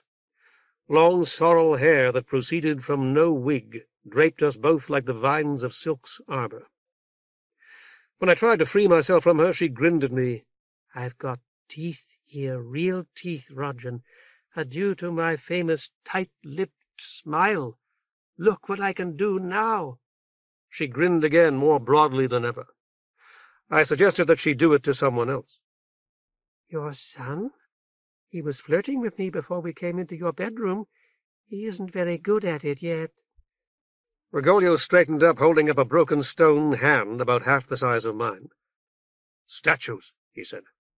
"Up there, underneath the arches. I told you." "So you did. Statues of whom?" "I don't. The eponyms." "And who are they?" He shook his head. "May I search the house?" I nodded, then hurried after him. Seeing me run, Safito shouted, "Stop him!" But I was not afraid that Rigoglio would escape, and in fact I would have welcomed it if it could have been arranged without my culpability. As soon as he left me, I knew that he was going into danger. Nor was I wrong. Ducking under the lintel, I heard him fall and his muffled cry. In what must once have been the solaria, he was struggling with a skeletal, nearly naked assailant. I saw the dull gleam of steel and snatched at the filthy wrist as the knife came up. My fingertips only brushed it. Rigoglio's gasp as the knife went home was followed at once by the boom of a slug gun, close and deafeningly loud. The skeletal attacker stiffened and shrieked, empty hands raised before his filthy, bearded face. "Don't shoot him," I told Hyde, and was seconded at once by Oreb, who was flying in tight circles above our heads. "No shoot! No shoot! No shoot!" Looking up at him, I thought for a moment that it was a painted ceiling I saw beyond him. But it was the sky, a clear, star-spotted sky so dark that it seemed practically black. The roof and upper floor of the house had fallen in, leaving only its walls standing. "I missed him!" Hyde sounded disgusted with himself. "Dong, dong." Hesitantly, Rigoglio's attacker was getting to his feet. "Man, run!" Oreb warned us. "You're right," I told him. "He will run, and Hyde will shoot and kill him, and we will have lost him." I caught him by the arm as I spoke. We tied his hands behind him with what remained of the cords that had bound Rigoglio, Morello, and Terzo, and contrived a hobble for his ankles that allowed him to take small steps. He seemed to have lost the power of speech almost entirely. It is no exaggeration to say that Oreb could talk better, and was so clearly mad that I was very happy indeed that Hyde had not killed him. I had seen the tunnel gods that Eurus and his fellow convicts had called Bufs, and had killed several of them before Mamelta and I were apprehended. This new prisoner of ours recalled them so vividly that when I was not looking directly at him, or was preoccupied with my own thoughts, it seemed to me that we were accompanied by one, starved, vicious, and desperate. Rigoglio was badly wounded, as we found when we had ripped his shirt away. We bandaged him as well as we could with strips torn from it, and I promised that we would let Morello and Terzo carry him as soon as we found materials from which to contrive a stretcher. He managed to smile as he struggled to his feet. "I can walk, Master and Canto, for a while anyway." "Leave him here with a boy to guard him," Morello suggested, "while the rest of us look for help." Mora sheathed her sword. "What if we don't find any?" "There are more of them here," I told her, "more who are watching us and listening as we speak. I feel their eyes, as your husband did earlier." Safito nudged Echo and whispered, "Having a nice honeymoon?" Overhearing him, Mora said, "It's had its good and bad, but I've got to admit this is the low point so far." "For which Jolly, the Duco, and I are all to blame," I told her. I was about to say that if we were to leave Rigoglio and Cuoio here, they would be attacked. Probably as soon as we were well away, certainly after nightfall. No, his grandeur must come with us, walking if he can, carried if he cannot. I had begun walking myself as I spoke, and they followed me, Morello and Terzo beside their Duco to assist him. "Oreb!" He dropped to the ground at my feet, neither bird nor dwarf. "Have you seen people in this place? Not people like this man we've tied up, but normal people, people like us." He bobbed his head. "Flock men, flock girls. See God?" "No, not there. Lead us to them, please. The Duco requires a physician. Big wet! Come, bird! He flew. One ruined street led to another, and that to a third. Echo and Mora hurried ahead after Orib. I lagged, staring horrified at that desert of abandonment and decay, and soon got the position I wanted beside Hyde and behind the Duco, Terzo, and Morello. Jolly joined me there, naked still, save for her long hair. You did this, didn't you? I shook my head. I'm not angry. I'm very grateful. You have a wonderful, wonderful father, Kuoyo. I'll never be able to repay him for all he's done for me. Hyde nodded, his face guarded. But you said it was me and you and Duko Rigoglio in Kanto. I don't think he had anything to do with it, and I know I didn't. I've never lied to you. I hope you know that. I told her that, not being a complete fool, I knew nothing of the sort. All right, once or twice maybe when I had to. Will you lie to me if I ask a straight question? Not unless I must. Fair enough. Could you take us back? Right now? Hyde turned to look at me, startled. I don't know, I said. Perhaps. I believe so. And I? Jolly glanced at Hyde. You're prettier now, he said. You will be again what you were unless I am very much mistaken, I told her. I cannot be certain, but that is certainly my opinion. Hyde, you must remember that there were an old woman and a young one living in the farmhouse in which we stayed. He nodded. The old one was presumed to be the farmer's mother, and to own the farm. You brought in a chair for her, saying that she should not have to stand in her own home. Sure. I may have told you that both were called Jolly. I know I told Mora that. Hyde nodded. Everybody says the young one was named for her grandmother. They are the same person, the person who was walking with us, and an Inhuma. Jolly hissed. My secret! You swore! I swore I wouldn't tell unless I was forced to. I am forced to now. Hyde is my son, and you will seduce him if you can. Don't deny it, please. I know better. Giving her no time to reply, I spoke to Hyde. Honesty compels me to tell you that Jolly is not an Inhuma at present. She is a human being here exactly as we are, and I believe for the same reason. But if we return to our real world, and I believe that we will, she will be again what she was before we came. Some day soon you will take a wife, as I did when I was younger. I felt a strange confusion, and having no mirror, looked down at my thick-fingered hands, turning them this way and that. You look different. With more penetration than I had ever given him credit for, Hyde had discerned my thoughts. Maybe we all do. I shook my head. You don't. You really look a lot more like my real father here. You're taller than he was and older, but you look more like him than you used to. You were lying when you called him your son. I should have known. He is my spiritual son, I told Jolly, and I was not lying, though he himself believes I was. I was going to say, Hyde, that you will soon marry. I was a year younger than you are when your mother and I were married. Go clean to your marriage bed. It is better so. Yes, father. He nodded slowly. I turned to Jolly. I can take us back, or at least I think it likely that I can. If I do, I believe that you will be what you were. Do you wish me to do it now? No. Then watch your tongue, and put on clothing when you can find some. Orib sailed over our heads, a miniature airship. Big wet! He's right. Jolly pointed, and I caught the glimmer of water ahead. It was a mighty river, the largest I've ever seen, a river so large that the farther bank was nearly invisible. A wide and ruinous road of dark stone ran beside the water, which lapped its edges in places, leaving the great dark paving blocks slimed and filthy in a way that recalled the sewer on Green. Guided by Orib, we followed this ancient road, walking upstream as nearly as I could judge, and forced to adjust our steps from time to time by wide gaps in its sprawling, rutted pavements. In a troubled voice, Hyde said, "If we went back, we could take the Duco to a doctor in Blanko, couldn't we?" "No!" Jolly caught his arm. "Please, Kuoyo, think of me." "He's trying not to," I told her, "but finds the effort futile. We could indeed take Duko Rigoglio to a physician in Blanko, Hyde, a day-long ride for a well-mounted man. Will he still have his wound if we return to Blue, do you think?" A knife wound he can show to a physician?" He glanced quickly at me, surprised, then looked away. "We are spirits here. Watch."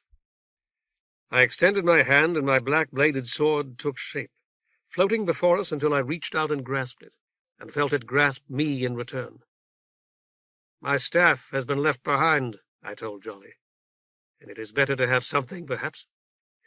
Hyde slung the slug gun with which he had been guarding our prisoners and touched my arm. "If you can do that, Father, can't you heal the Duko?" "I doubt it, but I will try." Rigoglio must have heard us. I saw him look back at us. By then he was walking with his arms over his friend's shoulders, and the pain in his eyes. "Would you want him back on Blue?" I asked Hyde, "with his spirit wounded and bleeding inside him, invisible to us and beyond our help? That is what befell certain mercenaries who fought for me in the city of the Inhumi." "I don't understand any of this, Father." "It's very likely no one does." I softened my voice still more. "I wanted to take us to Green, where Sinew is. I wanted to see him again, as I still do. And I wanted you others, you and Duko Savito particularly, and Mora and Echo as well, after they providentially appeared, to see what real evil is, so that you might understand why we on Blue must come together in brotherhood before our own world becomes what Green already is." I fell silent, forced to think myself about what I myself had just said. 22. The Barbican and the Bear Tower. Hyde and Jolly came in together while I sat here wondering how to begin the next stage of my account. I asked them to summarize what we had seen and done. "I learned why women weep," Jolly said, and Hyde, "We took the Duko home to die." I could not do better, and in all honesty most of my notions were worse. "We visited the hill of ruined landers," was the best of mine, perhaps, but it did not satisfy me. Far from it. To elicit their opinions, I had to explain what I was doing and display my manuscript to date. 600 sheets and more, with both sides of every sheet covered with the writing as fine as Orib's quills and I can make it. "Bird help," he informed Hyde proudly. "Help Silk." And I explained that he presents me with any large feathers he happens to moult from his wings and tail. I had a perch for him in my bedroom in Gaon, and because he left me for close to a year, I got into the habit of using his feathers, which I had picked up off the floor. I missed him, you see, and didn't want the women who came in to sweep and dust and so forth to throw them away. I kept them in my pen case, since no one would be so stupid as to throw out the feathers in a pen case, even if it were left open. Hyde said, "Sure." After that it seemed reasonable to point them with my little knife as well, which I did while puzzling over one of the matters of law I had to judge. After that, too late, I fell silent. "Are you embarrassed for my sake?" Jolly asked. "It's true I don't know how to read and write, but I'm not sensitive about it. If you want to mortify me, quiz me about cooking." It's just that what I had intended to say next would have sounded very arrogant. Hyde's mother and I wrote an account of Pedro Silk's life up to the time we parted from him, and it seemed to me that by writing an account of my search for him, which is what I've been doing here, or at any rate what I like to tell myself I'm doing, I would be continuing it. So I began with a letter from Pajoroku, and talked about meeting with some of the leading people from our town, and the need for new strains of corn and so on. I brought a little seed from the whorl, by the way, and picked up more in Gaon. What we really need, Hyde, is not a way of returning to the whorl, but more and better ways of exchanging goods and information among ourselves. If all of the towns here on Blue would share the plants and animals they brought in their landers, much of the pillaging of 300 years might be undone. Hyde asked, "Is that how long people up in the Long Sun whorl were going down into those tunnels Mother used to talk about?" "How do you know?" "I don't. I only know that it has been about 300 years since the whorl left the Short Sun whorl. A bit more than 350, really. 355, or some such figure. I was assuming rather carelessly that the pillaging had begun as soon as the voyage, which isn't actually very likely." Hyde scratched his ear. "If it's been 300 years, or about that." "Yes?" "I was thinking about the Duko's old house. Where I shot at the man that stabbed him? The Ormophagist, Jolly suggested. That's what that first man we met beside the river called him. He had seemed an ordinary enough man, though we thought him fantastically dressed. He saw that our captive's hands were bound and his feet hobbled, and asked whether we were bringing him to the Peltasts. Since I had no idea who those might be, I asked what they would do to him. Cut his throat for him and throw him in the river. The stranger laughed, seeing that our prisoner had understood him. I suggested that he be arrested and tried for stabbing our companion. He's an Ormophagist, sir. What would be the use of all that? You may as well kill him yourselves and rid the city of him. Where are you from, anyway? Terzo Morello and Safito named Soldo, Mora and I Blanko, and Hyde New Viron. I never heard of any of them. Down south, are they? With a readiness of wit that surprised and delighted me, Hyde said, "We don't think so." The stranger was eyeing Jolly. If women like that one don't wear clothes wherever it is, I'd like to go. She smiled at him and moistened her lips. These Peltasts, I spoke loudly to regain his attention. Do they administer justice here and enforce the laws? They're soldiers, sir. See, the autarch takes them out of the line when they've fought enough and are getting worn down with it. They come back to pick up new men and train them, and meantime they keep the rest of us respectful, collecting taxes and tolls and breaking up riots and the rest of it. I see. Where might we find some, and a physician? Around here? He shook his head. You can't, sir. There's been nobody much in this part of the city for, well, a good long while. How long? I asked. We had begun to walk again, and he with us, watching Jolly from the corner of his eye. I can't rightly say, sir. He pointed up the river.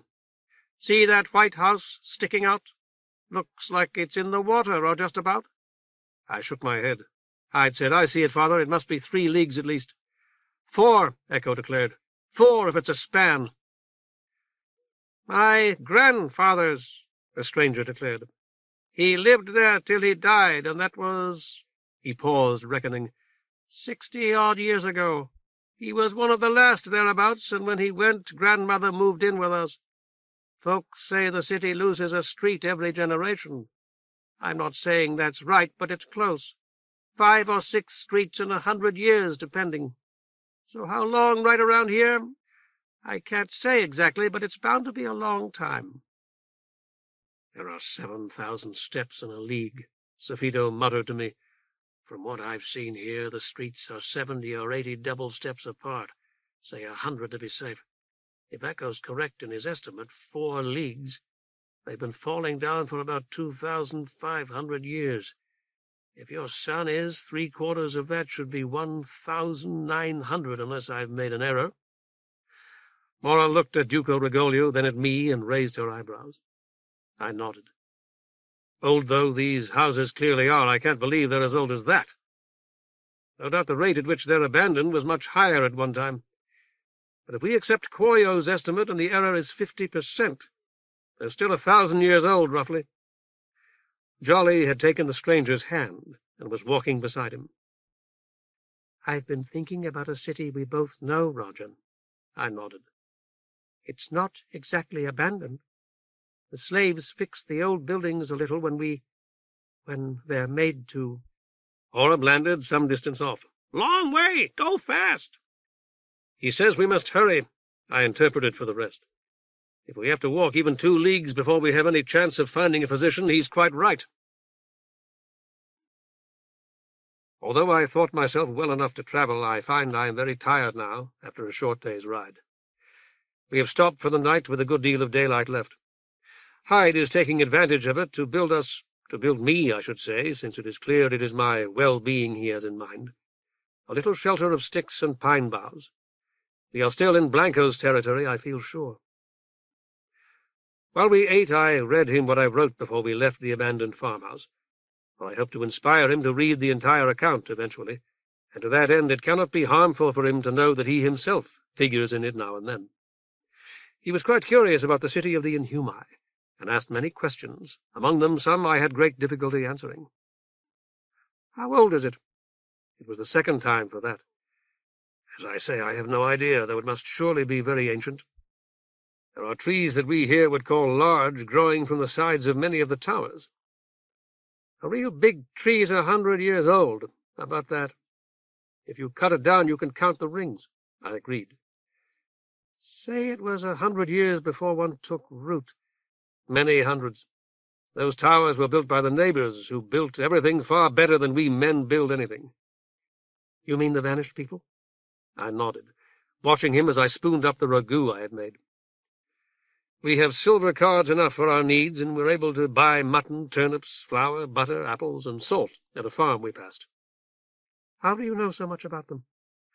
With another nod I indicated this manuscript. "It's all here. It would require a weary evening to tell you everything, Hyde, and in the end you would find out that I actually know next to nothing, though I've spoken with the vanished people more than once." "They built that place on Green, then went away and let the Inhumi have it? Why?" "Because they preferred giving it up, giving both of these worlds up, to living with the Inhumi as we do now." "Why?" he repeated. I shook my head. "Don't you know?" He put down his bowl to study me across our little fire. "No. I think I could guess, but guesses are of little value." "I'd like to hear it just the same." I shook my head again. "All right." He picked up his bowl. "This is pretty good. What's the hot stuff?" "Ginger." "You didn't get that around here." "I got it out of my bag, having brought it from Blanko when Duko Safito and I left there with our troopers. I'd had more than enough camp food when I was in the hills with General Inclito, so I bought some spices there and took them with me: ginger, red pepper, basil, oregano, and a few others." "You don't eat much. While I've been with you, you've hardly eaten at all." "I eat far too much. I try constantly, perhaps I should say I try constantly, to keep it in check." "The spices sound like my father, but that doesn't. Do you like fish?" I smiled. "Much too much." "What would you put on it?" "Lemon juice and black pepper, I suppose. But no one seems to have black pepper here. We had lemons in Gaon, but I don't think I saw a single lemon in Blanko." "At home. Suppose we were on the Lizard." "Sea water and vinegar," I shrugged. "It depends on the variety of fish, somewhat. Oil or butter on the kind we used to call white trout, though it wasn't really trout, of course. It tends to be dry no matter how you cook it." I heard his spoon scrape the bottom of his bowl and added, "There's a bit more in the pot if you want it." "I'd rather see you eat it." I shook my head. After that we sat in silence for a time, and I began to review what I had already written. "You know, sometimes I think you really are my father." "I am." "Sometimes you talk like him, and sometimes you don't. But he was always writing. He'd work all day on our mill and eat supper, and then he'd write while the rest of us talked or played games. Sometimes he'd get up while it was still dark and write until the sun came up, then go out and work." "I was writing Peter Silk's history," I explained. "His life, insofar as I knew it. When I remembered something fresh while I was working, or when I woke up, I wanted to set it down while the impression was still vivid. Don't forget that your mother wrote, too. Wrote more than I did, in fact. She was making clean copies of what you wrote, mostly. She knew many things that I did not. What was said in Peter Silk's final meeting with Councillor Loris, for example. And more than once she suggested ideas and approaches I hadn't thought of." "Have I ever told you my father's name? Or mother's?" I lifted my shoulders again and let them fall. "I don't recall. What difference does it make?" "I know I told you I had a brother named Sinew and a twin brother, and since I told about him I probably said his name's Hoof." "You may have. It's quite likely." "Only I don't think I told you mother's or father's." "Your mother's name is Nettle. Mine is Horn." Hyde spooned the last of the ragout into his bowl. "You really are my father, aren't you? Something's happened to you to make you look different." The happiness I knew at that moment is really indescribable. I managed to say something on the order of, "That's it exactly, son," but I cannot be certain just what it was. I may have said, "My son," perhaps I did. You looked a lot more like him in that other place. I nodded. There was a mirror in the guardroom of the Barbican. I suppose the guards there used it to shave. Didn't you realize when you saw me there in the Red Sun Whorl that your search had succeeded? Charlie looked like a real woman there. She was a real woman, I told him. There. A bad woman. Because she tried to seduce you? You have to understand that she has been doing that sort of thing for much of her life, inviting men, promising much more than she could ever give them. She could never let men see her naked, for example, as we did, or even let them come close when she stood in a strong light. We went to the Red Sun Whorl, and suddenly everything she had pretended so long had become the truth. She was giddy with it. Try to put yourself in her place. All right. Seducing you would have been an evil act, and would have had a bad effect on your moral and emotional balance, but she did not know it. She knew only that she could actually give the love she had pretended she would give scores of men. I hope I'm making myself clear. And she isn't really bad? I shook my head. She is an evil creature, exactly as you said. You talk like she was your friend, but she was going out at night, flying. Fly good! Oreb seemed to feel that he had been excluded from our talk for too long. Out of the window of her room to drink people's blood. She said so. She told me so. Did she? I didn't know. I knew she must be doing it, of course, but I didn't know she had confessed to you. Hyde looked uncomfortable. It was after we got back. I see. She felt obliged to make her restored nature clear to you. He could not meet my eyes. Yeah.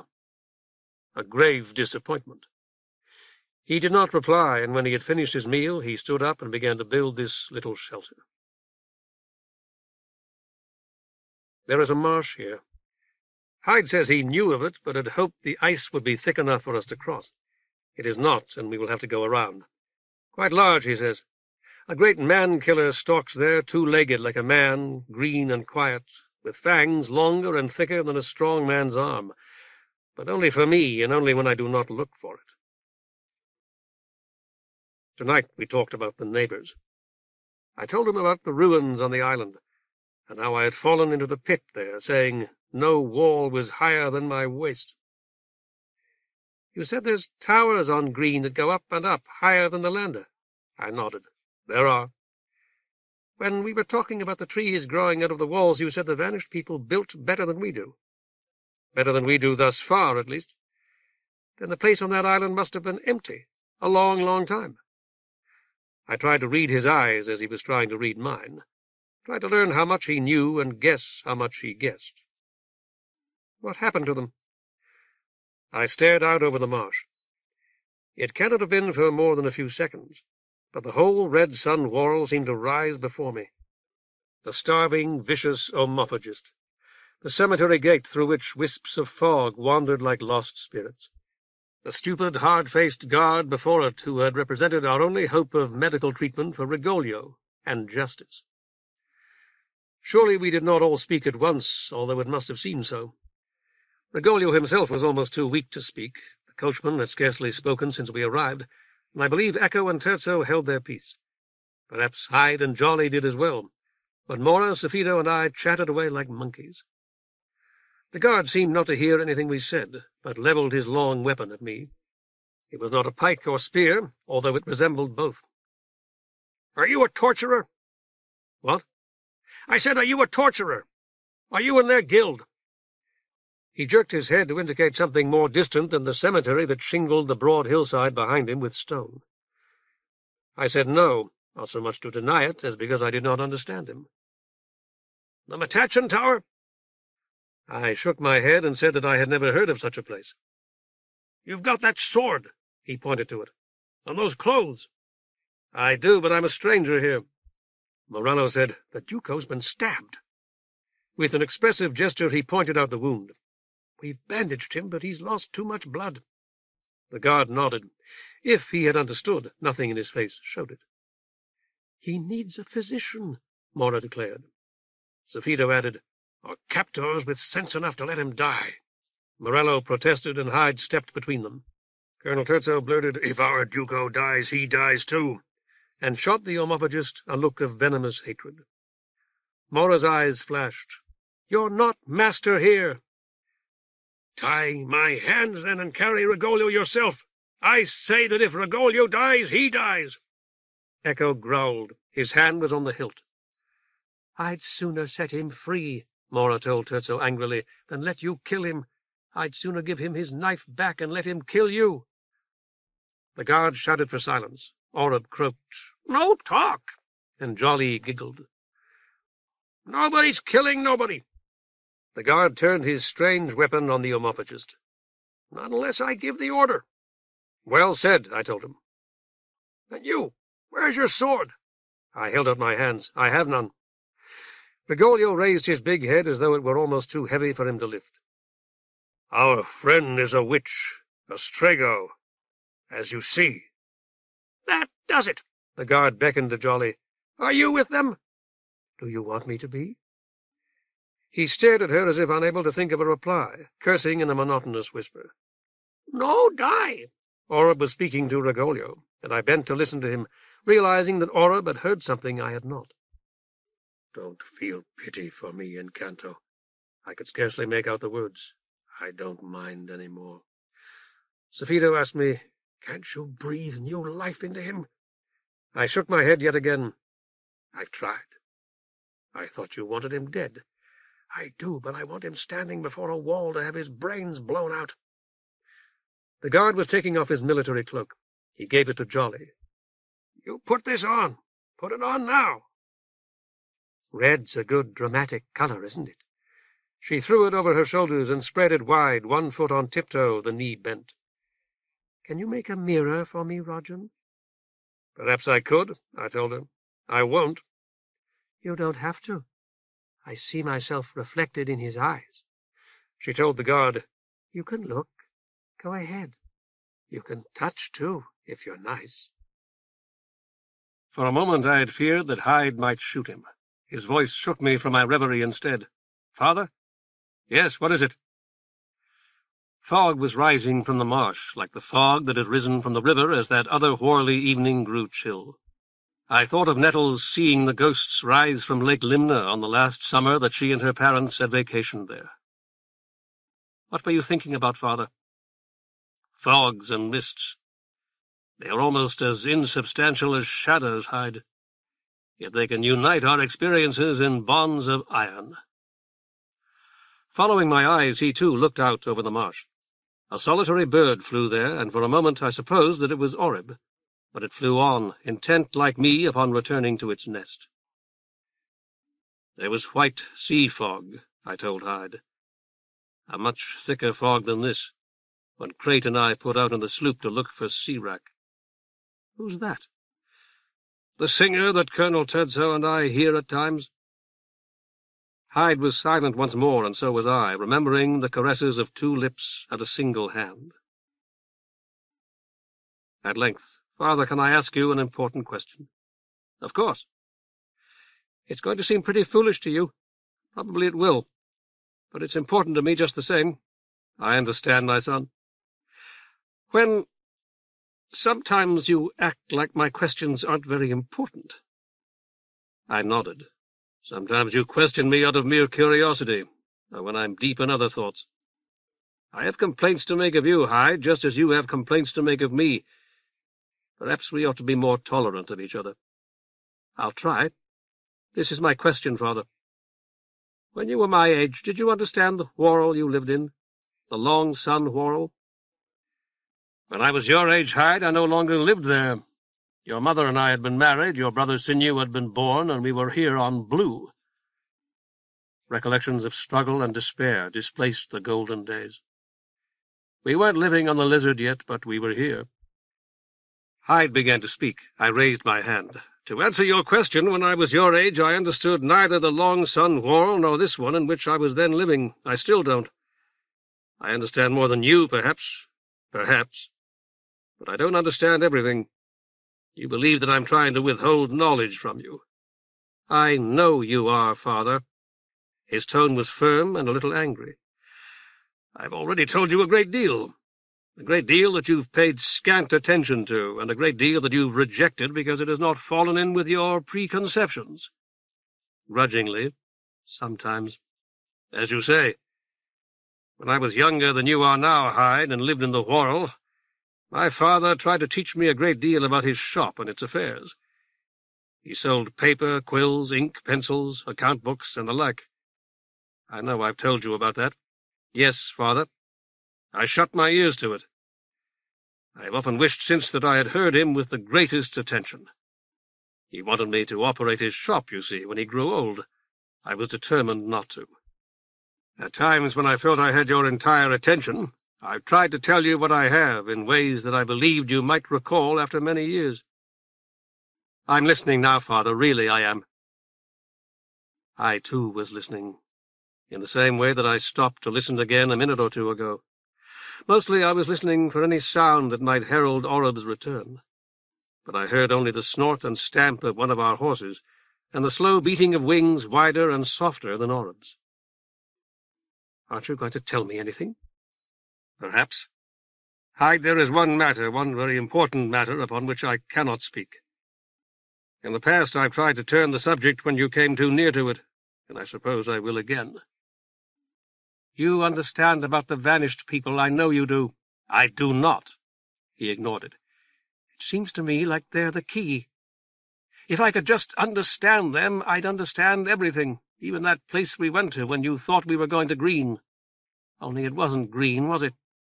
I shook my head. What was it?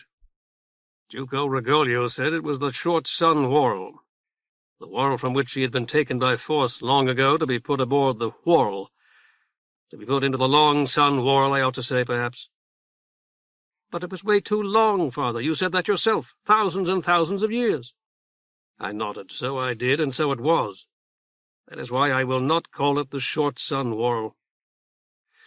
His next question surprised me. Do you think they buried him in that big cemetery? Rigoglio? No. They said they would. So they did. The guard had locked the gate, saying he was doing us a favor. I could take you up the short way. There's a break in the wall up there, and I know how to find it. I remarked that the long road was often the shortest in the long run. Only we'd have to go through the old yard and come up on the Barbican from in back. That's not regular. He paused. Some that went in the old yard might not come out, too, if you take my meaning. Now get moving, all of you. I walked beside him, Hyde just ahead of us. Are you bringing us to a physician? To the Lochage. Your officer? He nodded. What's her name? The one with my cloak. Jolly. Jolly, you get back here. She smiled at him. Were you afraid I was going to run away? You wouldn't get far, but you wouldn't be any use to me after, either. Hyde shot a glance at him that I hoped he did not see. That's mine you got on, and that means you're mine. Get me? You're not with the rest. You're separate. And yours. She had taken up a position on his left. I myself was on his right, and she linked her arm with his. It had been a long and a weary walk, and we were all tired already. Duko Rigoglio had collapsed. His friends had carried him until they could carry him no longer, and the guard had stopped a wagon and compelled the driver to take all of us to the Barbican, a low, frowning, thick-walled fortress built on arches over a dry ditch. We'll bury him there. The guard had jerked his thumb toward the cemetery. Only not up here, close to the river. I shook my head. He must live. But the Lochage was of the guard's opinion and told me that I was a master of the Torturers' Guild. I am not, I insisted. We are poor travelers, visitors. We reached this city of yours only today, following the river north. I have never tortured anyone and never will. He had a sword, too, the guard told the Lochage. Only he did something with it when I wasn't looking. The rest say he's a witch. The Lochage nodded thoughtfully, dipped his pen, and scribbled on a scrap of parchment. He needs blood, Jolly told him. Understand, I don't care if he lives or dies. It's nothing to me, but he needs blood. He's bled nearly dry, anybody can see that. The Lochage looked up from his scrap of parchment. Are you with them, Strumpet? I was, but I'm with him now. She pointed to the guard. Then get her out of here. The guard obeyed. The lockage motioned to me. You're the leader? I suppose so. Then I'm holding you responsible for the rest. Do you know where the Bear Tower is? I insisted quite truthfully that I had never been to this city before and had no idea where anything was. I'll send a boy with you. He handed me the parchment. I've told them to doctor him, or try to, and put the rest of you up tonight. They get him. He pointed to the Omophagist. That's their pay. He'll die in the pit, which is better than he deserves. I started to protest. He stabbed your friend, didn't he? You saw it? I nodded. All right, then, let him go fight a mastiff. The Omophagist spat at the lockage then, and the guards struck him methodically twice, forehand and back. Now, listen to me, the lockage said. Your friend's likely to die. I've seen more wounds than I ever wanted to, and I think he'll die tonight. The bear-keepers throw their dead beasts out with the refuse. I've told them they can't do that with him. It's all in that order I just gave you. They're to bury him like one of their own guild. 23. Why are the Inhumi like us? Father? I looked up at Hyde, half expecting to see the stone walls and smouldering cressets of the guardroom. The desolate wastes of the marsh stretched behind him instead, eerily illuminated by starlight and green's fluorescent glow. Why did the vanished people die out here before they did there? On Green, you mean? Uh-huh. You were looking at it. So I was. Because of the depredations of the Inhumi. A breathless voice from the shadows beyond our fire said, I see, I'm just in time, and both horses neighed in fright. I motioned to Hyde. See to our horses, my son. They'll bolt if they're not well tied. Jolly stepped into our circle of light, tossing back long, sorrel-colored hair that was not her own. Never mind, Hyde, I'll stay away from them. Go! I motioned to him again, and she snickered. I said, You've been close enough to frighten them twice. Why have you come? You know. I shook my head. To complete your son's education. I should kill you instead of inviting you to sit down. I listened again, this time to Hyde, who was speaking to the horses to quiet them. Do you have a needler? If I did, I wouldn't tell you. I suppose not. You're not going to kill me. Not really. I shrugged. Perhaps, perhaps not. You care what your gods think, and you know I have a human spirit. Stolen? I was one of you when we went to that place, that old rotten city. Hyde rejoined us. Where the Duko died? Jolly nodded. They treated him with herbs and things when he needed blood. I told them. I said, You are an acknowledged expert, but they cannot have known that. Hyde asked her, What are you doing here? Are you coming with us? She smiled, her heavy crimson lips tight. I may. All the way to New Viron? Farther, I hope. I won't do what you want, I told her flatly, and Hyde turned his puzzled expression from me to her and back. I'd like to show you Green, Jolly explained to him. It's the whorl on which I was born and on which I grew up, just as your father was born and grew up on that little white one he tries to point out to you sometimes.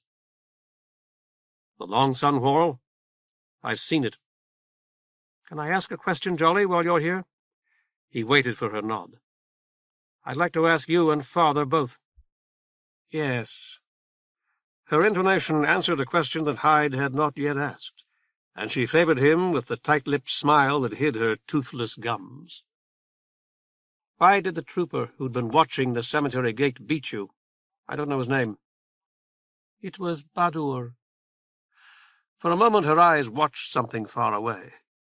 We had a falling out, Hyde. Men and women frequently do. Ask your father about that.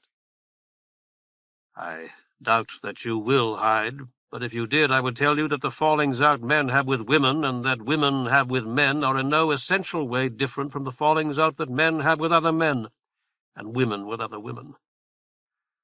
Whenever a man and a woman come to words or blows, fools are quick to attribute it to the differences between the sexes. The sexes differ much less than they wish to believe.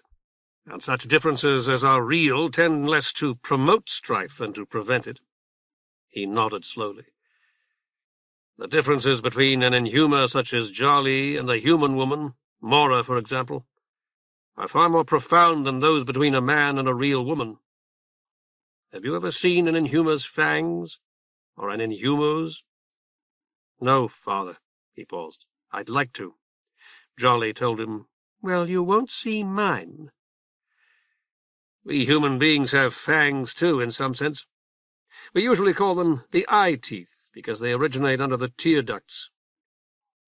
I drew back my lips and touched the small, somewhat pointed teeth that go by that name. It doesn't trouble us when others see them, however. And Inhumer's fangs are hollow, like a viper's. But instead of injecting poison as a viper does, an Inhumer uses hers to inject her saliva, which keeps your blood from clotting, and then to withdraw the blood. You've been bitten by a leech at some time or other, I'm sure. They were only too common around Lake Limner when I was young, and they are equally common here and a good deal larger. Hyde nodded again and gestured toward the marsh. I was bitten right here. I didn't have a horse then, so I got a man to take me across in his boat. He swallowed and drew a deep breath. Silk was over here, they said, over on this side. That was what I'd heard, and I knew you'd gone to look for him, Father, so I thought you might be with him. I shook my head. Anyway, that's why I went across. I gave him some things I'd brought from home, and he poled us across. It took 2 days. And in the course of them you were bitten by a leech. Yeah, a big blue one. It felt soft and slimy, but it was really tough. I smiled, or at least I tried to. That is a surprisingly good description of the Inhumi. When you know them as well as I do, you'll appreciate the justice of my remark. Jolly hissed, Is this your thanks for my hospitality? Fundamentally, yes. It is always a service to prevent someone from becoming worse than she is already. I pulled it off, Hyde said, and the place on my leg bled a lot. The Inhumi are like that, isn't that what you're saying? They're like leeches, much more like them than may at first appear. Only they can fly, can't they? I nodded. Leeches can't. People can't either, except in a lander or something. But we'd like to. He looked at Jolly. Could you show me? She shook her head. I understand about the teeth, but it must be wonderful to fly. It's not like I'd make fun of you or anything. No. He turned back to me. I've seen it, but only when I was a long way away. They look kind of like bats. Somewhat. Only their wings don't move real fast, I suppose, because they're so much bigger.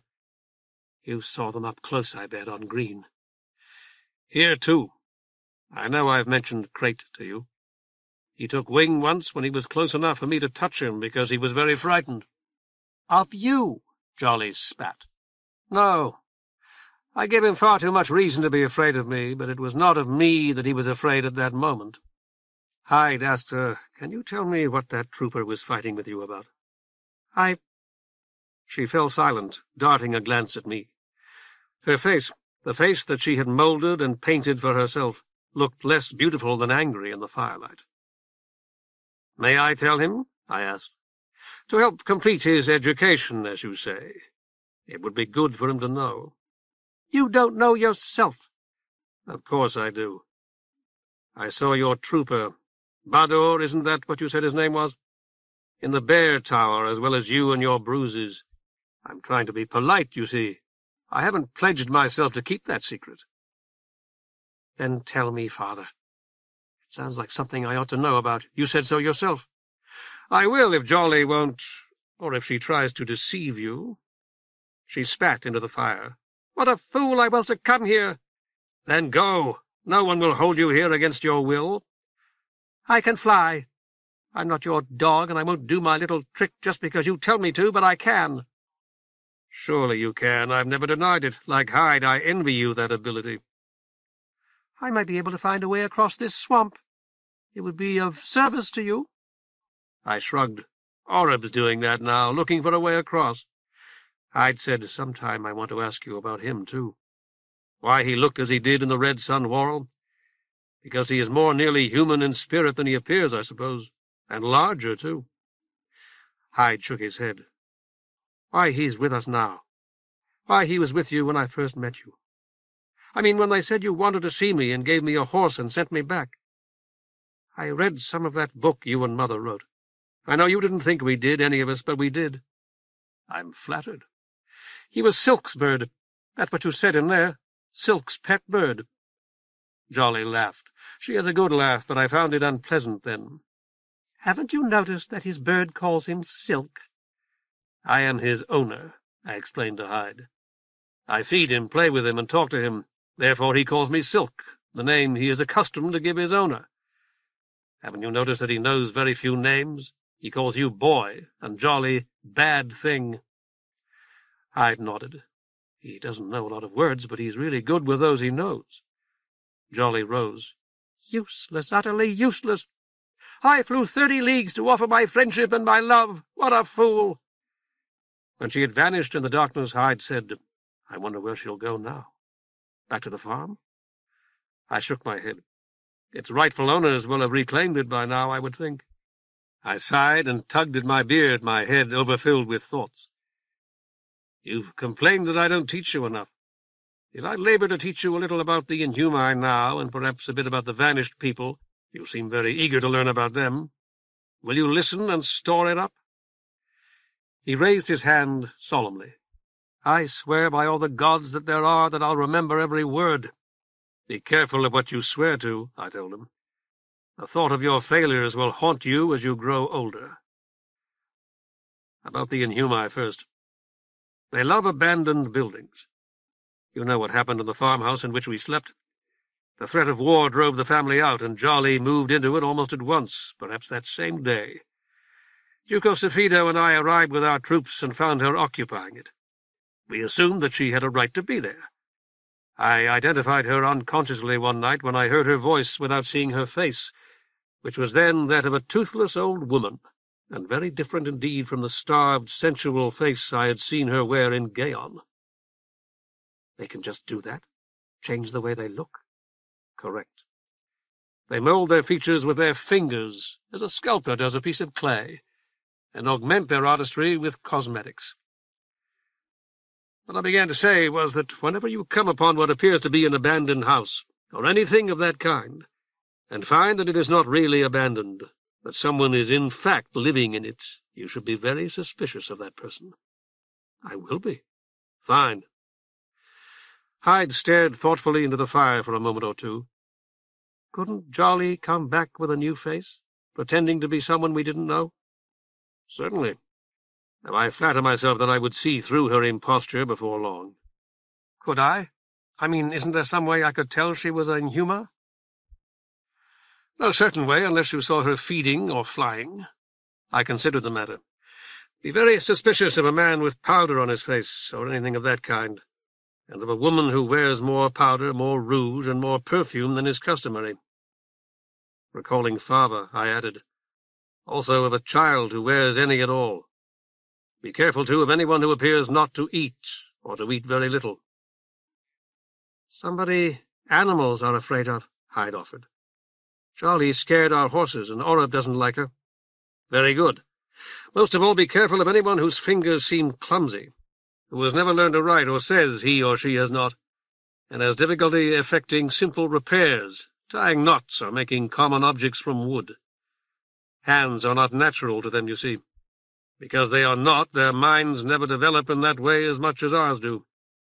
Imagine a baby who had no hands until he was old enough to make crude ones for himself. You said they were like leeches. Hyde looked thoughtful. No doubt I did. Certainly there are marked similarities. When Hoof and I were real little, we used to play in the pools up above your mill. I remember. One time we found a really pretty one that had a lot of pretty little fish in it, and spotted frogs, green with blue spots, I think. He fell silent and looked uncomfortable. Yes? What about it? Well, while we were looking at them, we saw this one leech, a red one. It was pretty big. It was swimming right at one of the frogs, and me and Hoof yelled for it to look out. You know how kids do? Surely. Only the frog didn't pay any attention, and just about the time it opened its mouth I figured out that it thought the leech was a fish, and it was going to eat it. To encourage him, I said, "They can't be eaten, not even by Orb. I suppose it must be some chemical in their slime." "Yeah. The frog got it in its mouth and spit it out, and it swam around in back where the frog couldn't get at it, and fastened onto the back of its head. When we came back, there was a dead frog, only the leech was gone. What I was thinking of was they don't look enough like fish, not really to fool us. But that one fooled the frog. He thought it was a little fish. And it probably fooled the fish, too. Jolly fooled me the same way until you told me. I thought there was 2 women in the house, an old one and the young one, but they were both her." I nodded. "You said they made their hands. Could they make paws instead? Like dog or something?" "I suppose they could. I've never seen it." "And could they fool a real dog, then?" "I doubt it." "You said you were going to tell me a lot about the vanished people." His voice challenged me. "I can't have said I'd tell you a great deal, because I don't know a great deal myself. But I will tell you something, and try to make it something that will bear upon the subjects we have been talking about tonight." Orb swooped to a landing on the handle of my staff, which lay across my legs. "Bird back! Bad thing!" "Never mind. Did you find a way in which we can take our horses through the marsh, or around it?" "Bird find." He ruffled his feathers and spread his wings to make himself appear larger. "Come, bird." "Not now. We must sleep. We will be very grateful, though, if you will guide us in the morning." Hyde said, "Now I suppose you'll want to go to bed, and I'll never get to hear what you were going to tell me." I shook my head, listening to the uneasy motions of the horses I had just mentioned to Orb. "Then tell me now." To give weight to his words, he added wood to our fire. "I've told you that the depredations of the Inhumi drove the vanished people from Blue." He nodded. "Have you seen them? I mean the vanished people. I know you've seen the Inhumi only from a distance, save for Jolly." "No, never. People say you have. They say you talked with them and all that." "I don't see how you could if they're really gone." I sighed. "I grow tired of hearing what people say. Which people were these, and how did they know?" "Colonel Safido. I don't know how he knew. He was trying to find out things from me, anyway. He wanted to know how you did it, but I couldn't tell him." "He had heard rumors from the mercenaries, I imagine, and from our troopers." "Donna Mora said so, too.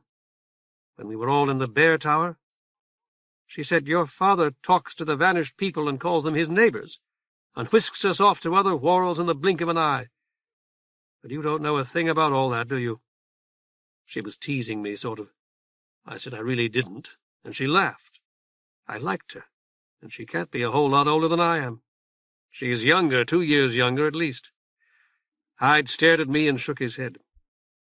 "If you won't believe me about Mora, whom you've seen and talked to and shared food with, why should you believe me about the vanished people, whom you have never seen?"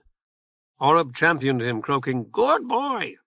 "Yes, he is, but he is skeptical and credulous by turns, as young men usually are, and very often skeptical of the truth and credulous of half-truths and outright fabrications.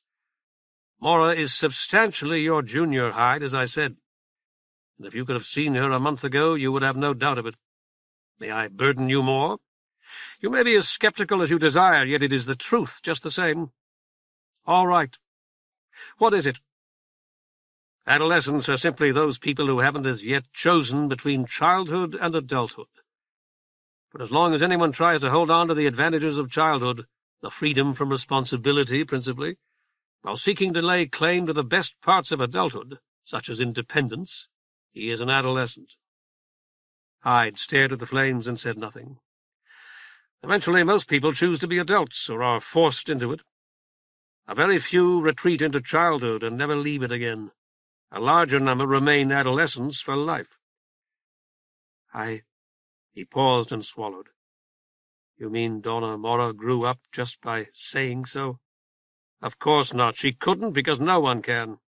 She is married, and not to seek a new father, as so many young women do, but to become a full partner with Echo. She's become a new leader for the people of Blanko by the only possible means, that of offering her leadership when leadership was needed." "You taught her all that?" No, I counselled her once or twice. So did father, I'm sure. So did her father. But what she's done herself, because she's the only person who could possibly do it. You don't think I'm grown up yet? An adult? I think that you are trying very hard to become one, and that you will soon succeed. I tried to make my voice, which I know is nearly as harsh as Orib's, more gentle. There must have been a time when Mora, too, was trying very hard to make herself an adult, though neither of us witnessed it. She was riding north then, or imprisoned by the Soldies. I've got to think about this, Father. I will tonight. Good. Can I ask about you? You don't have to tell me if you don't want to. Certainly. Adulthood was forced on me in some sense when I came to our quarter from the Scola. But the change really occurred in the tunnels, when we were fighting the Trivagontes and trying to reach the Lander. My father had stayed behind in Viron. I'm sure I've told you this. Some of it. Go on. But your grandmother was there, and my younger brothers and sisters. So was your mother. I, too, peered into the flames, remembering. I had not seen our quarter burn, having been aboard the Trivagonte airship at that terrible time. But it seemed to me that I saw it then. Old ship-rock buildings that glowed with heat and crumbled, and troopers and soldiers clashing in the ruins. Go on, Hyde repeated. When we reached Blue, my mother wanted to treat me as a child again, and my younger brothers and sisters wanted me to be one of them, as I had been in the Whorl. So Nettle and I left them and got Pater Remora to marry us. You have aunts and uncles and cousins that you have scarcely seen, as you must know. Sure, and you and Mother moved out to the Lizard to get away from them. We went there, yes, not for that purpose. I wanted to build the mill, which meant I had to have a good fall of water and a place to which the logs could be floated. I also had to have unclaimed land, since we couldn't afford to buy any. If I'd known how hard it was going to be, I shrugged. Why do you want to know if I'd seen the vanished people? Are you going to show them to me? I had not thought of it and had to consider. If I can, yes. But I wondered how human they appeared to you, if you had seen them. When I have, their faces have always been in shadow. That may not be true for everyone. Aren't they people like us, only 4 arms and 4 legs? I doubt very much that they looked exactly as we do, Hyde. No doubt the outsider made them from the dust of this Whorl, just as he formed us from the dust of the Short Sun Whorl. That is what it says in the chrasmologic writings, and it's proven by the fact that the human body returns to dust in death. But there could be little point in creating us in one place and creating us again in another. Besides, the dust of that Whorl can scarcely be identical to the dust of this one. I was silent after that, thinking of our night in the Bear Tower, where Mora had mentioned the neighbours and Rigoglio had died. Doubtless I was only staring into our fire as I had before, but I seemed to see the old court again, dark, cold, and sinister, so far below the little window of the little room the bear leaders had assigned to Hyde and me. Across it stood the torturer's tower, against which even the bear leaders had warned me. A lander, huge and sleek still, although black with age and missing a few plates. To one side the witch's keep, as it was called, yet more decayed. To the other the red tower, ochre with rust. On blue, as on green, we would have called all 3 landers. They were thought of as buildings in the Red Sun Whorl, and had accumulated accretions of masonry, dwarfish growths of brick and stone, as hallowed by time now as the landers themselves. I had died in a room not very different from the room I occupied there, in just such a lander, and the memory of death returned to me with a poignancy I have seldom felt. I looked up at the stars then, which were brighter then than they had been by day, and more numerous. But I could not find green there, or blue, or the Whorl, or even the constellations Nettle and I used to see when Sinew was small, and we spread a blanket on the beach and sat side by side there long after sunset, her hand in mine as we stared up at the stars. Hyde spoke, and I looked up, although I had not understood him. I wondered what you were thinking about, Father. About Duko Rigoglio's death and the lander. Hyde nodded. You looked so sad. Good silk, Orib declared. Aren't you going to tell me anything else about the vanished people tonight? Not until you consider what I've said about them already. I think I have. I was weary, at that stage of weariness in which one tells oneself that one will lie down for a moment, but not to sleep. As you wish. There was something I wanted to ask about. A lot of them, really. You said the vanished people probably don't look much like us. I suppose I did. Only the Inhumi look almost exactly like us. They do to us, I mean, just like that red leech I told about looked like a fish to the frogs. I said nothing. Well, they can shape their faces to look right. You said that yourself. They paint them, too, like women do. Only they talk like us, too. And it seems to me sometimes like they even think like us. Jolly did, I mean. She got mad at us exactly like a real woman would. Go on. His eyes opened a trifle wider. You mean you want me to ask you questions? No, I mean that I want you to reason for yourself, Hyde. It's good for you, and for the world. I've gone about as far as I can already. It seems to me like the vanished people were a lot stronger and smarter than we are. That's what everybody says. So if they were different from us, and the Inhumi are so much like us, they ought to have been able to tell the difference pretty easy. So how could the Inhumi do so much harm to them? Do you know, Father? I asked, why are the Inhumi like us? Why do I think they are, you mean? Well, Jolly is, and you said they were. Watching out for people in old buildings and all that. If they had tails or something, we could just watch out for those. Not why you think it. You think it because it is true. Why is it true? He looked baffled. In Gaon, forgive me if I have mentioned this before, men who hunt wallowers weave a wallower out of wicker and cover it with a wallower's skin. You didn't. I don't think so, anyway. Then I mention it now. You mean they look like us, so they can hunt us? I shook my head. I mean that they become like us so that they can hunt us. The leech you saw in the pool above our mill looked like a small fish to the frogs, you said. Yeah, I think so. Suppose it had been unable to swim. He was silent. Then they really do make themselves just like we are. That's what you're saying. Only they couldn't do it if they didn't have us to copy. You're smiling. I am. I'd scarcely hope to take you this far without violating an oath, which I will not do. I commanded more than 20 Inhumi in Gaon, Hyde. We were at war with Han, and I found them extremely useful, both as spies and as assassins.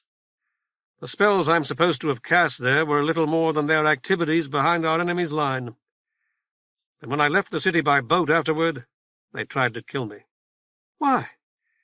Because they were afraid I wouldn't keep the oath that I had sworn to your brother. He told me something in confidence that they believed might harm them greatly if it became widely known. I would probably violate my oath if I agreed, but I doubt that it— Bad thing! Yes, certainly, Orb. If they tried to kill you, I think you ought to tell everybody. For safety's sake, you mean? Hyde nodded. I won't secure my safety at the price of my honor. There have been times when I've longed for death, and even now I have no great fear of it. There's never been a time when I've longed for dishonor. He nodded again slowly. I was going to say this isn't about the vanished people, only I have a feeling it is, that you'll tie it up someday.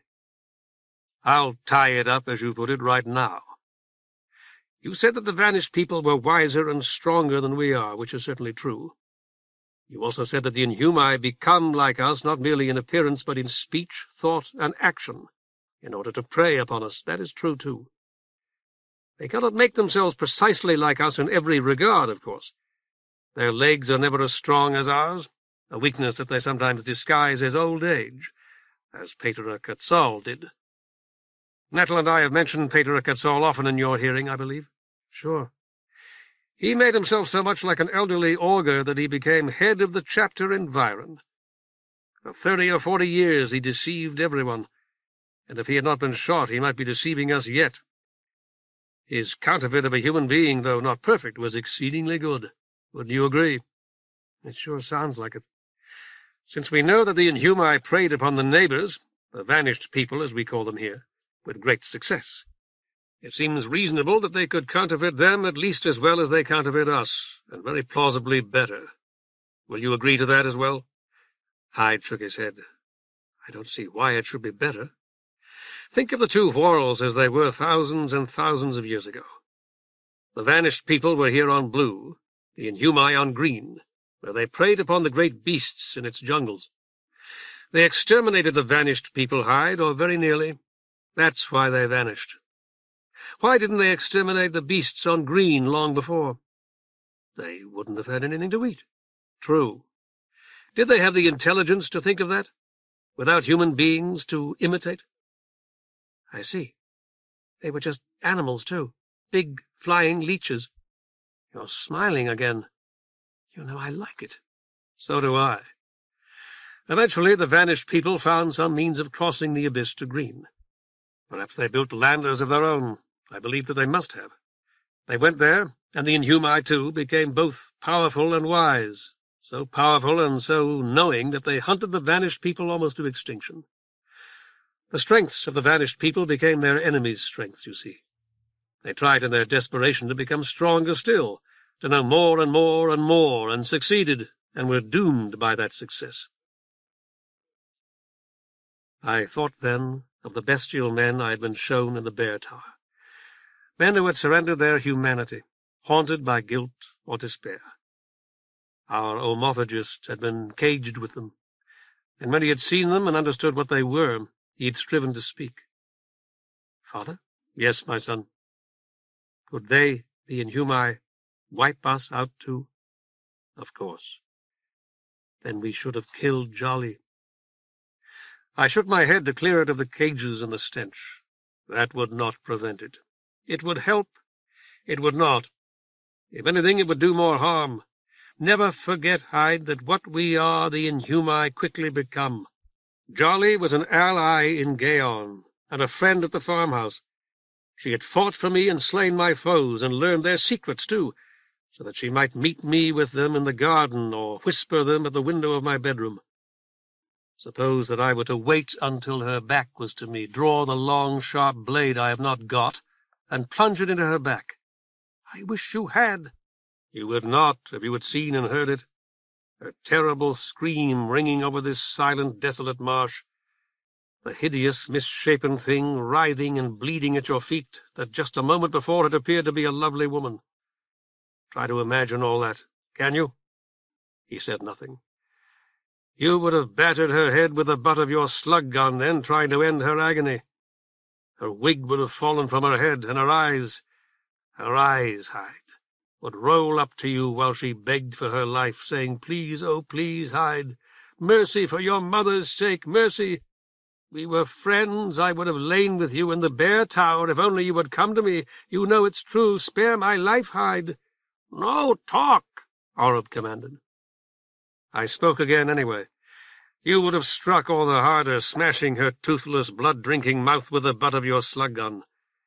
But you would never be able to forget those eyes, which would return to stare at you, and at me as well, in the small hours of many nights. When you were as old as I am, you would still see her eyes. Reluctantly he nodded. And 100 years from now, every Inhumi in the world would be a little harder, a little more cruel and proud because of what we did here tonight. Remember, what we are, they must become. All right. And the war in Gaon was just about over. I freed my Inhumi from their service, Jolly among them. Why do you think I did that? He shrugged uncomfortably. You didn't need them any more. I could have found a great many uses for them. Believe me, I thought of many. I could have conquered the towns downriver and founded an empire. I could have used them to consolidate my hold on Han, and to tighten my grip upon Gaon. Nettle sent you and your twin to look for me not so long ago. Hyde nodded. I could have sent my Inhumi to fetch all 3 of you to Gaon, where we would have become the ruling family, the sort of thing that Inclito's family is clearly becoming in Blanko. And when I died, you and your brother would have fought to the death for my throne. I rejected those possibilities and surrendered the throne the people of Gaon had given me instead, in part because I know what happened to the neighbors, or believe I do, because I know that their towers still stretch to the damp skies of green. and their cities here have crumbled into nameless hills. I waited for him to speak. He only stared at me, open-mouthed, but wordless. On Green, the vanished people had done what I had done in Gaonhide.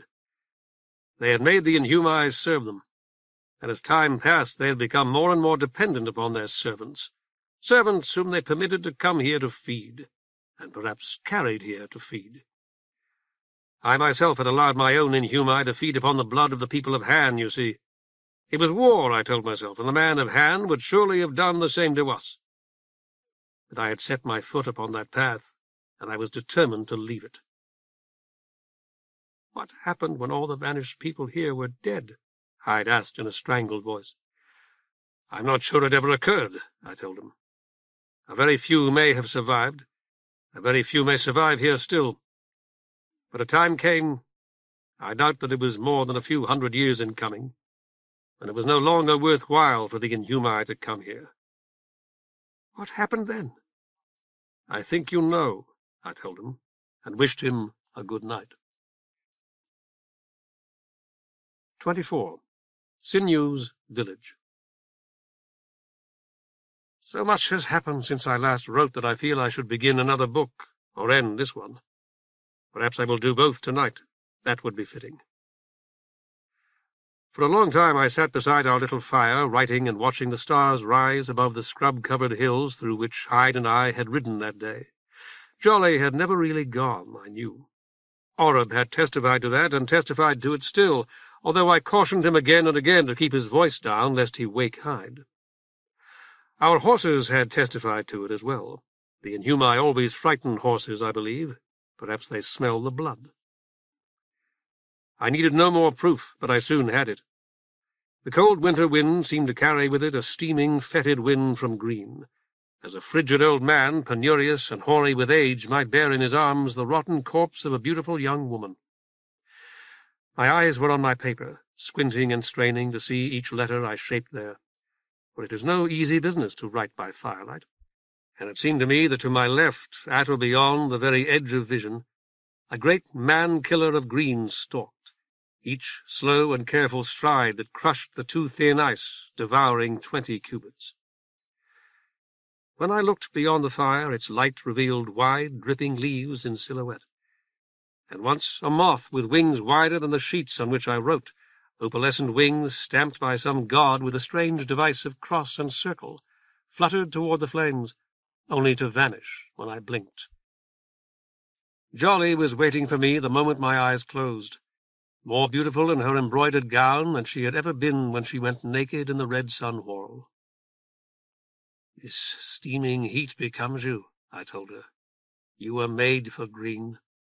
She pretended to pout. "I thought this was going to be a great surprise to you, if it happened at all. You expected it all along." "My son should have joined you here some time ago. He fell asleep long before I finished writing." She nodded, her face expressive of nothing. "Did you seduce him? He would have had more than enough time to resume his clothing and go, I imagine." "That's none of your business." "You did not, or you would boast of it." "I said it's none of your affair. Hasn't it struck you that he may not have wanted to see you? I told him you'd be along." "Of course. Particularly if you bit him on the neck at climax, as you bit the neck of the trooper who took us to the fort over the ditch." "I didn't." "You didn't bite Hyde because you were unable to seduce him. That's what you must mean, since—" "Boy, come!" Oreb sailed overhead, again 3 times his normal size, and absurdly resembling a feathered dwarf with overlong arms. "If we continue this fight," I told Jolly, "Hyde and I will drive you away, just as we drove you away from our fire beside the frozen marsh. This is Green, and you are a human being here. Remember Rigoglio, the spittle running from his mouth, the empty eyes?" She did. I saw her shudder. "I won't pretend to value your life more highly than you do yourself, but I value it. Let us be friends." I'd wanted to say, "Let us be friends again, as we were in Gaon, and in the farmhouse by the battlefield." But she was weeping in my arms, and there seemed no point in continuing. Hyde found us like that, and was well-mannered enough to wait until we separated before speaking. "I found some people, Father. She and I didn't want to talk any more, so I said I was going to have a look around, and told her to wait here for you." "I'm not your servant, little boy." Jolly wiped her nose on her sleeve. "I want to know more of your company. Your father's twice the man you are." "I know. Do you want to see them, Father?" "Yes. Your brother will be among them, I think." "You don't look very much like you used to," Hyde blurted. "Not even as much as you did in that other place with the big river."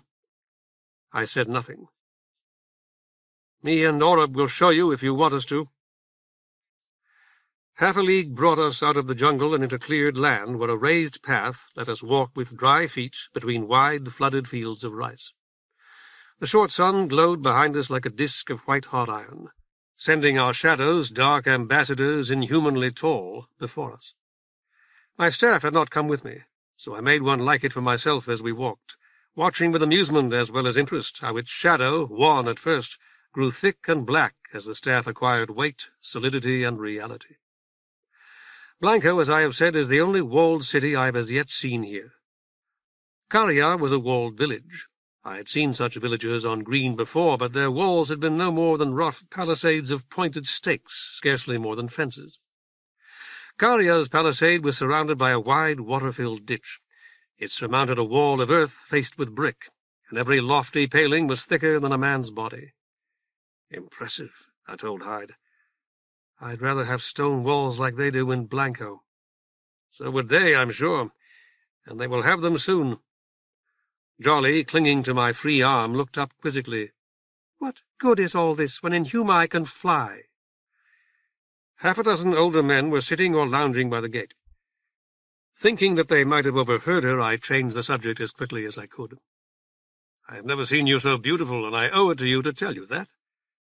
The sun is very strong here, and I would have said that no woman's face could endure it without revealing some slight imperfections. But yours does." She smiled at that, her beautiful, even teeth flashing in the brilliant light. The oldest man there, a man as white-bearded as I, who sat his rough stool as if it were the throne of Gaon, spat. "She's no Inhuma, Miralele, and the lad here's no Inhumu. But what about you? I'm a man, exactly as you are. Push back those big sleeves and show your wrists." I did, giving my staff to Hyde and turning my hands this way and that, by no means certain what it was that he wanted to see. One of the others, grey and lame, pointed to Jolly. "This your wife?" "Certainly not," I told him. She whispered in my ear, "You need only ask in Kanto, darling." "The boy's wife?" "He's my son. His name is Hyde, and he is not yet married. My own name is Horn. This woman is a friend, nothing more and nothing less. Her name is Jolly." The white-bearded man hawked portentously and spat, clearly a signal for the others to be quiet. "That's an evil name for any woman." "Then I'll change it," she told him. "What would you like it to be?" He ignored her. "What do you want here?" "We've come to see another son of mine, Hyde's older brother, Sinew." There was a slight stir as I said this. "He lives here, I believe, and if someone will just tell us the way to his house, we'll trouble you no further." "You're Sinew's father?" I nodded. The white-bearded man eyed the circle of onlookers and selected one. He made a gesture of command, and the man he had designated hurried away. I started to follow him, but a fat man with an oily black beard blocked my path, saying, "Sinew's the rarest man here. You know that?" I shook my head. "I didn't, but I'm delighted to hear it. Will he come when that man asks him to?" "He's not going to. He's going to the Maliki woman by the well. That's the women's place. She'll talk to your woman." Jolly laughed as though she were at a party. "You had better be nice to me in Kanto, or I'll tell her all sorts of fascinating lies about you, beginning with the time you ate all those mice."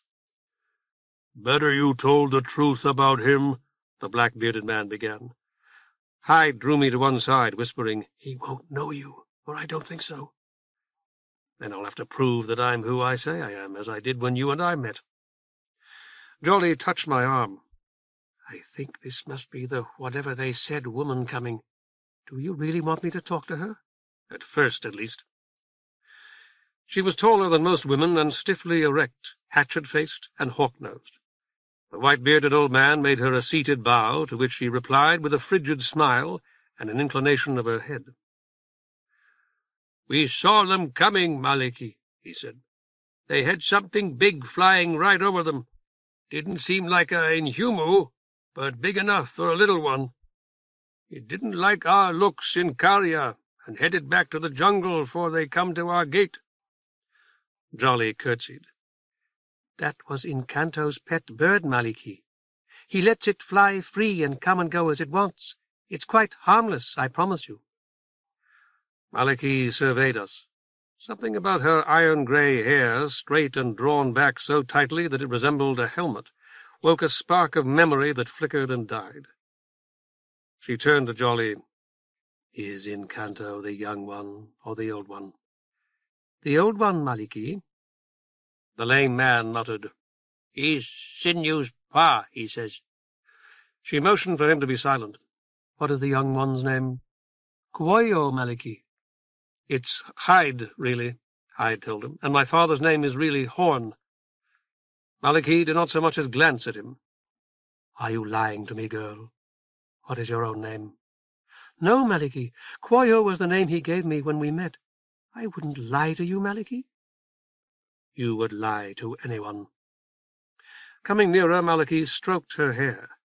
"You're very beautiful indeed, and a born troublemaker. I've seen 1,000 like you, though most weren't half as good-looking. Where did you sleep last night?" The question took Jolly off guard. "Last night? Why, tell me the truth. I'll know if you're lying." "Bad thing," Horrod croaked from the shingles of one of the blockhouses flanking the gate. "Bad thing. Thing fly." Jolly seized her opportunity. "That's Inkanto's bird, Maliki. The one I told you about. It's a talking bird, but what it says doesn't make much sense." She glanced up at Orib. "I've never seen one like that. Where did you get him?"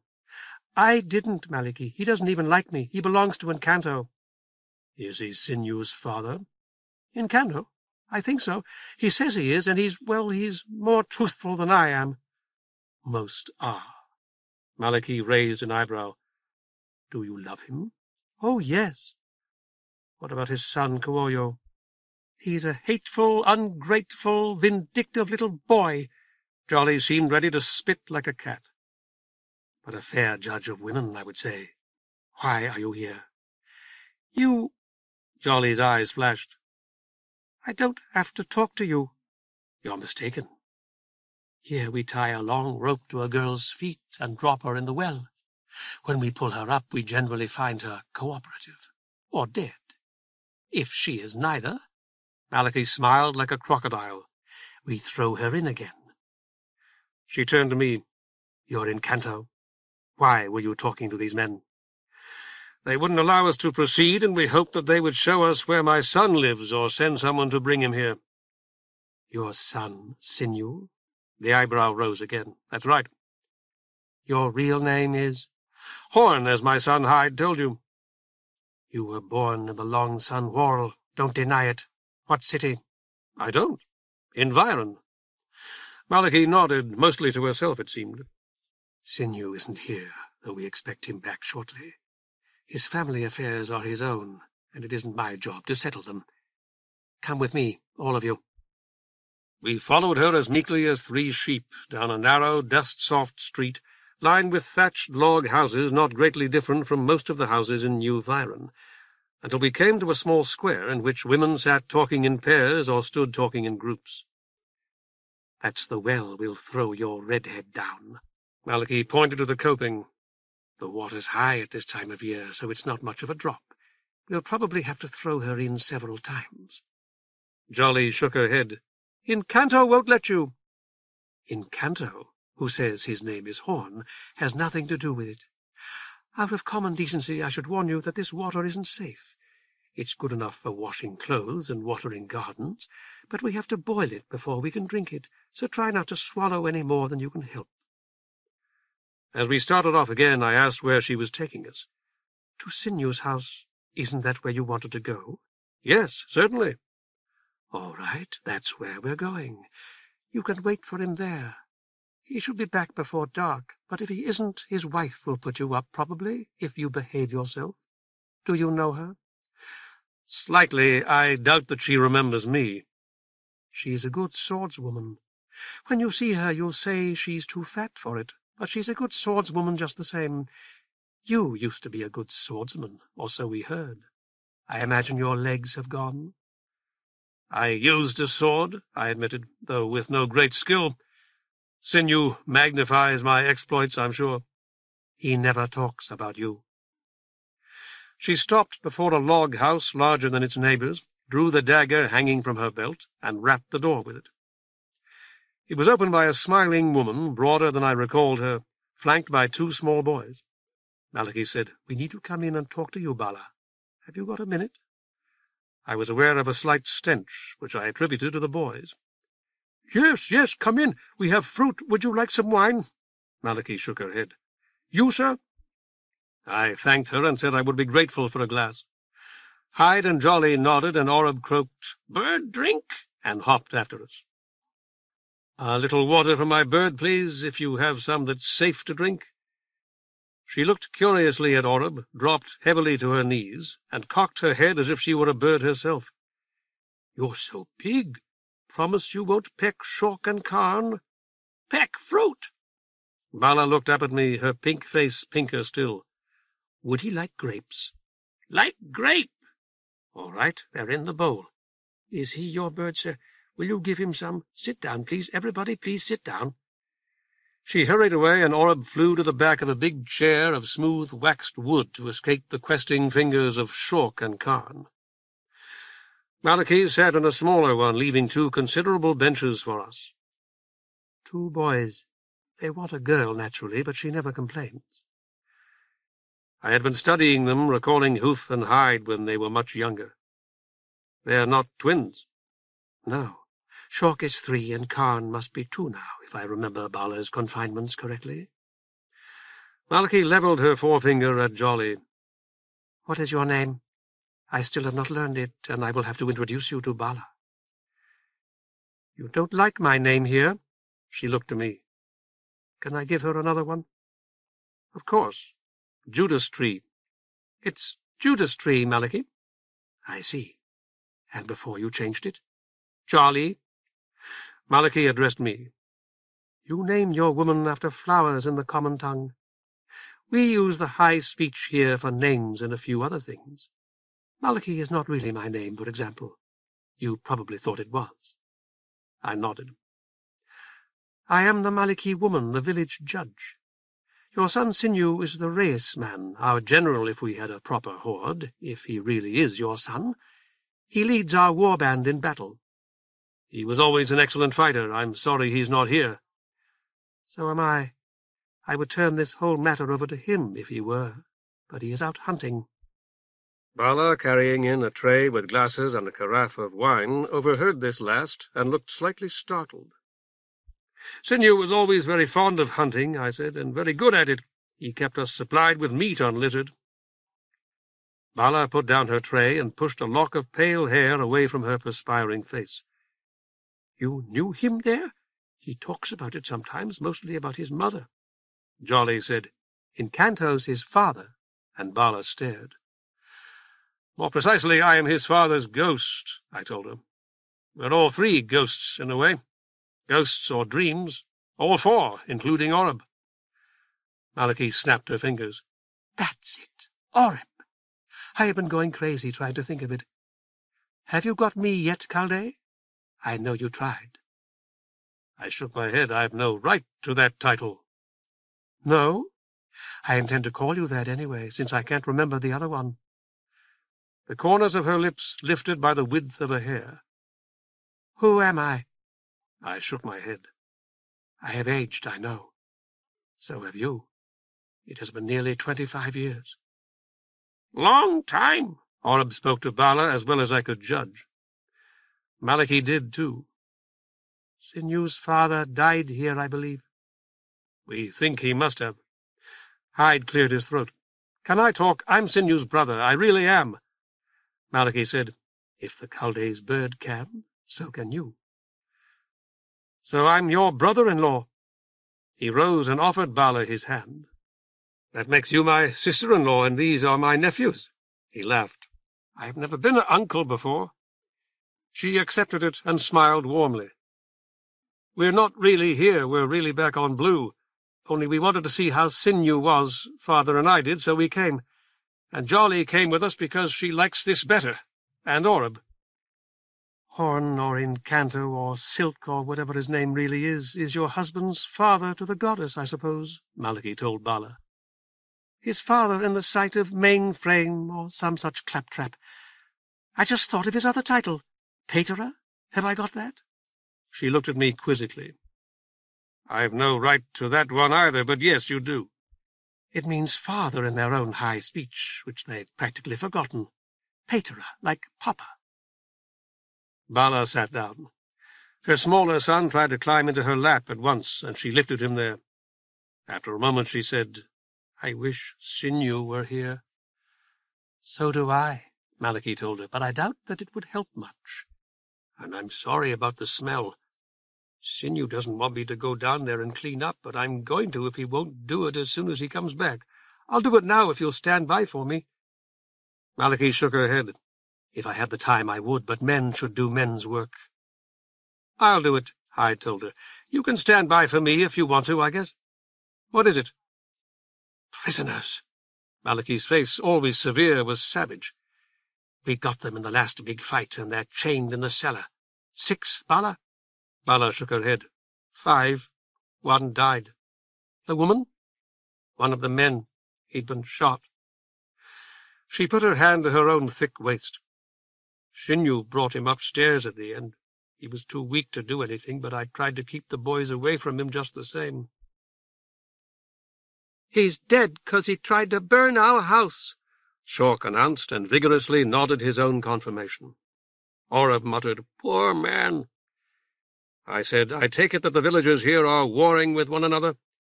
It isn't greatly different on Blue. Town fights town. Where is your lander? Malachy inquired with studied carelessness. We have none. I was going to ask you, I do ask both of you now, if there isn't a lander near here. Bala nodded. The one Sinew's father tried to repair. It won't fly. I know. Hyde said, I guess you need somebody to clean up after the prisoners. That's what the smell is. I could get started right now. Oreb applauded him with flapping wings. Good boy! You had better leave that slug gun up here, Malachy told him. Give it to me. He looked from me to her. I'll leave it with Father. This is my village. I took the slug gun Hyde handed me and passed it to her. So it is. You'll return this to Hyde, I'm sure, when he has done a man's work. She nodded, laying the slug gun across her thighs and eyeing Shork and Karn warily. Bala said, I'll show you. Let me get my sword. She and Hyde hurried away. You came in a lander, Malachy told Jolly and me. Most likely today. I knew it as soon as I saw the girl's hair. I want to know where it is. If we had, I'd tell you. We arrived today, you're quite correct about that, but not in a lander. We are not real, not really present in the way you are, exactly as my son told you. She shook her head. I would have thought that boy would tell the truth. I've heard him try to lie, and he's a very bad liar, just as I am. Jolly's far better, as you divined at once. Bad thing, God say! A frosty smile crossed Malachy's face. Your bird doesn't trust her. No, I said, I do, but he doesn't. Jolly grinned at me, leaning back against the rough wall of logs, beautiful enough to rend 1,000 hearts. I liked you, Calde, Malachy said. We all did. General Saba used to say you were the slickest character she ever met, man or woman. And it was a blessing from the goddess that you were so good, because you would have made a terrible enemy. There, I've given you a fine clue which should help. I shook my head. By telling me you were a Trivagonti? I knew it almost as soon as we met, and confirmation is of no value. As for my supposed cleverness, it doesn't exist, as you should be able to see for yourself. You no more know who I am than I know who you are. The only difference is that I'm aware of my ignorance. You think I'm Calde's silk, which I find so flattering that I have difficulty denying it. You're quite wrong, nonetheless. Jolly asked, If we sleep here, will we wake up in the morning? Wake up here, I mean? I don't know. I doubt it. Then I'm not going to go to sleep. You and Hyde will have to keep me awake. I'll keep you awake, too. There was mockery as well as sensuality in her eyes. Malachi snorted. I said, I'd like to find out more about the situation here. Sinew's prisoners attacked this village clearly. Where did they come from? She pointed. The old city. It's full of them. I doubt it. It wasn't even full of Inhumi when some mercenaries cleared it for me, though there were more than we liked. They will be far fewer now. Sinew's prisoners are or were their slaves? Yes, we call them Inhumans. Those men at the gate were afraid we were Inhumans. Is that correct? They wanted to see my wrists. They were looking for the marks of shackles, I suppose. Right. I knew you were not as soon as I saw the girl's hair. No woman here has hair that well cared for. Did you notice Bala's? I thought it clean and neatly arranged. So was your own. Thank you. But if I were to take it down, even you would see the difference. Jolly bowed, her long sorrel hair falling over her face. I said, I'm surprised the Inhumi dare let their slaves have arms. I am, too, Jolly told us, straightening up. Malachi said, they take precautions, I feel sure. No doubt. Charlie, you've been here before, may I say that? You just did. So I did. May I assume this wasn't done, I mean the arming of the slaves, when you were here? She nodded. There weren't so many humans here then, I think. And how long ago was that? I don't know. Years? She spoke to Malachi. I was just a little girl when they put me on the lander. A lucky girl, Malachi replied. Oh, I don't know. I'd stay here if I could. But you are only a dream. I know. I hope you can manage without my sympathy. That's wrong, what the Rajan and Kawoyo have been saying. Jolly leaned forward, as sincere as I have ever seen her. This is the real us. They talk like we're really back on Blue, but that's just the thing you bury. We're here. I believe the last part, girl. I'd been considering the village, Malachi's judgeship of it, and my son's part in it. And I asked, are most of you from Trivagonte? You must be, since you employ its high speech for names and titles. Shork and Karn must be Trivagonte names. They're certainly not names I was familiar with in Vyron. Bala is probably a Trivagonte name as well. Malachi nodded. About 2/3 of us are, and the rest are from all over. Your son from Vyron, for example. He's never seen the city. He was born on Blue. Still, I understand what you mean. He's of Vyronese culture. Right. When I first got to Vyron, I knew it was going to seem very foreign, but I was surprised at how foreign it was just the same. So many things we took for granted at home nobody had heard of there. Now Sinew seems familiar. I mean, besides being a friend, which he is. I spent a few months in Vyron once, and got to know a few of you. The other foreigners here in Caria are from cities I never heard of at home. Jolly sighed. It must be a big whorl, the Long Sun whorl. Do you think it's too far for us, Rajan? I doubt that it's nearly as far as the place we visited with the Duko. I turned back to Malachi. I want to ask you about your lander and the people who came with you from Trivagonte. But first, I'd like to mention that Pater Quetzal was from this whorl. I know that now. Do you remember Pater Quetzal? He was our prolocutor. Oh, yes. For years I've wondered how he reached the Long Sun whorl. We were told that no landers had left before we got to Mainframe. Were you with us on the airship when we went to Mainframe? Smiling, Malachi shook her head. That eliminates one of my guesses. I thought you might have been the lieutenant who was in charge of us while we were prisoners." Still smiling, she said, "I'm older than you think, Calde." "Old enough and wise enough to tell me how Pater Quetzal reached the Long Sun Whorl from Green?" She pursed her lips. "Before anybody got here? You're saying he was an Inhumu?" I nodded. "That explains a great deal. I never thought of that back then. In fact, I had never heard of them." "Neither had I, but I think the Inhumi must have been one of the sources for our devil legends. If that's correct, he didn't come to the Long Sun Whorl alone." "They can fly through the emptiness between green and blue. Did you know that, Calde?" I nodded again. "Then they could have flown to the Long Sun Whorl the same way." Jolly said, "It's too far." Malachi made a little sound of contempt. "You lived here as a child, so you're an expert." "No, I'm not. But I know a few simple things, and that's one. You asked about this once in Gaon, Roger, and I told you I didn't know." I said, "I remember." "And I don't, but I do know this. He didn't fly like the Inhumi fly to blue and back. It can't be done, because no Inhumu can do without air for that long. Are you sure no landers left before the time you were talking about?" I shook my head. "On the contrary. That information was surely incorrect, though I think it was given us then in good faith." "Then that's the answer. And why ask us? The landers go down full and come back empty, if people let them." Malachi's smile grew bitter. "That was my mistake, you see, Calde. Call me Horn, please." She ignored it. "We knew that.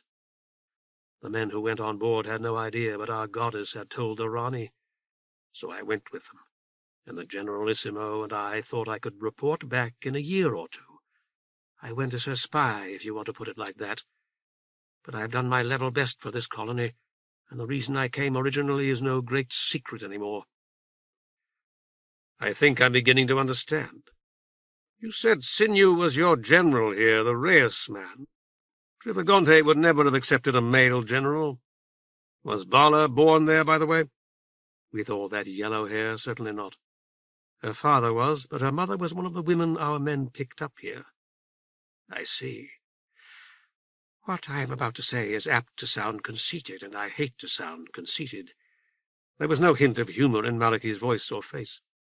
"But a good many landers have landed here, and the colonists in most of them have not done anything like as well. Their men fight the Inhumi and their Inhumans and die, and their women scatter. Most die, too, in the jungle, but a few get into other colonies. And that was how it was with Bala's mother. We accepted any women we could get in those days." "Your lander couldn't return?" "It could, and it did, without me. I should have set a guard on it, but I didn't think it was necessary. Not that we had anyone to spare, anyhow." "I have an idea," Jolly said suddenly. "You'll both think it's silly." She was interrupted by Bala, who told me, "Your son did everything, Horn. He really is Sinew's brother. I knew it as soon as he started working and began talking to them. He's wonderful, just like my husband." Hyde, coming in behind her, flushed and stared at his boots. I thanked her, and Jolly said, "He gets it from you, and that's what you ought to do, too. Talk to them. You want to find out how somebody got up to the Long Sun Whorl from here, and they might know. That was my idea, Roger." "A good one, I believe. May I go into your cellar to speak with them, Bala?" "I must come with you," Malachi told me. "In the absence of Sinew, I must. Bala ought to come too." Jolly said, "And me. It was my idea." Hyde coughed, glanced at Bala, and muttered, "It's not very nice down there, Father. I mean, we did everything we could, emptied their pots and washed them, but I understand.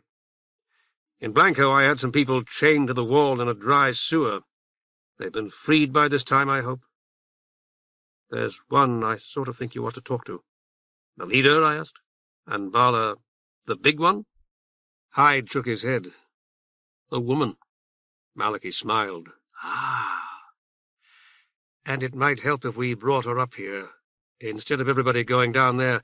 She's real weak. She couldn't do anything, and there's 5 of us. I don't think she can hardly walk." "I'm sure you're right. She's more likely to talk freely when the others can't hear her. Would that be, I won't say agreeable, permissible, Bala?"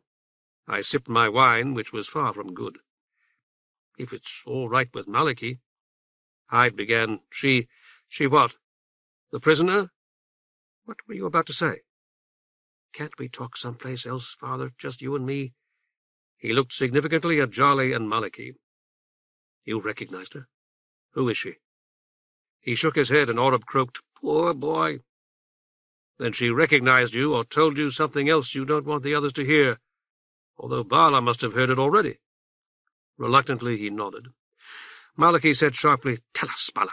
This is nonsense, and may be dangerous. Tell me. It really wasn't anything, Bala sounded apologetic. It was while he was taking off the bandage on her leg. She said he reminded her of somebody she used to know. Is that all? Malachy snapped. Bala nodded. Hyde muttered wretchedly, Horn, Father. She said his name was Horn, and I looked kind of like him. Is that all? Oreb offered his advice. No talk. Yeah, I guess Bala didn't hear that last part. She wasn't paying much attention. Malachy leveled her forefinger at me. Your name is Horn, so you say? It is. Your son doesn't resemble you much. Hyde said he looks more like me here than back in camp. No talk. Malachy gave Oreb a hard look before turning back to Hyde. His appearance changes from place to place. Is that what you maintain, young man? The blood rose in Hyde's cheeks, and he pointed to Jolly. So does she. Ask her. Malachy rose. You people are crazy. Mad, absolutely mad, like Nader. In that case, there's no point in listening to us, I told him. Let's listen to this woman prisoner instead. She is sane, presumably. Not from the way she fought. Malachy spoke with deep satisfaction. It was one of the men who surrendered and made her surrender too, when they were cut off and Sinew had 50 all around them. I started to say that we owed such a brave woman a hearing, but Malachy interrupted me. Changing all the time, you claim, like dreams. Do you still maintain that all 3 of you are just dreams? Where is my son's slug gun? I asked her. You took it, very sensibly, I thought, when he went into the cellar among the prisoners. She looked around in some confusion. You were holding it on your lap, with both your hands on it, clearly afraid that my grandsons would want to play with it. Where is it now? Gone, Oreb announced. I turned to Hyde and Bala. Bring her up here, please. I want to see her, and it may be important. 25. The God of Blue. Jolly was gone for 2 days. She came back tonight and sat at our fire, looking so human that I had to remind myself again and again that she was not. She said, Aren't you going to ask what I want? No. I know what you want, and I can't give it to you. Temporarily you can. You don't want it temporarily. You want it permanently, something I can't provide. I can't provide what you want either, Chaldea. I've asked you not to call me that, I reminded her. All right, she said. As for what I want to go home. That is all I want, and I'm doing it. I want to convene Marrow and the other leaders who sent me out, confess that I failed, tell them how I failed, and give them this to read. It's true, of course, that you can't help me with it, but it's equally true that I should say we don't need your help. I only ask that you not hinder us. We have silver and a few cards and our horses. She interrupted me. Horses I can't ride. You can't, but then you don't need to. I'd like to ride with you like I did on Green when we went to see the lander. I was a bad rider, I know. I'm a poor rider myself, even though I've had to ride so much of late. Certainly you were a better one than I expected. Your son, the big one, said we couldn't be ghosts, she giggled, because his horses weren't afraid of us. He thought he was making a joke, remember? And I said, oh, horses don't have to be afraid of me. He liked me, he really did.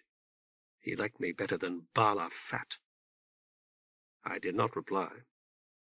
So if I could ride with you here the way I did there, you could say I was your daughter-in-law, Hyde's brother's wife. I could. I would not. Jolly seemed not to have heard me. I've got enough money to buy a horse. Money is easy for us, for me anyway. Real cards. We like cards because they're light. Taking them prevents the landers from returning to the Long Sun Wall also.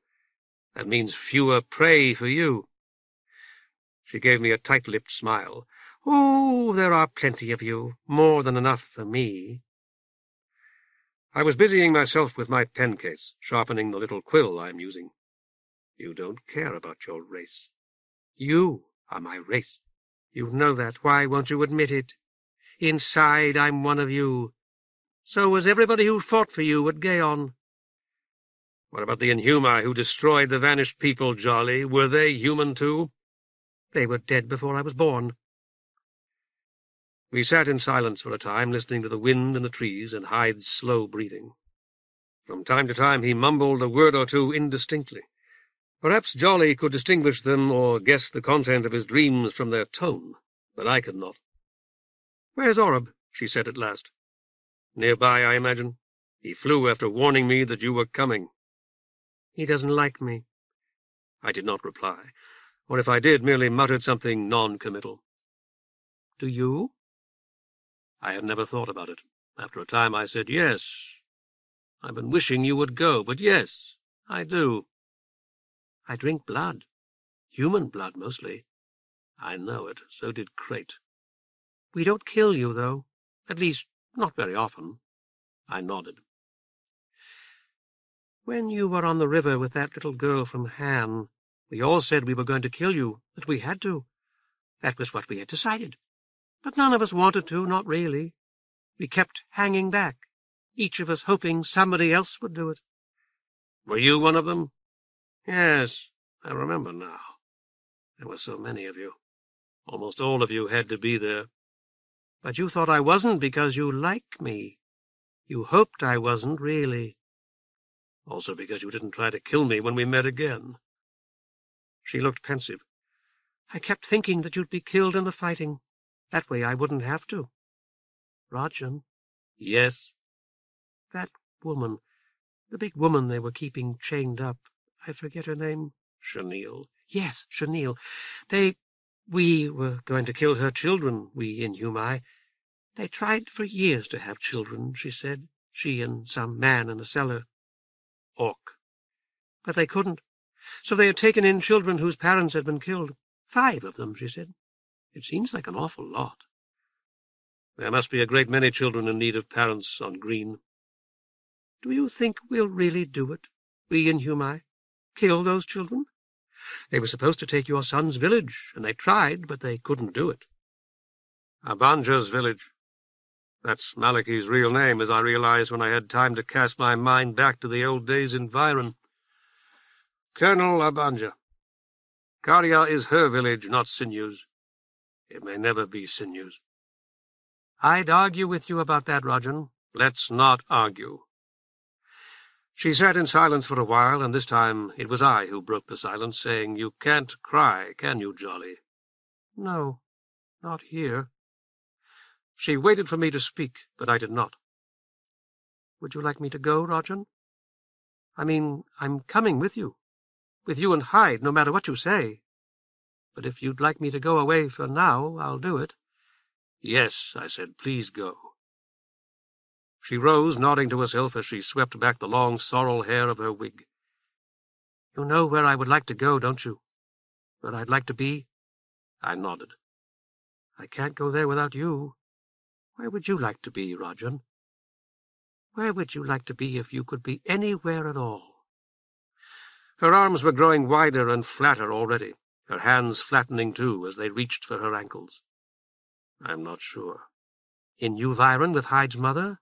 That's where you're going." "Anywhere?" I asked her. "Possible or impossible?" "Yes, anywhere." "Then I would wish to be back in our little sloop with Sirac."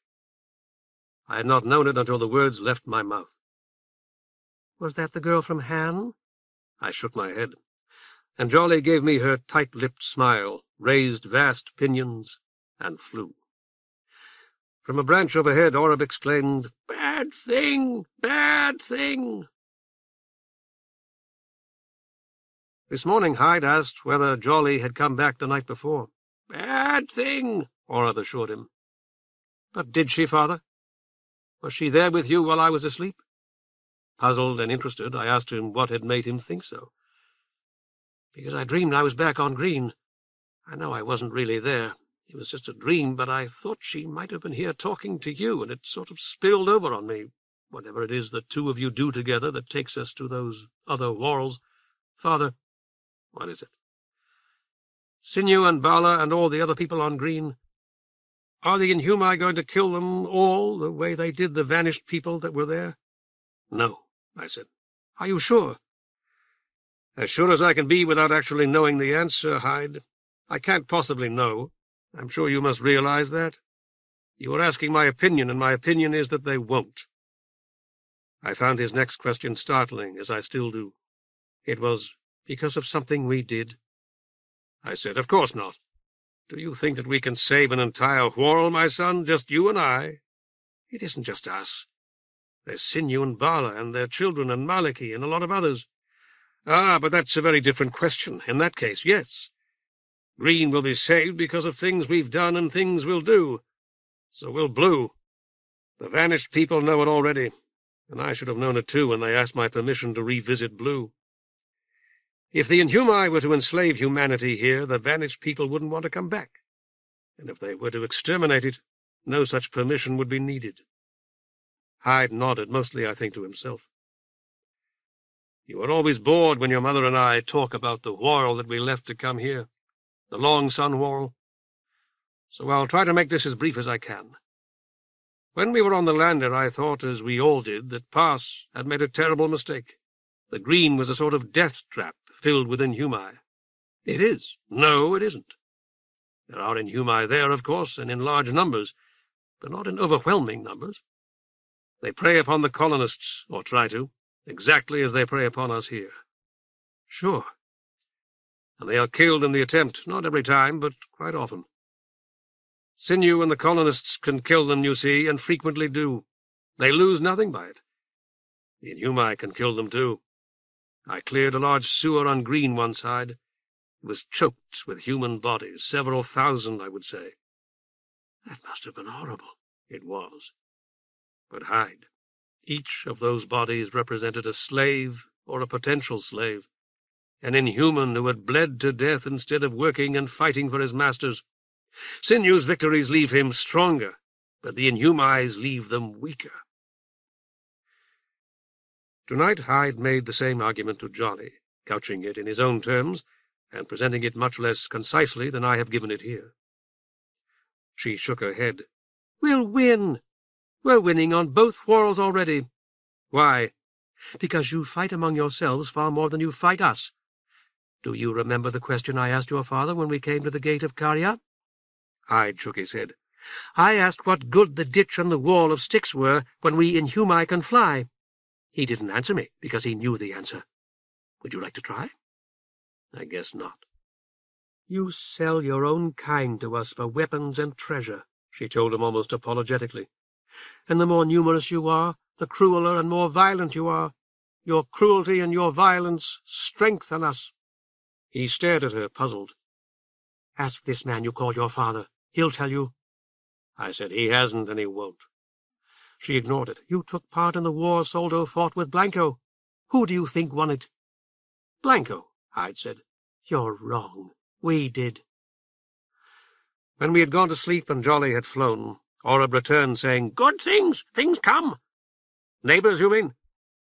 Although they had given me the chalice in Gaon, and I had often sensed their presence at Inklitos, I had not spoken to one since they returned me to the long sun whorl. Orab bobbed in agreement, his bright black eyes glowing like coals with reflected firelight. "Come quick." "Come already," a neighbor said. I could not see his face, but his voice smiled. Another joined him, and both sat with me at our fire at my invitation. I said, "I know you won't eat our food or drink our wine, but I wish I had something to offer you." "Wisdom," said the first, and the second, "conversation." "Wind and foolishness, I'm afraid. Will the Inhumi really drive us away as they did you?" The first shook his head. "You cannot go where we are." The second asked, Back to your ship, you mean? I had forgotten the word and repeated it. To your star-crosser, to the hollow asteroid that you call the Long Sun Whorl. That isn't possible, I said. There are very few landers in working order, and more of us every day. The first said, Then they cannot drive you away as they did us. Oreb bobbed to that. No go! We must stay and fight. I felt my heart sink. Is that what you're telling me? We have nothing to tell you. We fought our Inhumi 1,000 years ago, exactly as you are fighting yours. You know the result. Why should you listen to us? Good thing, Oreb insisted. Thing say. I said, because you are wise, and have proven yourselves friends. If I could ask only one question, we will not answer. I would ask you what god it was that you worshipped at an altar Oreb found for me in the hills between Blanko and Soldo. An unknown god, said the second neighbor, but his voice smiled. I have been thinking about all the gods we had in the Long Sun Whorl, you see. Echidna, Tartarus, Quadrophons, and all the others. I hadn't thought much about any of them for a year or more. The first neighbor said, We know very little about them, much less than you do. We had been talking about Pass. By we, I mean Hyde and Jolly and I. Hyde and I thought Pass had been correct to send the Whorl to this short sun. Jolly seems to feel quite certain that he had miscalculated. The second asked, You do not agree? No, but I may well be wrong. Years ago I concluded that Pass was capable of error, because it seemed clear there should have been female soldiers on the Whorl as well as male ones, such as Hammerstone. Good man, Oreb declared firmly. Yes, he was a good man in his way. All the soldiers were, perhaps. The second neighbor said, If you do not wish to tell us about the gods you had in your ship, you need not feel obliged to. They were many, I said, and they often quarrelled, which is all you need to know. Echidna tried to kill Pass and was killed by him for that. And Sphygx's city of Trivagonte tried to dominate Scylla's city of Viren, which was my city too. He nodded. I was weighing the possibility that Pass had erred, as Jolly contended, and it occurred to me that he had surely erred in permitting other gods in the Whorl. That had been a mistake, and in the end it nearly proved fatal to him. The first neighbor said, Then this Pass may have erred in sending your ship here as well. Yes, but whether he erred or not, it is certain we did. We erred by accepting Echidna, Scylla, and all the rest as gods, and erred again by removing the outsider from our prayer beads. I paused to clear my throat. We took him out because we thought that he wasn't one of Pass's family, I dare say. We knew the names of Pass's 7 children, and he wasn't one of them. I doubt that it ever occurred to us that he might be Pass's father, or even that Pass had one. Pass is your god, the first neighbor told me, not ours. Exactly, but who were yours? That is the question. One we will not answer for your sake. I don't see how I would be harmed by knowing who your gods were, unless you mean that it would be better for me to work it out for myself. They rose to go. My son Sinew found an altar in the forest, the altar of an unknown god. Later I thought that Sirak's mother must have been your sea-goddess. They backed away. Farewell, friend. Do you know about Sirak and her mother? I told some of you. They had vanished into the shadows before I pronounced the last word. But I heard one say, Once she was. Wet god! Wet god! Oreb called plaintively after them. Did he mean the mother, or Scylla, who haunts my dreams? I have questioned him, but he refuses to answer or contradicts himself. Possibly he meant both. It has been nearly a week since I wrote last, a week of constant rain and snow. Hyde and I found a cave in the cliffside and spent many idle hours there, talking and playing draughts with stones. I did not write, having only this single sheet left. This morning the snow stopped and the sun returned.